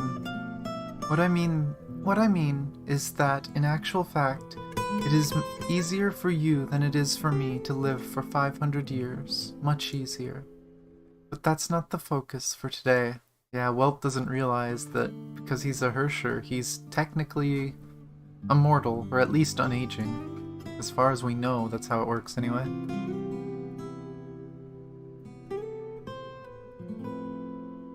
Or at least he could be. What I really want to say is that your ontology, under the right guidance, can be 100 times stronger than mine. Mine? Stronger than yours? You, stronger than me. Are you not self-aware? Your ontology is not some single object of longing, but is the synthesis of humanity as a whole. Oh yeah, so Otto does know. My ontology, a synthesis of humanity. If we have chosen the position in life in which we can most of all work for mankind. What's this from? The last paragraph, Reflections of a Young Man on the Choice of a Profession. The author is a 17-year-old named Karl Marx. Oh. For the rest of his life, he would work hard to practice this seemingly puny concept.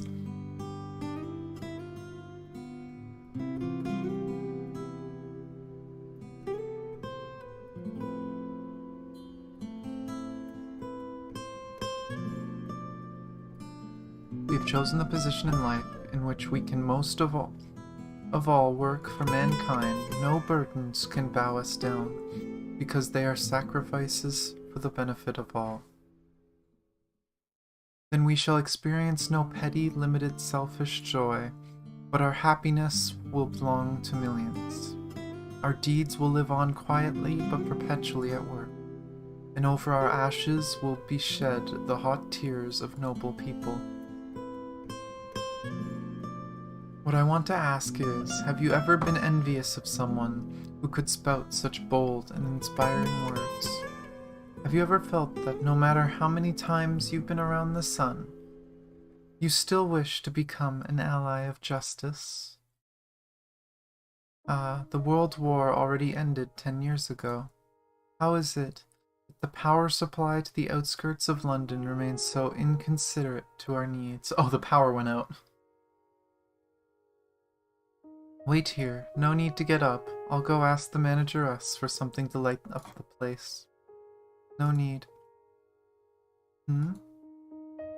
If you are really trying to convince me to do something, next time please don't spend so much time going on and on about yourself.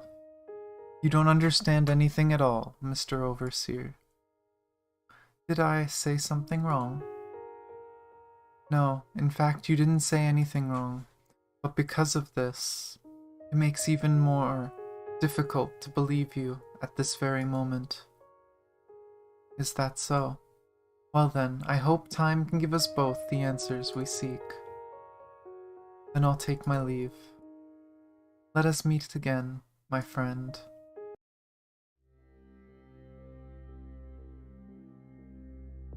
Oh. Mr. Welt, please wait a moment. Who's there? Is this when he learns the truth about himself?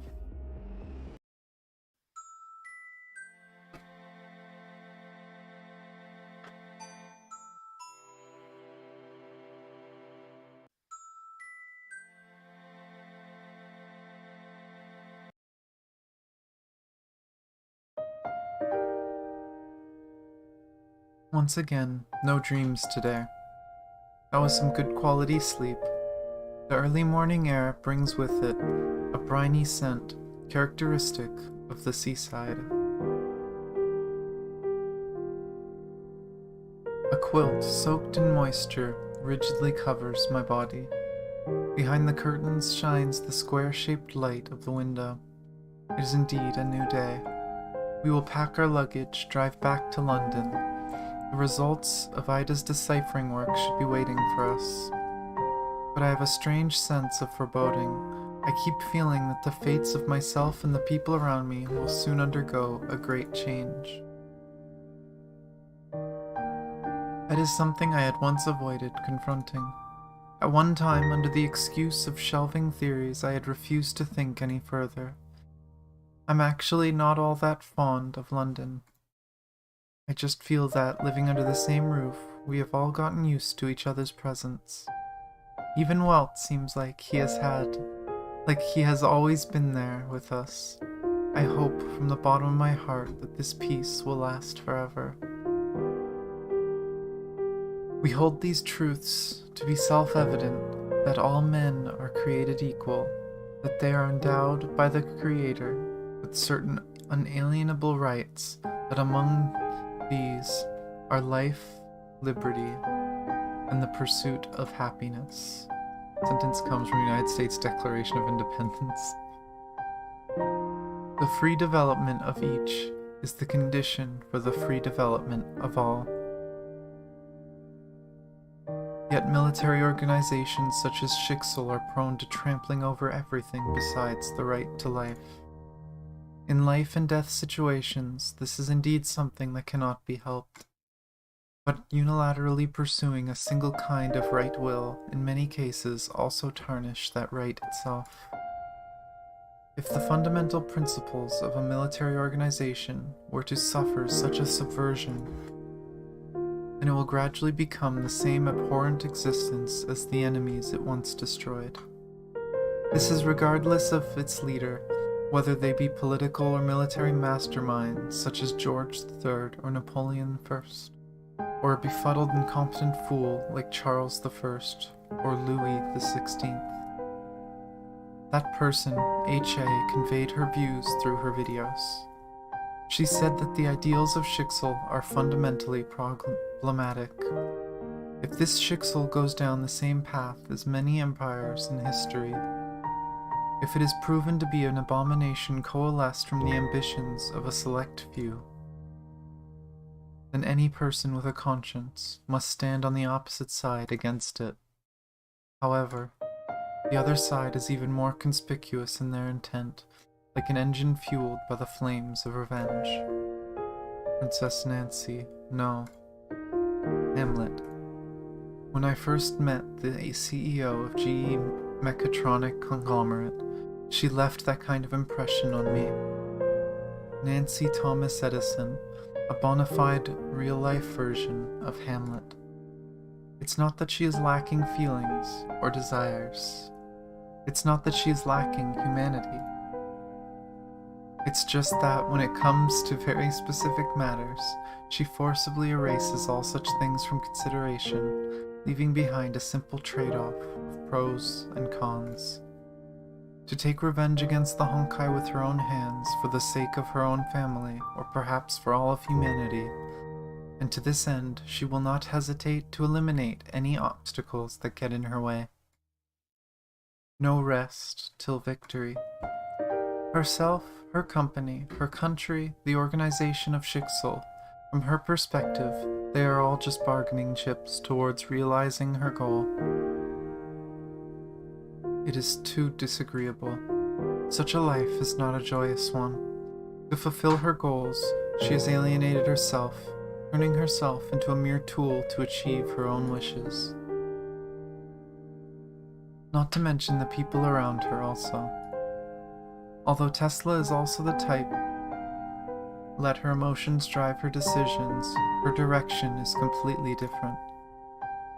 By comparison, it's much cuter. I should sleep some more. Today could be a long day. Pretty sure that was Einstein. Oh. I love how it's ding-dong, but we heard knocking.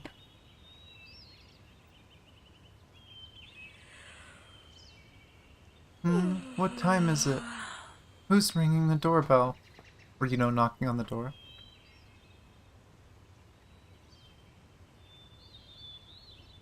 Mophead, go check. She already got up and left. You're not some 80-year-old grandma. Stop waking up so early. Yeah, I love how it's still doing that and it's Nox. It's very clearly Nox. Ah, so noisy. Let me get out of bed, you idiot. Good morning, Dr. Tesla. Who are you? What? You blind? Earlier in the day. Mr. Walt, a moment if you please. Who said that? It's me, Rita. The boss? The corridor is not a good place for conversation. Please follow me.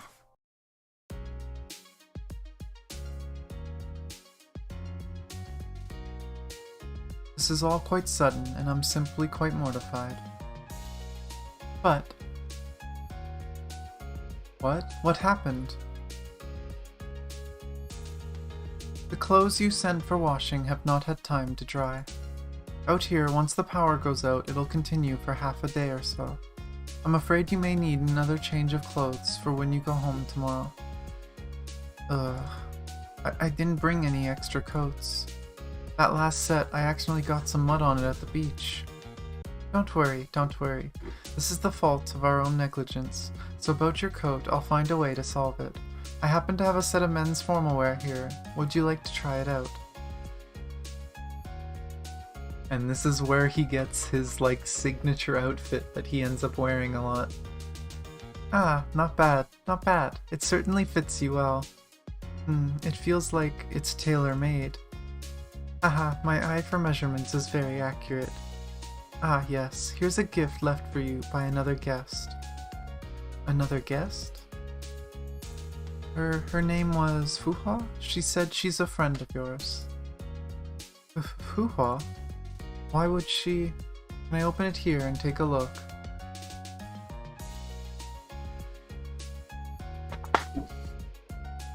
As far as we know, Rita...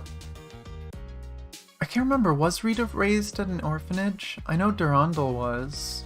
I'm trying to remember Rita's history. I don't know how much I know about it.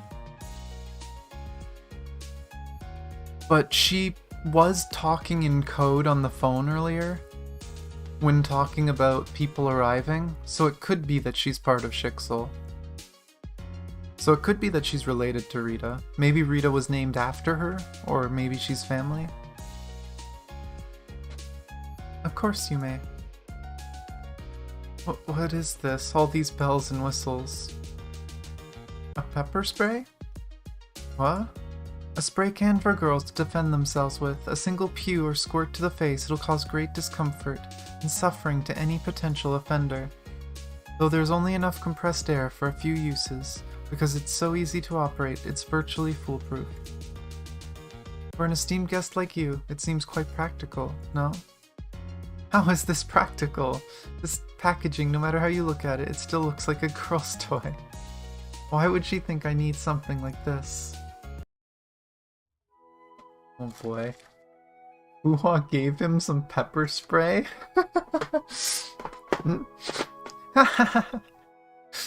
Pepper spray. This poor overseer. Even his own Valkyries really looked down on him. Oh my gosh, Fuhua gave it to him for auto, maybe? Ah, right. After inspecting it carefully, I found a note inside the gift box. Distant shores and flat sands, the setting sun returns home to a luminous twilight. This verse comes from Son of the Southern Country, Distant Shores and Flat Sands, written by Ouyang-jiang, a poet of later Shu dynasty during the 5 dynasties and 10 kingdoms period. The whole verse, Distant Shores, Flat... Oh, it's just saying it? Are we not going to get the whole verse? Distant shores and flat sands, the setting sun returns home to a luminous twilight. The peacock pities its golden jade tail by the waterfront and recognizes passerbys, but it is not alarmed. I have no idea what that means. So you should just keep it safe. When you really do find yourself in trouble, just recite that poem, and maybe she'll make a special trip just to save you. I bet Dr. Tesla's eating her heart out. Eat your own heart. Why should I be feeling jealous? I was saying, that matter with the overseer, leaving him be, is that really okay? If you really want to take the matter into your own hands, how would you go about it? It's not that I want to do it personally. Okay, I know you're actually quite worried. But honestly, if worst comes to worst, we can all just change jobs and jump over to Edison's side. It'll be nothing extraordinary. Don't you hate her a lot? Yep. But so what? In the case that something does go wrong, do you think it's better that we abandon you to your fate? No, that's not what I meant. Then shut up, you. When the sky is falling, it's not up to you to keep propping it up. Besides, I really admire your courage to straight up choke him to death with the pepper spray. Don't you feel the same, Mophead? Wait, did he use it? Or is he just talk about using it? Later that day. Everyone, the encrypted information in the Solium has been completely decrypted. There are a total of 2 pieces of content, a string of text and another video. Let me start with the text, may I? As usual, Ida projected the text directly into the air. It is English. Follow the Freedom Trail, then visit Lexington in the midnight.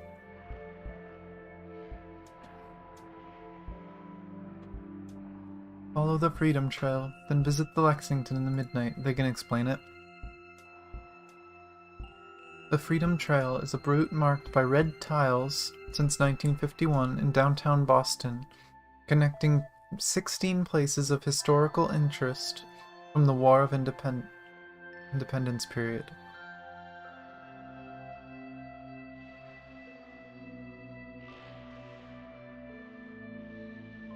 Does this mean a tour of Boston?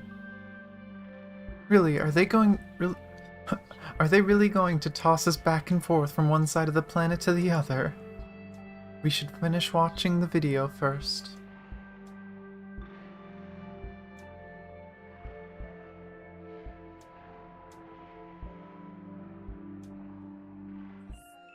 The person in the image is obviously the mysterious H.A.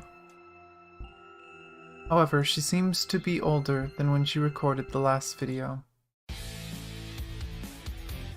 Oh my gosh, the music.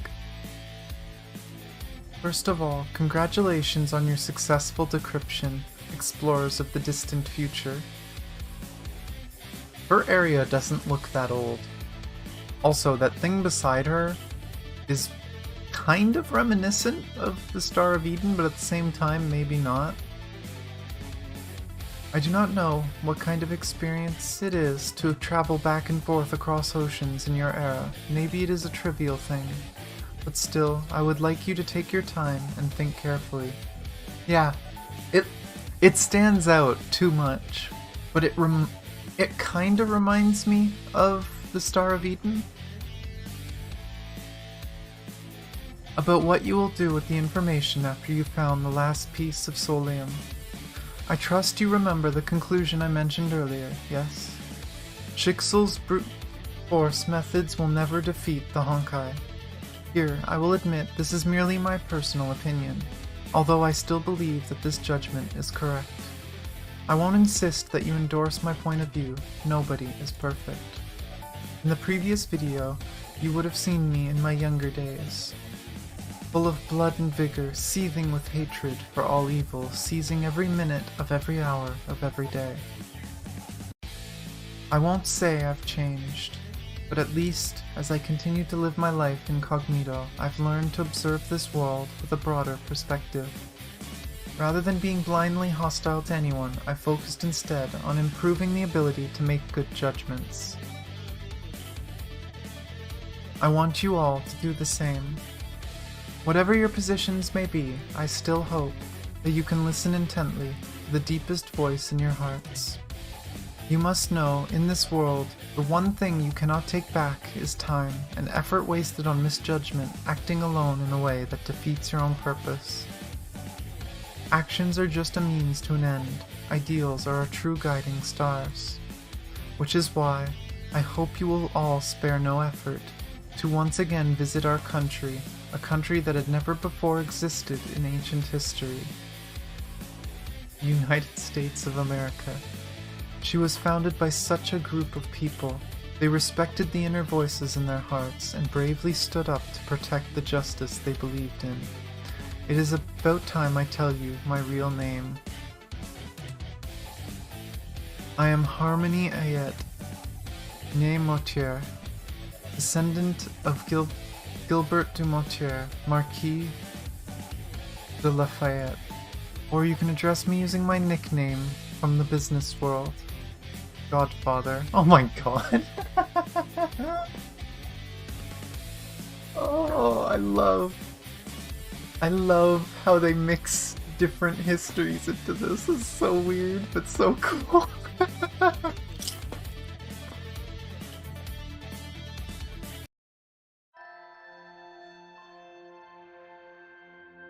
Oh my gosh, that's so good. Marquis de Lafayette. He had such a descendant? Who's that? Some kind of noble from the past?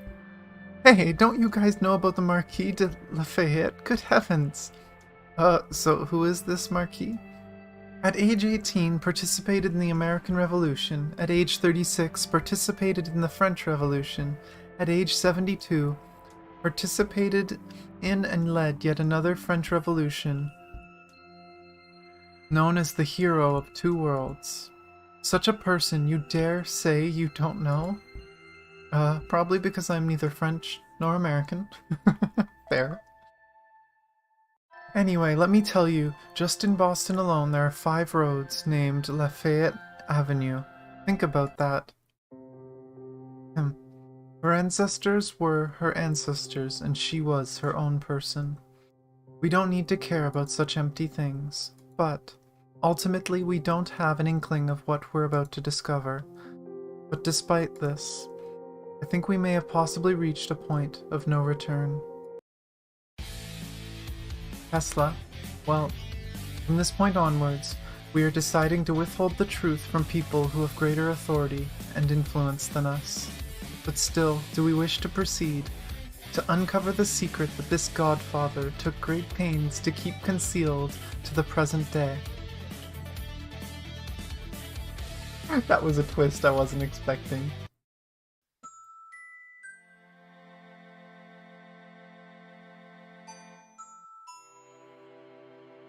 That is probably like the most anime cliffhanger ever.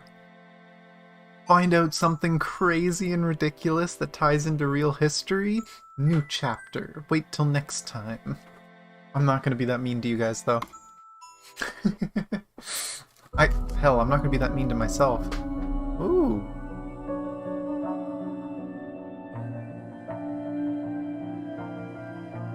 So pretty sounding.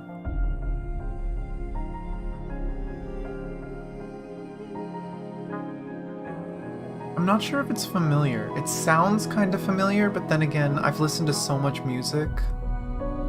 I couldn't pin it down, but it's really pretty.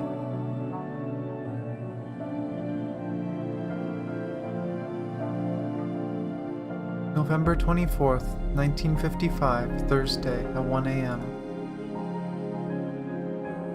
The first quarter moon shone weakly above, standing beyond the glare of the streetlights. One wouldn't even be able to see the fingers of their outstretched hands.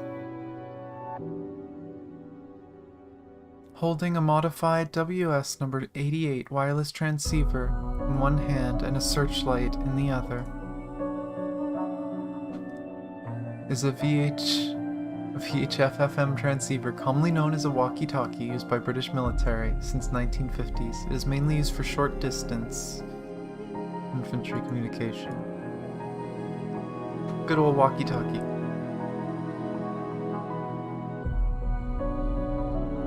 After saying goodbye to the driver lent by the North American branch, Dr. Einstein and her friends are standing on the streets of Boston late at night. This is the 139th Tremont Street, the entrance to Boston Park, and the starting point of the Freedom Trail. This century-old memorial line was repaired 4 years ago. The new bright red tiles looked like coagulated blood, linking the turbulent era with the present. This is the starting point of the Freedom Trail. Ida, did you find anything? Did they leave Ida back home, or did they bring her with them? A weak Honkai energy response was detected. The ciphertext matches the previously obtained key. This is an audio recording of the previous era humans.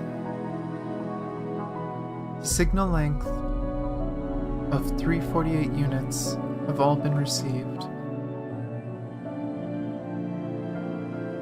The walkie-talkie made a series of noisy electronic sounds. Ida's core in such a simple device can only maintain the operation and cannot even generate her own image stably. They put Ida's core in a walkie-talkie? Poor Ida. She's been downgraded. Please translate it then. No problem, Dr. Einstein. If people from a future civilization find this recording, I want you to learn the truth. The Honkai of this planet are born from civilization. As human civilization develops, so too does the power of the Honkai. Every time Honkai gave birth to a Hersher, humanity only defeated it by paying a huge price.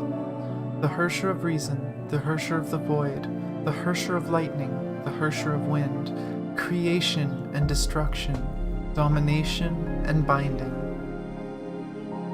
They say this almost like creation and destruction were two separate Hershers. So I guess if you take corruption as destruction and life as creation, then it kind of works. Though they called the... I don't know. The creation and destruction one confuses me. After more than 10 devastating incidents causing damage comparable to that of world wars, almost 70% of the cities around the world have been destroyed as a result. But everything that happened in the past pales to comparison to what I will talk about. Do you know of the history he was talking about, Ida? No, I don't, Mr. Walt.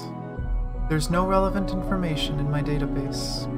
And speaking from when I first became self-aware, I had not experienced that era either. You may not know this, Walt, but when Ida was discovered, it still had not been activated yet. In other words, it was only after we excavated it that she was born. Oh. Anyway, let's go forward. The other party should have intentionally left short records at each scenic point. The second attraction on the Freedom Trail is the Massachusetts State House. Go through the park and walk to the Lighthouse Street.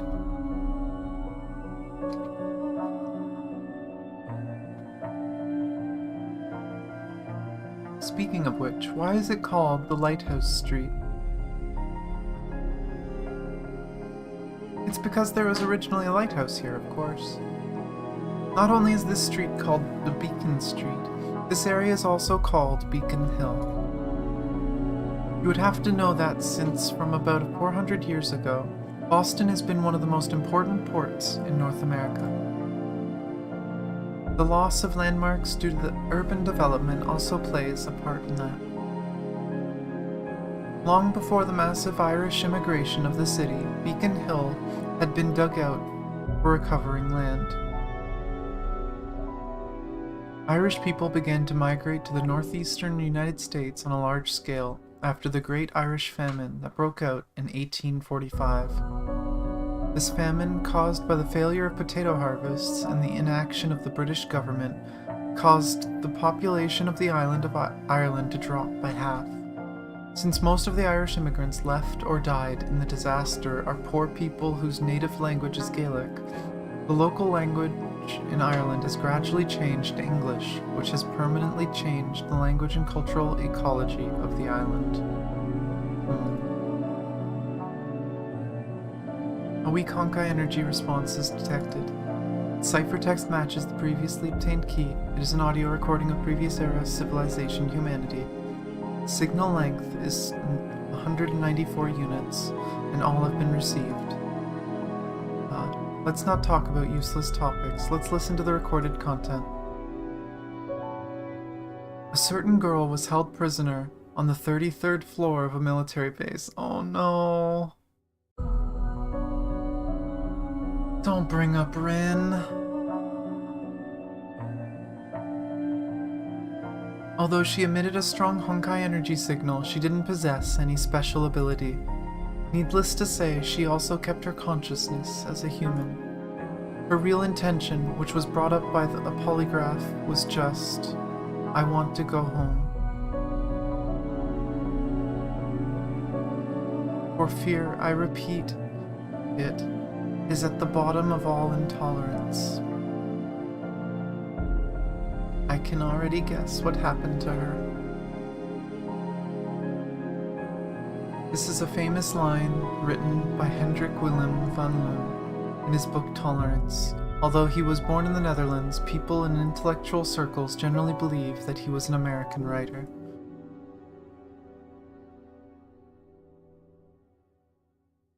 Huh?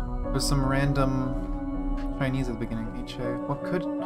What could be HA's goal? For all we know, she could have manufactured all this information. Next one is at Park Street Church. Turn right at the next corner. Oh, so you can't come up with anything. I won't get ahead of myself. If we get to the end of the Freedom Trail, we should be able to listen to the full recording. Right? I'm surprised you can remain this calm. I'll take that as a compliment. Not passing judgment lightly is one of my strengths as a researcher. One day, an assassin broke into her jail cell and mercilessly killed her. No one could have predicted that, at that moment of her death, her power as the 12th Hersher would manifest. The Hersher of corruption. It was a virus, the source of an infection, who had its own ego. It didn't only affect living things, but machinery as well. So a unique virus like that exists. I suppose it's not theoretically impossible, considering we know of cheating weapons like Abyss Flower. Next is Granary Burying Ground. It should be around the corner. Yeah, well whatever, let's go. Tesla wants to talk about it, and Einstein's just taking it in. It first infected the assassin.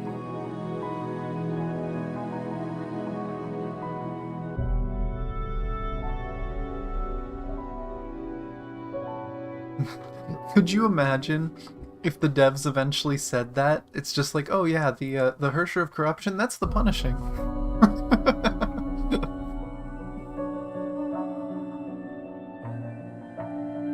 The first infected the assassin, and through its biochip, it gained access to various electronic systems.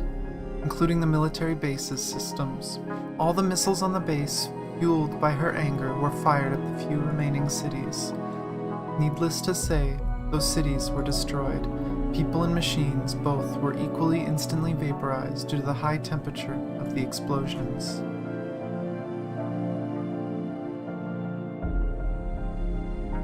The base was closed off from the outside by the Hersher. With every minute that went by, the Hersher gained more control. With every minute that went by, more of my companions were infected.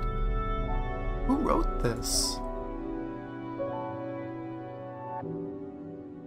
They were isolated by a gate that wouldn't open, and in their despair became living corpses. Is this written by Fuha? Quite literally living corpses. Or it could have been by May. We lost control for 1 hour, 8 minutes, and 20 seconds.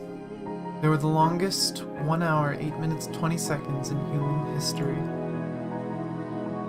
But we were fortunate to have enough time to think of a countermeasure. We destroyed the biochips inside our bodies and destroyed most of our electronic devices.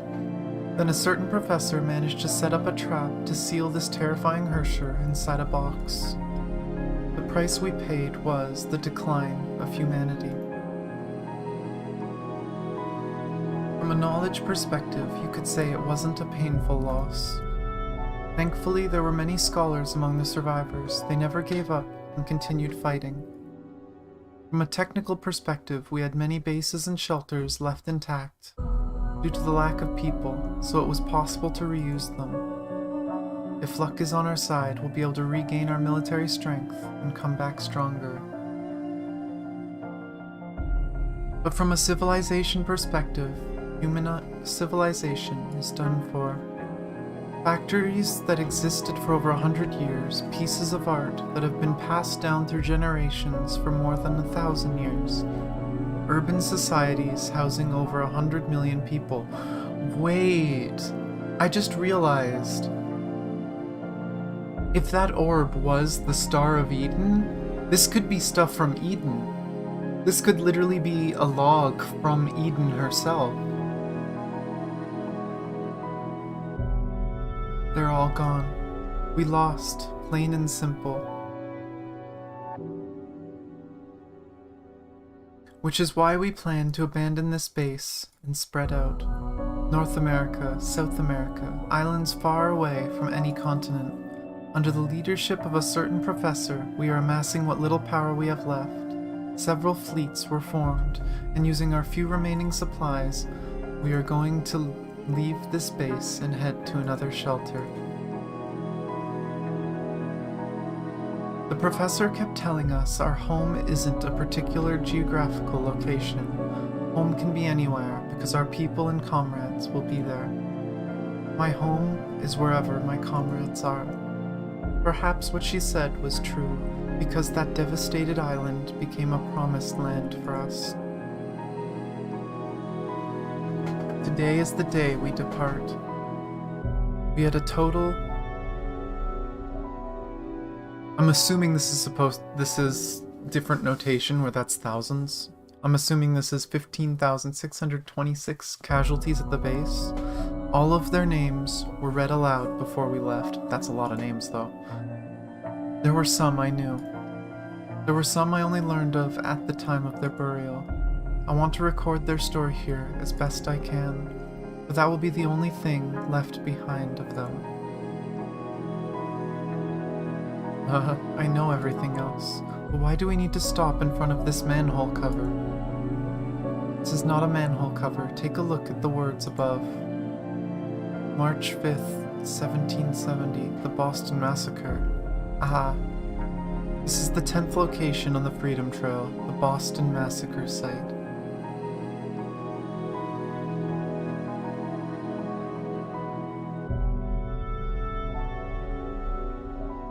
Number 289, Bacab Sullivan. Number 290, Bunab Sullivan. Number 291, Amazotzi Sullivan. Number 292, Izamna Sullivan. I know there was something weird about the names in the previous era. I don't know if family names weren't a big thing, or if this is just a big family. Number 293, Shichiku Sullivan. The Sullivan siblings were warriors. Okay. Hunab, Kamatsatsi, and Izamna were infected in battle. Bakab was also there. He was killed by his own brothers. Their sister, Shichiku, survived until the end of the battle, but 3 days later, she ran out of medicine and, unfortunately, died from her wounds. Those 5 siblings didn't know me. All I did was to bury their bodies. There were countless scratches on Shichiku's body. It seems she lost her mind before she died. Number 3426, Hastur Colt. Hastur was a capable orator. He often visited military bases around the country. When I found him, his corpse was lying on the ground, his arms were bent, staring at a swaying lamp with empty eyes. Going by the scene, he probably didn't stop preaching after being attacked by the Hersher. On the contrary, he must have turned it up to 11. As if his own speech had the power to corrupt as well, he and his audience gave in to the euphoria and died from exhaustion. I've heard Hastur's speeches before. Thankfully, I wasn't a fan of him. I'm just waiting for a name we know to come up. Number 5390, Embrakino Moreau. Embrakino was shot dead. He wasn't attacked by the Hersher. The man who shot him didn't lose his reason either. On the contrary, he was completely sane. His fingerprints on the murder weapon had been carefully wiped off. This was a planned homicide. The assassin took advantage of the chaos to commit this crime. Embrakino was a perverse, stingy old man. I've exchanged greetings with him a few times, but honestly, he was an antipathetic person. He had no family left and lost his hometown, so he was relocated temporarily to the base. I wonder what kind of person wanted to kill him. Number 8421, Wendigo Carey. 8422, Rowena Leroyal. Number 8594, Yorkshire Martinez. Number 8595, Cookley. Wendigo was a pastor. He was in prayer room that wasn't directly attacked by the Hersher, but he ended up dying first. According to our intel, many believers were infected by the Hersher, fell into confusion, and surrounded Wendigo. Instead of running away, he stood where he was and started praying for them. The believers teared him apart and consumed his flesh. There's Lee, oh god. I've heard him before. He was a very religious person. I can't even imagine what he prayed to his god moments before his death. Number 8422 to 8592 were all civilians. After they were done eating Wendigo, they began to kill each other. Jesus. Rowena was a blonde woman. Yorkshire was a very old man. Cook ran a business. Before the Hersher of corruption appeared, they were all equal. 12,687, Edwards Mannerheim. 12,688, Shelley Mannerheim. Edwards was a noble. He was the last man of the Mannerheim family, and Shelley was his wife. Shelley came to our base to marry Edwards. Edwards was wearing a white tuxedo, and Shelley a wedding dress before the battle began. Shelley had to cut up the skirt of her dress, and together they took up arms. Their cause of death was blood loss and infection from their wounds. Shelley was hugging Edward's body when she died. I decided to keep them in that position when it was time to bury them. Unfortunately, we weren't able to make the typical tombstone of the Mannerheim family for them. Number 14,936, Patricia Singer. I knew Patricia personally. She was one of the few military doctors stationed at the base. During that endless hour, she was willing to put herself in danger and stood on the front lines treating everyone's wounds. As soon as we regained control of the base, I saw her body with my own eyes. She collapsed in front of the control center. The blood coming from her body was mixing with the red brick floor, but we had to keep moving forward.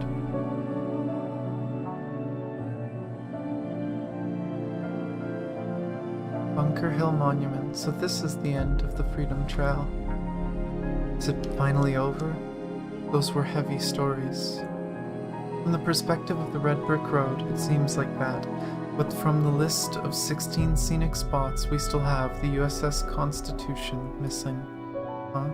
That's the wooden warship that has been kept in service by the US Navy since more than 100 years ago. Okay, since the recording here at the monument is still telling the story of the victims.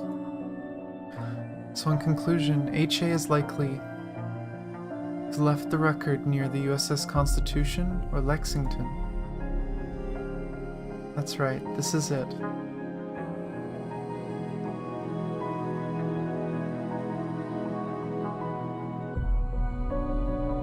The last stop is the ship USS Constitution. Here, H.A. left her personal thoughts. I am H.A. I'm sure you have heard my voice before. I used to be a Valkyrie of the organization known as Shixel.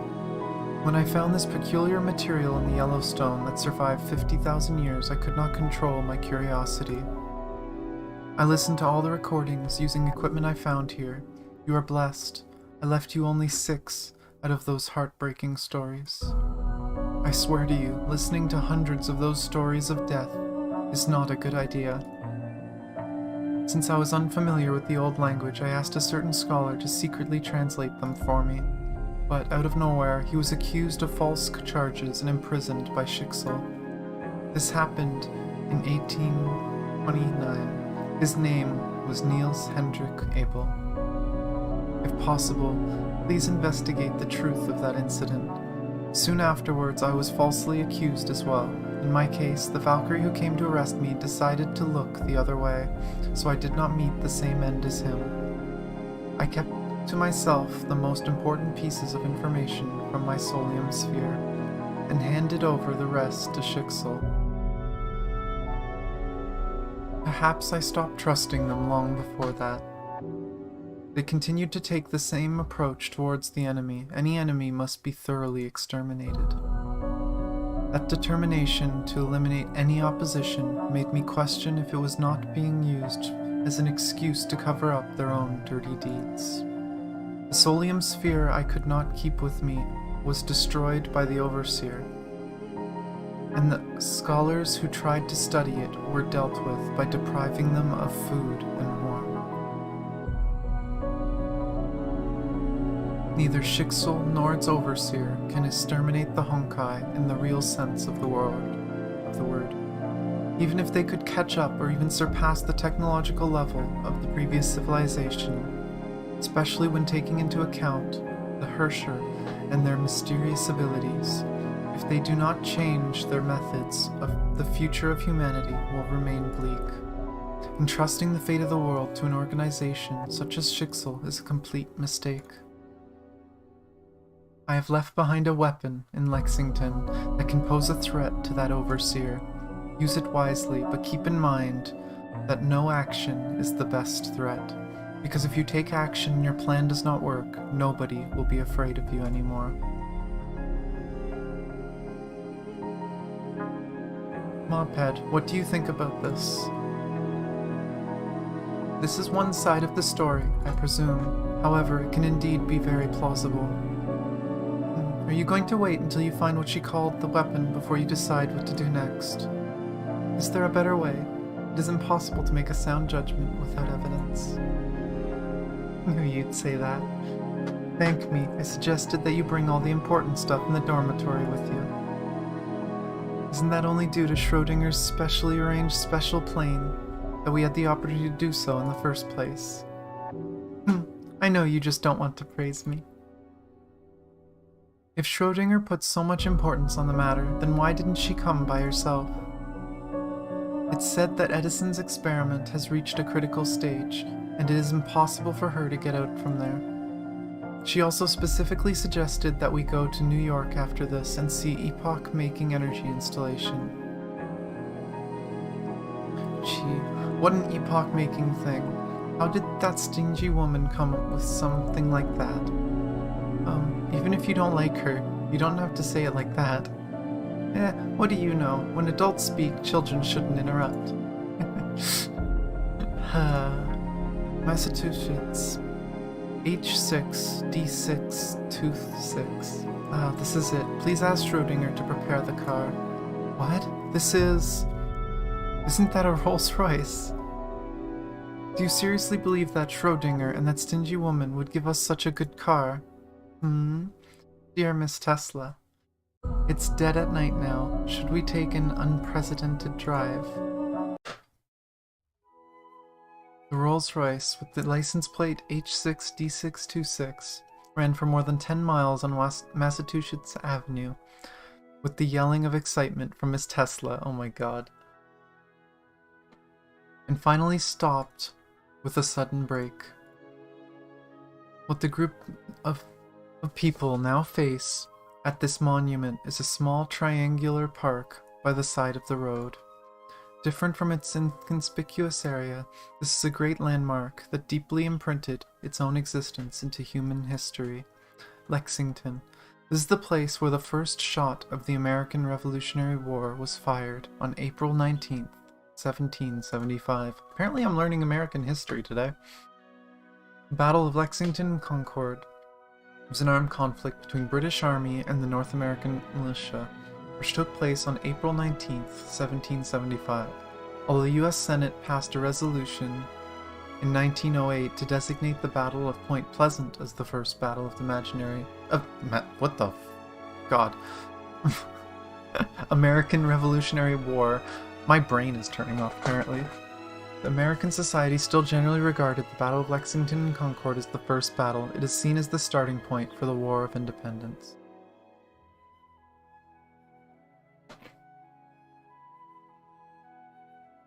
Ida. 42.45 degrees north latitude, 71.23 degrees west longitude. It is determined that the target area has been entered, and the search mode is now turned on. Target source is detected. So fast. Ignoring Walt's questions, Ida went through a series of processes on her own. The account login is successful and the password is the same as before. The target source has been requested to land, and decoherence has been used to remove the superdimensional camouflage. The superdimensional camouflage has been lifted. The soft landing was successful. The objective should be right in front of you. Please accept it. It stood out greatly. It was as bright as the moon. After deactivating the hyperdimensional camouflage, a golden sphere of light appeared in the air and slowly descended in front of Walt. Ida, what is that? Model 1625 floating storage room with superdimensional camouflage. It can be suspended in the sky above a fixed location and could be hidden for a very long time. Open it, Ida. Understood, Dr. Einstein. The golden sphere opened slowly. It was about the size of a single person and opened outwards as if it were a lotus flower. The transparent case inside was gradually exposed. This is, in a transparent case, a blue sphere about 10 centimeters in diameter floated quietly. Baruzasu. Eh? Ida, what does that mean? It is a divine key, Professor Tesla. Identification code of the target object, 9th divine key, the Star of Eden. Yep, that's what they're finding. I mean, I knew he wielded it, so it makes sense.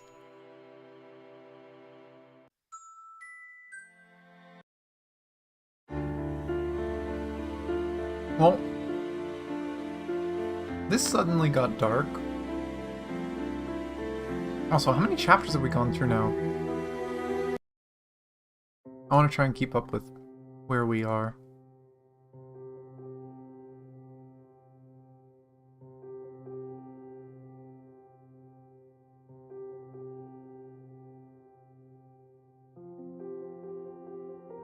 I think that was part 1 of chapter 17.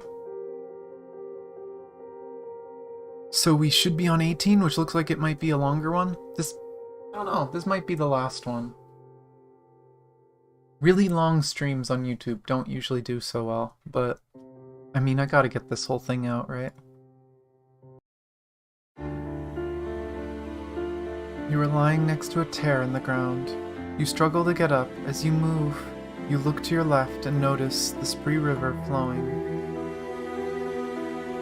The River Spree originated from the Czech Republic and passed through the city of Berlin, the capital of Germany, before flowing the Elbe River and into the North Sea. During the Cold War, the rivers of the Spree and Havel were one of the few gaps in the Berlin Wall.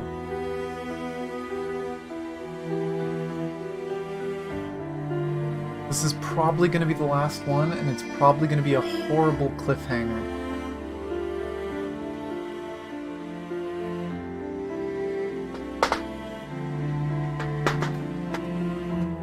But something tells me the first stream we did was like this nice, happy incline in mood as they got to know each other. That kind of continued today, and then it plateaued. I feel like we're about to drop. I feel like it's about to get a little darker. So I probably should stop here, but I can't. But we'll see.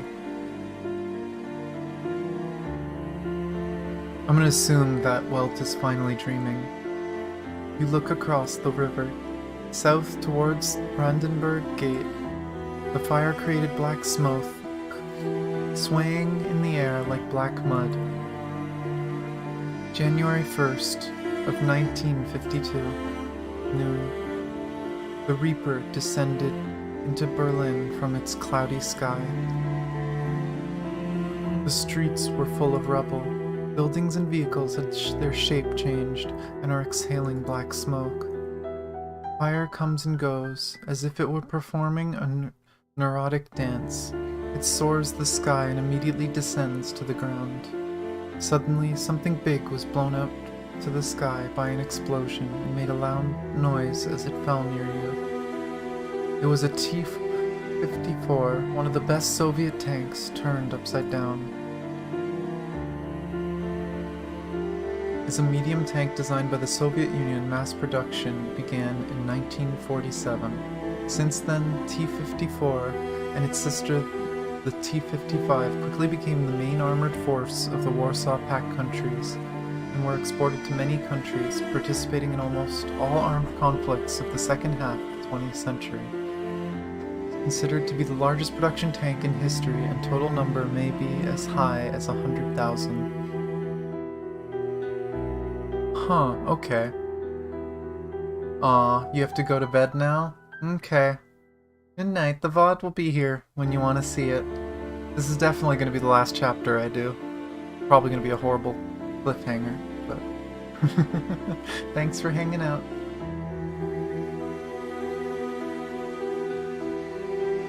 You keep walking forward, slowly, as if you were paralyzed. As far as your eyes could see, there was no one alive. A piece of barbed wire attached to wooden piles fell from the sky.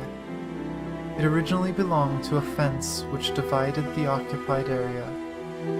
After Nazi Germany announced its unconditional surrender to the Allies on May 8, 1945, the Allies divided Germany into 4 occupation zones, which were under control of the Soviet Union, the United States, Britain, and France, and implemented democratization and demilitarization in the occupied zones, and denazification. After the beginning of the Cold War, the 3 jurisdictions of the United States, Britain, and France were collectively called West Berlin. They were surrounded by the Berlin Wall built by East Germany.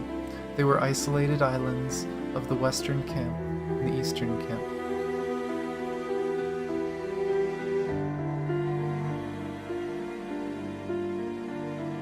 There are no more living beings here. There is no need for fences anymore. A broken blank pierced through a pair of pants, revealing its white figure. Jet black blank flows from under a shirt, Not even the flies dare look at it. Not even 7 years ago, at the end of the Battle of Berlin, the city was as desolated as it was today. The Battle of Berlin was the last major battle on European battlefront in World War II. There were more than 360,000 casualties of Soviet-Polish coalition forces, more than 310,000 German casualties, and more than 480,000 people surrendered or were captured. At 2150 on April 30th, the Red Army planted the victory flag on the dome of the Reichstag in Berlin, which marked the complete defeat of the Nazis. On May 8th, Germany formally signed the Unconditional Surrender Agreement, and the war in Europe came to an end. If war is what creates hell on earth, then Berlin today is a graveyard where not even wandering lost souls remain. You keep walking forward slowly as if you were paralyzed. You could feel life in the distance. Do you wish for a savior? You felt a voice that didn't belong to you coming from the back of your throat. Yes, of course I do. Gleaming eyes covered in mud and smoke looked at you. When you prayed for them and placed your hand on their forehead, you suddenly noticed nothing was coming off their enlarged pupils anymore, as if they were the remains that had accepted death. Savior, you see the suspicious word burn fiercely and fly high into the sky from the cold ground. You lose your reason and run towards that word as fast as you can.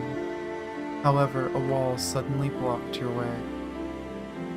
Cold walls, as if they were made of ice, were blocking your path from all directions. You take a deep breath and see a sight more terrifying than hell. There were no fences or lookouts. There was only a pile of hard and cold blank stacked together. Corpses, maybe? On top of the blank, there was something akin to frost. It sparked with a cold light like a freshly bought ice cream. You can't hear the sound of explosions, only a silently burning flame that calms you down to your very core. When you looked to your side, you saw people running a few kilometers away. You're being guided by a strange group. Are the occupying forces scattering, or perhaps are they evacuating people? Every road leading to the city center is blocked by barricades. There are many types of barricades. Military sandbags, street lights, handrails, machine parts, a T-shaped steel frame, twisted cars and tanks, and the barbed wire stripped from the fences. On top of the barricades, there were several blanks hanging. Its arms stretched out, as if it was trying to protect something with its heart. It sounds like it's talking about corpses and bodies.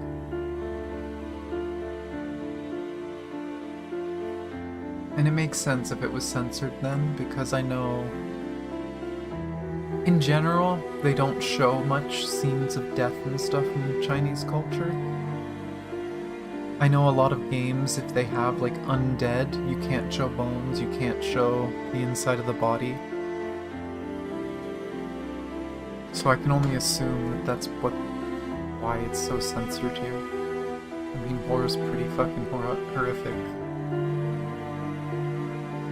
Should have realized it already. Below your feet, only ashes could be found, but you are unwilling. Under the illusion of being a savior, you desperately keep picking up the fragments of their souls. You don't know their names. You don't know their pasts. You don't even know why there are monsters that don't seem to belong to this planet here. Stubbornly, you just keep picking them up.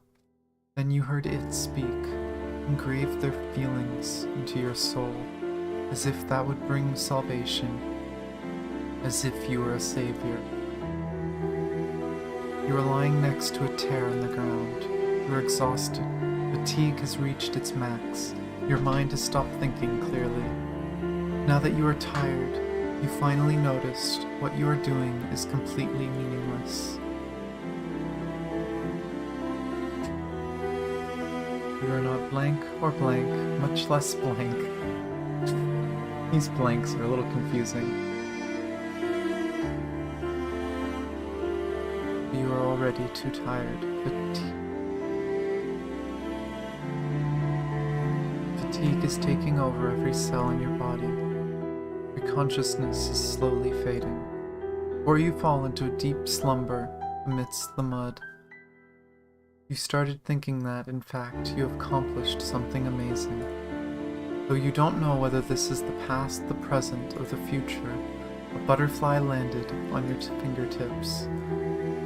You will fix its broken wings.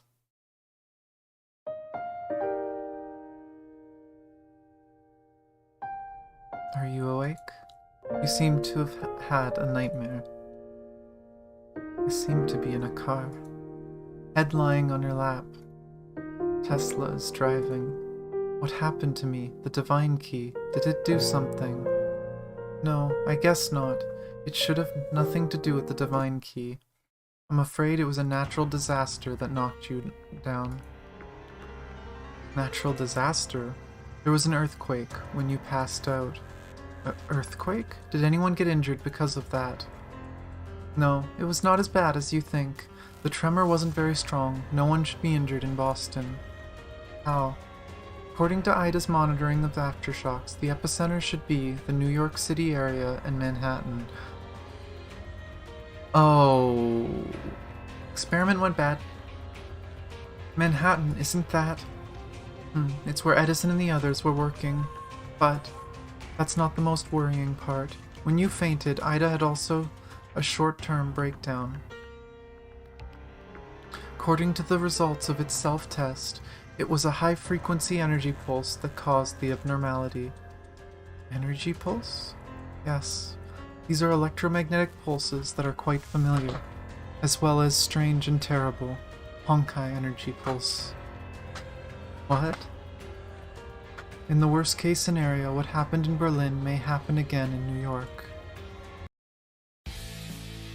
November 24th, 1955, 4 o'clock in the morning.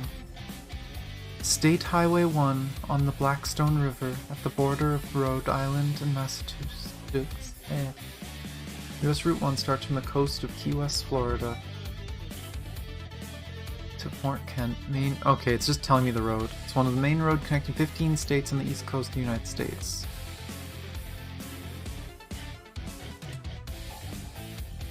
The researcher from Lab 42, whose full name is Frederica Nikola Tesla, is holding a steering wheel intently. In truth, if she hadn't been so focused on driving, she had reason to believe that she would be more emotionally volatile. After that useless guy wakes up, it was going to be left to her, as the more responsible one, to explain the current situation. However, fainting like that due to Honkai pulse means this idiot's body went into an unstable state. No, now is not the time to worry about that. In the headset was the sound of Ida still trying to dial. Maybe it was because of the electromagnetic pulse that had just occurred. It was impossible to reach any numbers. In the range of an electromagnetic pulse, any unprotected electrical appliances or anything connected to wires such as power system. Yeah. Okay, yeah, I know what an EMP does.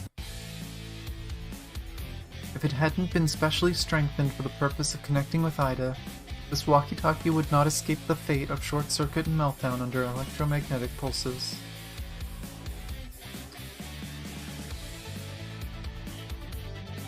The paralysis of information means the paralysis of society. You want me to drive blindly into New York like this? Wish there was any other numbers we could reach miraculously. This is the Emergency Response Administration in Providence Special Liaison Office. What department are you in? Oh my god, it really connected somewhere. We are directly under Schicksal Organization, Laboratory 42 of the Imperial Academy. Dr. Einstein and Dr. Tesla. You may not have heard of... How could I have not heard of it? My god, some reliable people has finally contacted me. The young man on the other end of the phone yelled excitedly, and then apologized again. I'm really sorry. My name is Yuri Armstrong, and I am on night shift today. There was an earthquake suddenly and a power outage. The phone couldn't get through, so when the bell rang, I was very excited. Ah, that's right. Although I don't know you, I'm very familiar with your names because you are all on the emergency consultation list. And what is this emergency consultation list?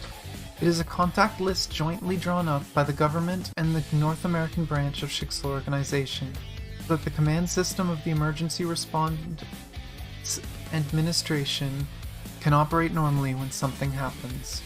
Your names are at number 12 and 13 respectively. Well, it doesn't matter. In short, at the moment when the higher-ranking commander cannot be contacted, I, and even all members of the Administration of Providence, will accept your command with full authority. Wait. Are you not a government department? Accept our command? What does that mean exactly? You're asking me about that. This is how regulations were stipulated. Even our special liaison office was established by Mr. President under the special suggestion of Miss Edison. If you want me to read it to you, the first on the list is Mr. President, the second Miss Edison, the third Miss Planck, the fourth is okay, I think I kind of understand. Mophead, these people need you to give orders. Dr. Tesla, you should let others finish their explanation proper. I don't feel like dealing with literal government departments. Besides, what more is he to explain? Your rank is clearly ahead of me. Wait, Miss Tesla, are you talking to Dr. Einstein? Of course it's her. Who else would it be, you rascal? She's the 12th, I'm the 13th. You can just give her orders, am I wrong?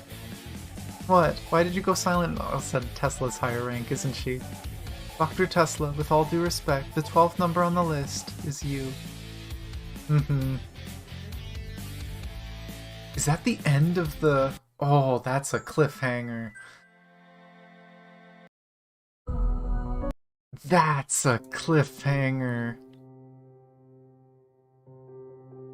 I expected it to be longer because it was in 3 parts, but the parts were actually kind of short. Well, I have confirmed shit has gone down. Things have gone bad. Oh my god. Well, they have found the Star of Eden. Welt is starting to experience memories from his core. And it's confirmed that he went around collecting their souls. He wanted to save everyone, so he collected the souls of everyone who passed away. Or at least fragments of their souls, whatever was left. Jeez, imagine someone clinging to life collecting 300,000 people's souls and memories. Jeez. I don't even want to click next because I feel like I'll see a spoiler.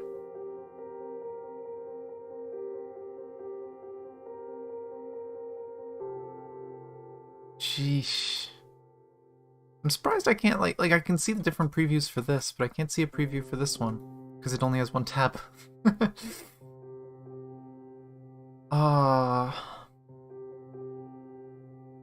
This is when it's gonna start getting real.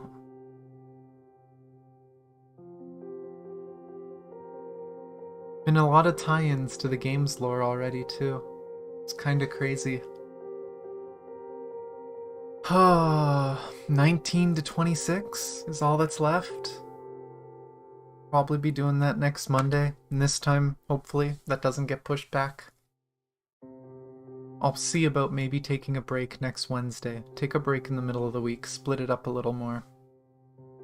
I think that'll be healthier, especially with us doing our raids Tuesday nights. It means I can stay up late for the raid and sleep in the next day and not be too exhausted. So it'll be easier on me doing that anyway. So I guess we'll finish this next Monday. I don't know exactly what we'll do right after this, if we'll just continue the game story, or if we'll go to the Durandal one, or maybe to manga. I'll figure it out. I know this Friday we're going to be doing APHO2 on the channel. I have to make the thumbnail for that still, but we're going to finish APHO2. The last part of the story. Tomorrow and Saturday I have no idea what I'm doing. I'm going to be streaming on Twitch. Maybe random variety games, maybe more of the usual and just hanging out. There's not as much stuff to do in Honkai and PGR right now, so maybe I'll jump into Genshin a little bit. I don't have too many stories to catch up on Genshin, but maybe if I'm lucky and finally pull Raiden, we can build teams around that and mess around. I do believe the Abyss just reset. But yeah, I have a lot to process from what we saw today. It was all over the place. From them going to that vacation, they met Fuhua. Welt got the poetry book from Fuhua. He got his new outfit from Rita, who I can only assume worked for Shixel. And I wouldn't be surprised if that outfit was from Otto himself. We know Otto liked making outfits. Had the cute little first date between Welt and Einstein of them just laying on the beach staring at the stars. We got to see a lot of Einstein's history too, about who she was and how she became who she was. And a bunch of us in chat got to reminisce over our own childhoods, things we had similar.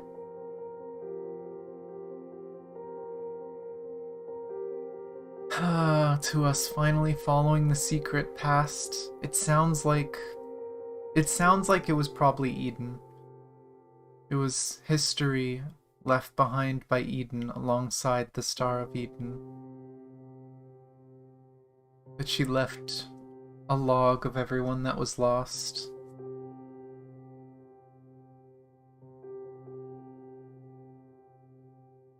And now this craziness where Welt is starting to remember who he is and how he came to be, as well as they're finding out that the experiment that Schrödinger and Nancy were doing did not go so well. I've seen one minor spoiler that I'm pretty sure is from this, of something that happened to Schrödinger, and I'm assuming we're gonna see that next time. But it also explains to me why Schrödinger looks the way she does in the actual game.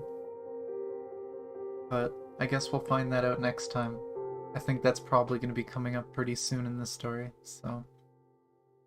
Again, anyone wants to see the ending of this story, we'll be continuing from chapter 19 on Monday. I'm gonna pen that down. 100% Monday. Next Monday we're gonna finish the visual novel. Tuesday, Thursday, as usual, will be Twitch. Friday, I'm not sure, but it'll most likely be YouTube.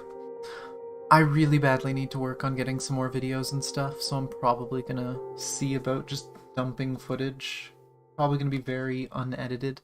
I have a few small edited ideas to do, and I still have a video I want to do for Genshin, like design related. So there'll probably be more stuff on YouTube, but stream-wise, next Monday and Friday. And then of course this Friday for APHO2. No idea what I'm gonna do next Friday, but we'll find out.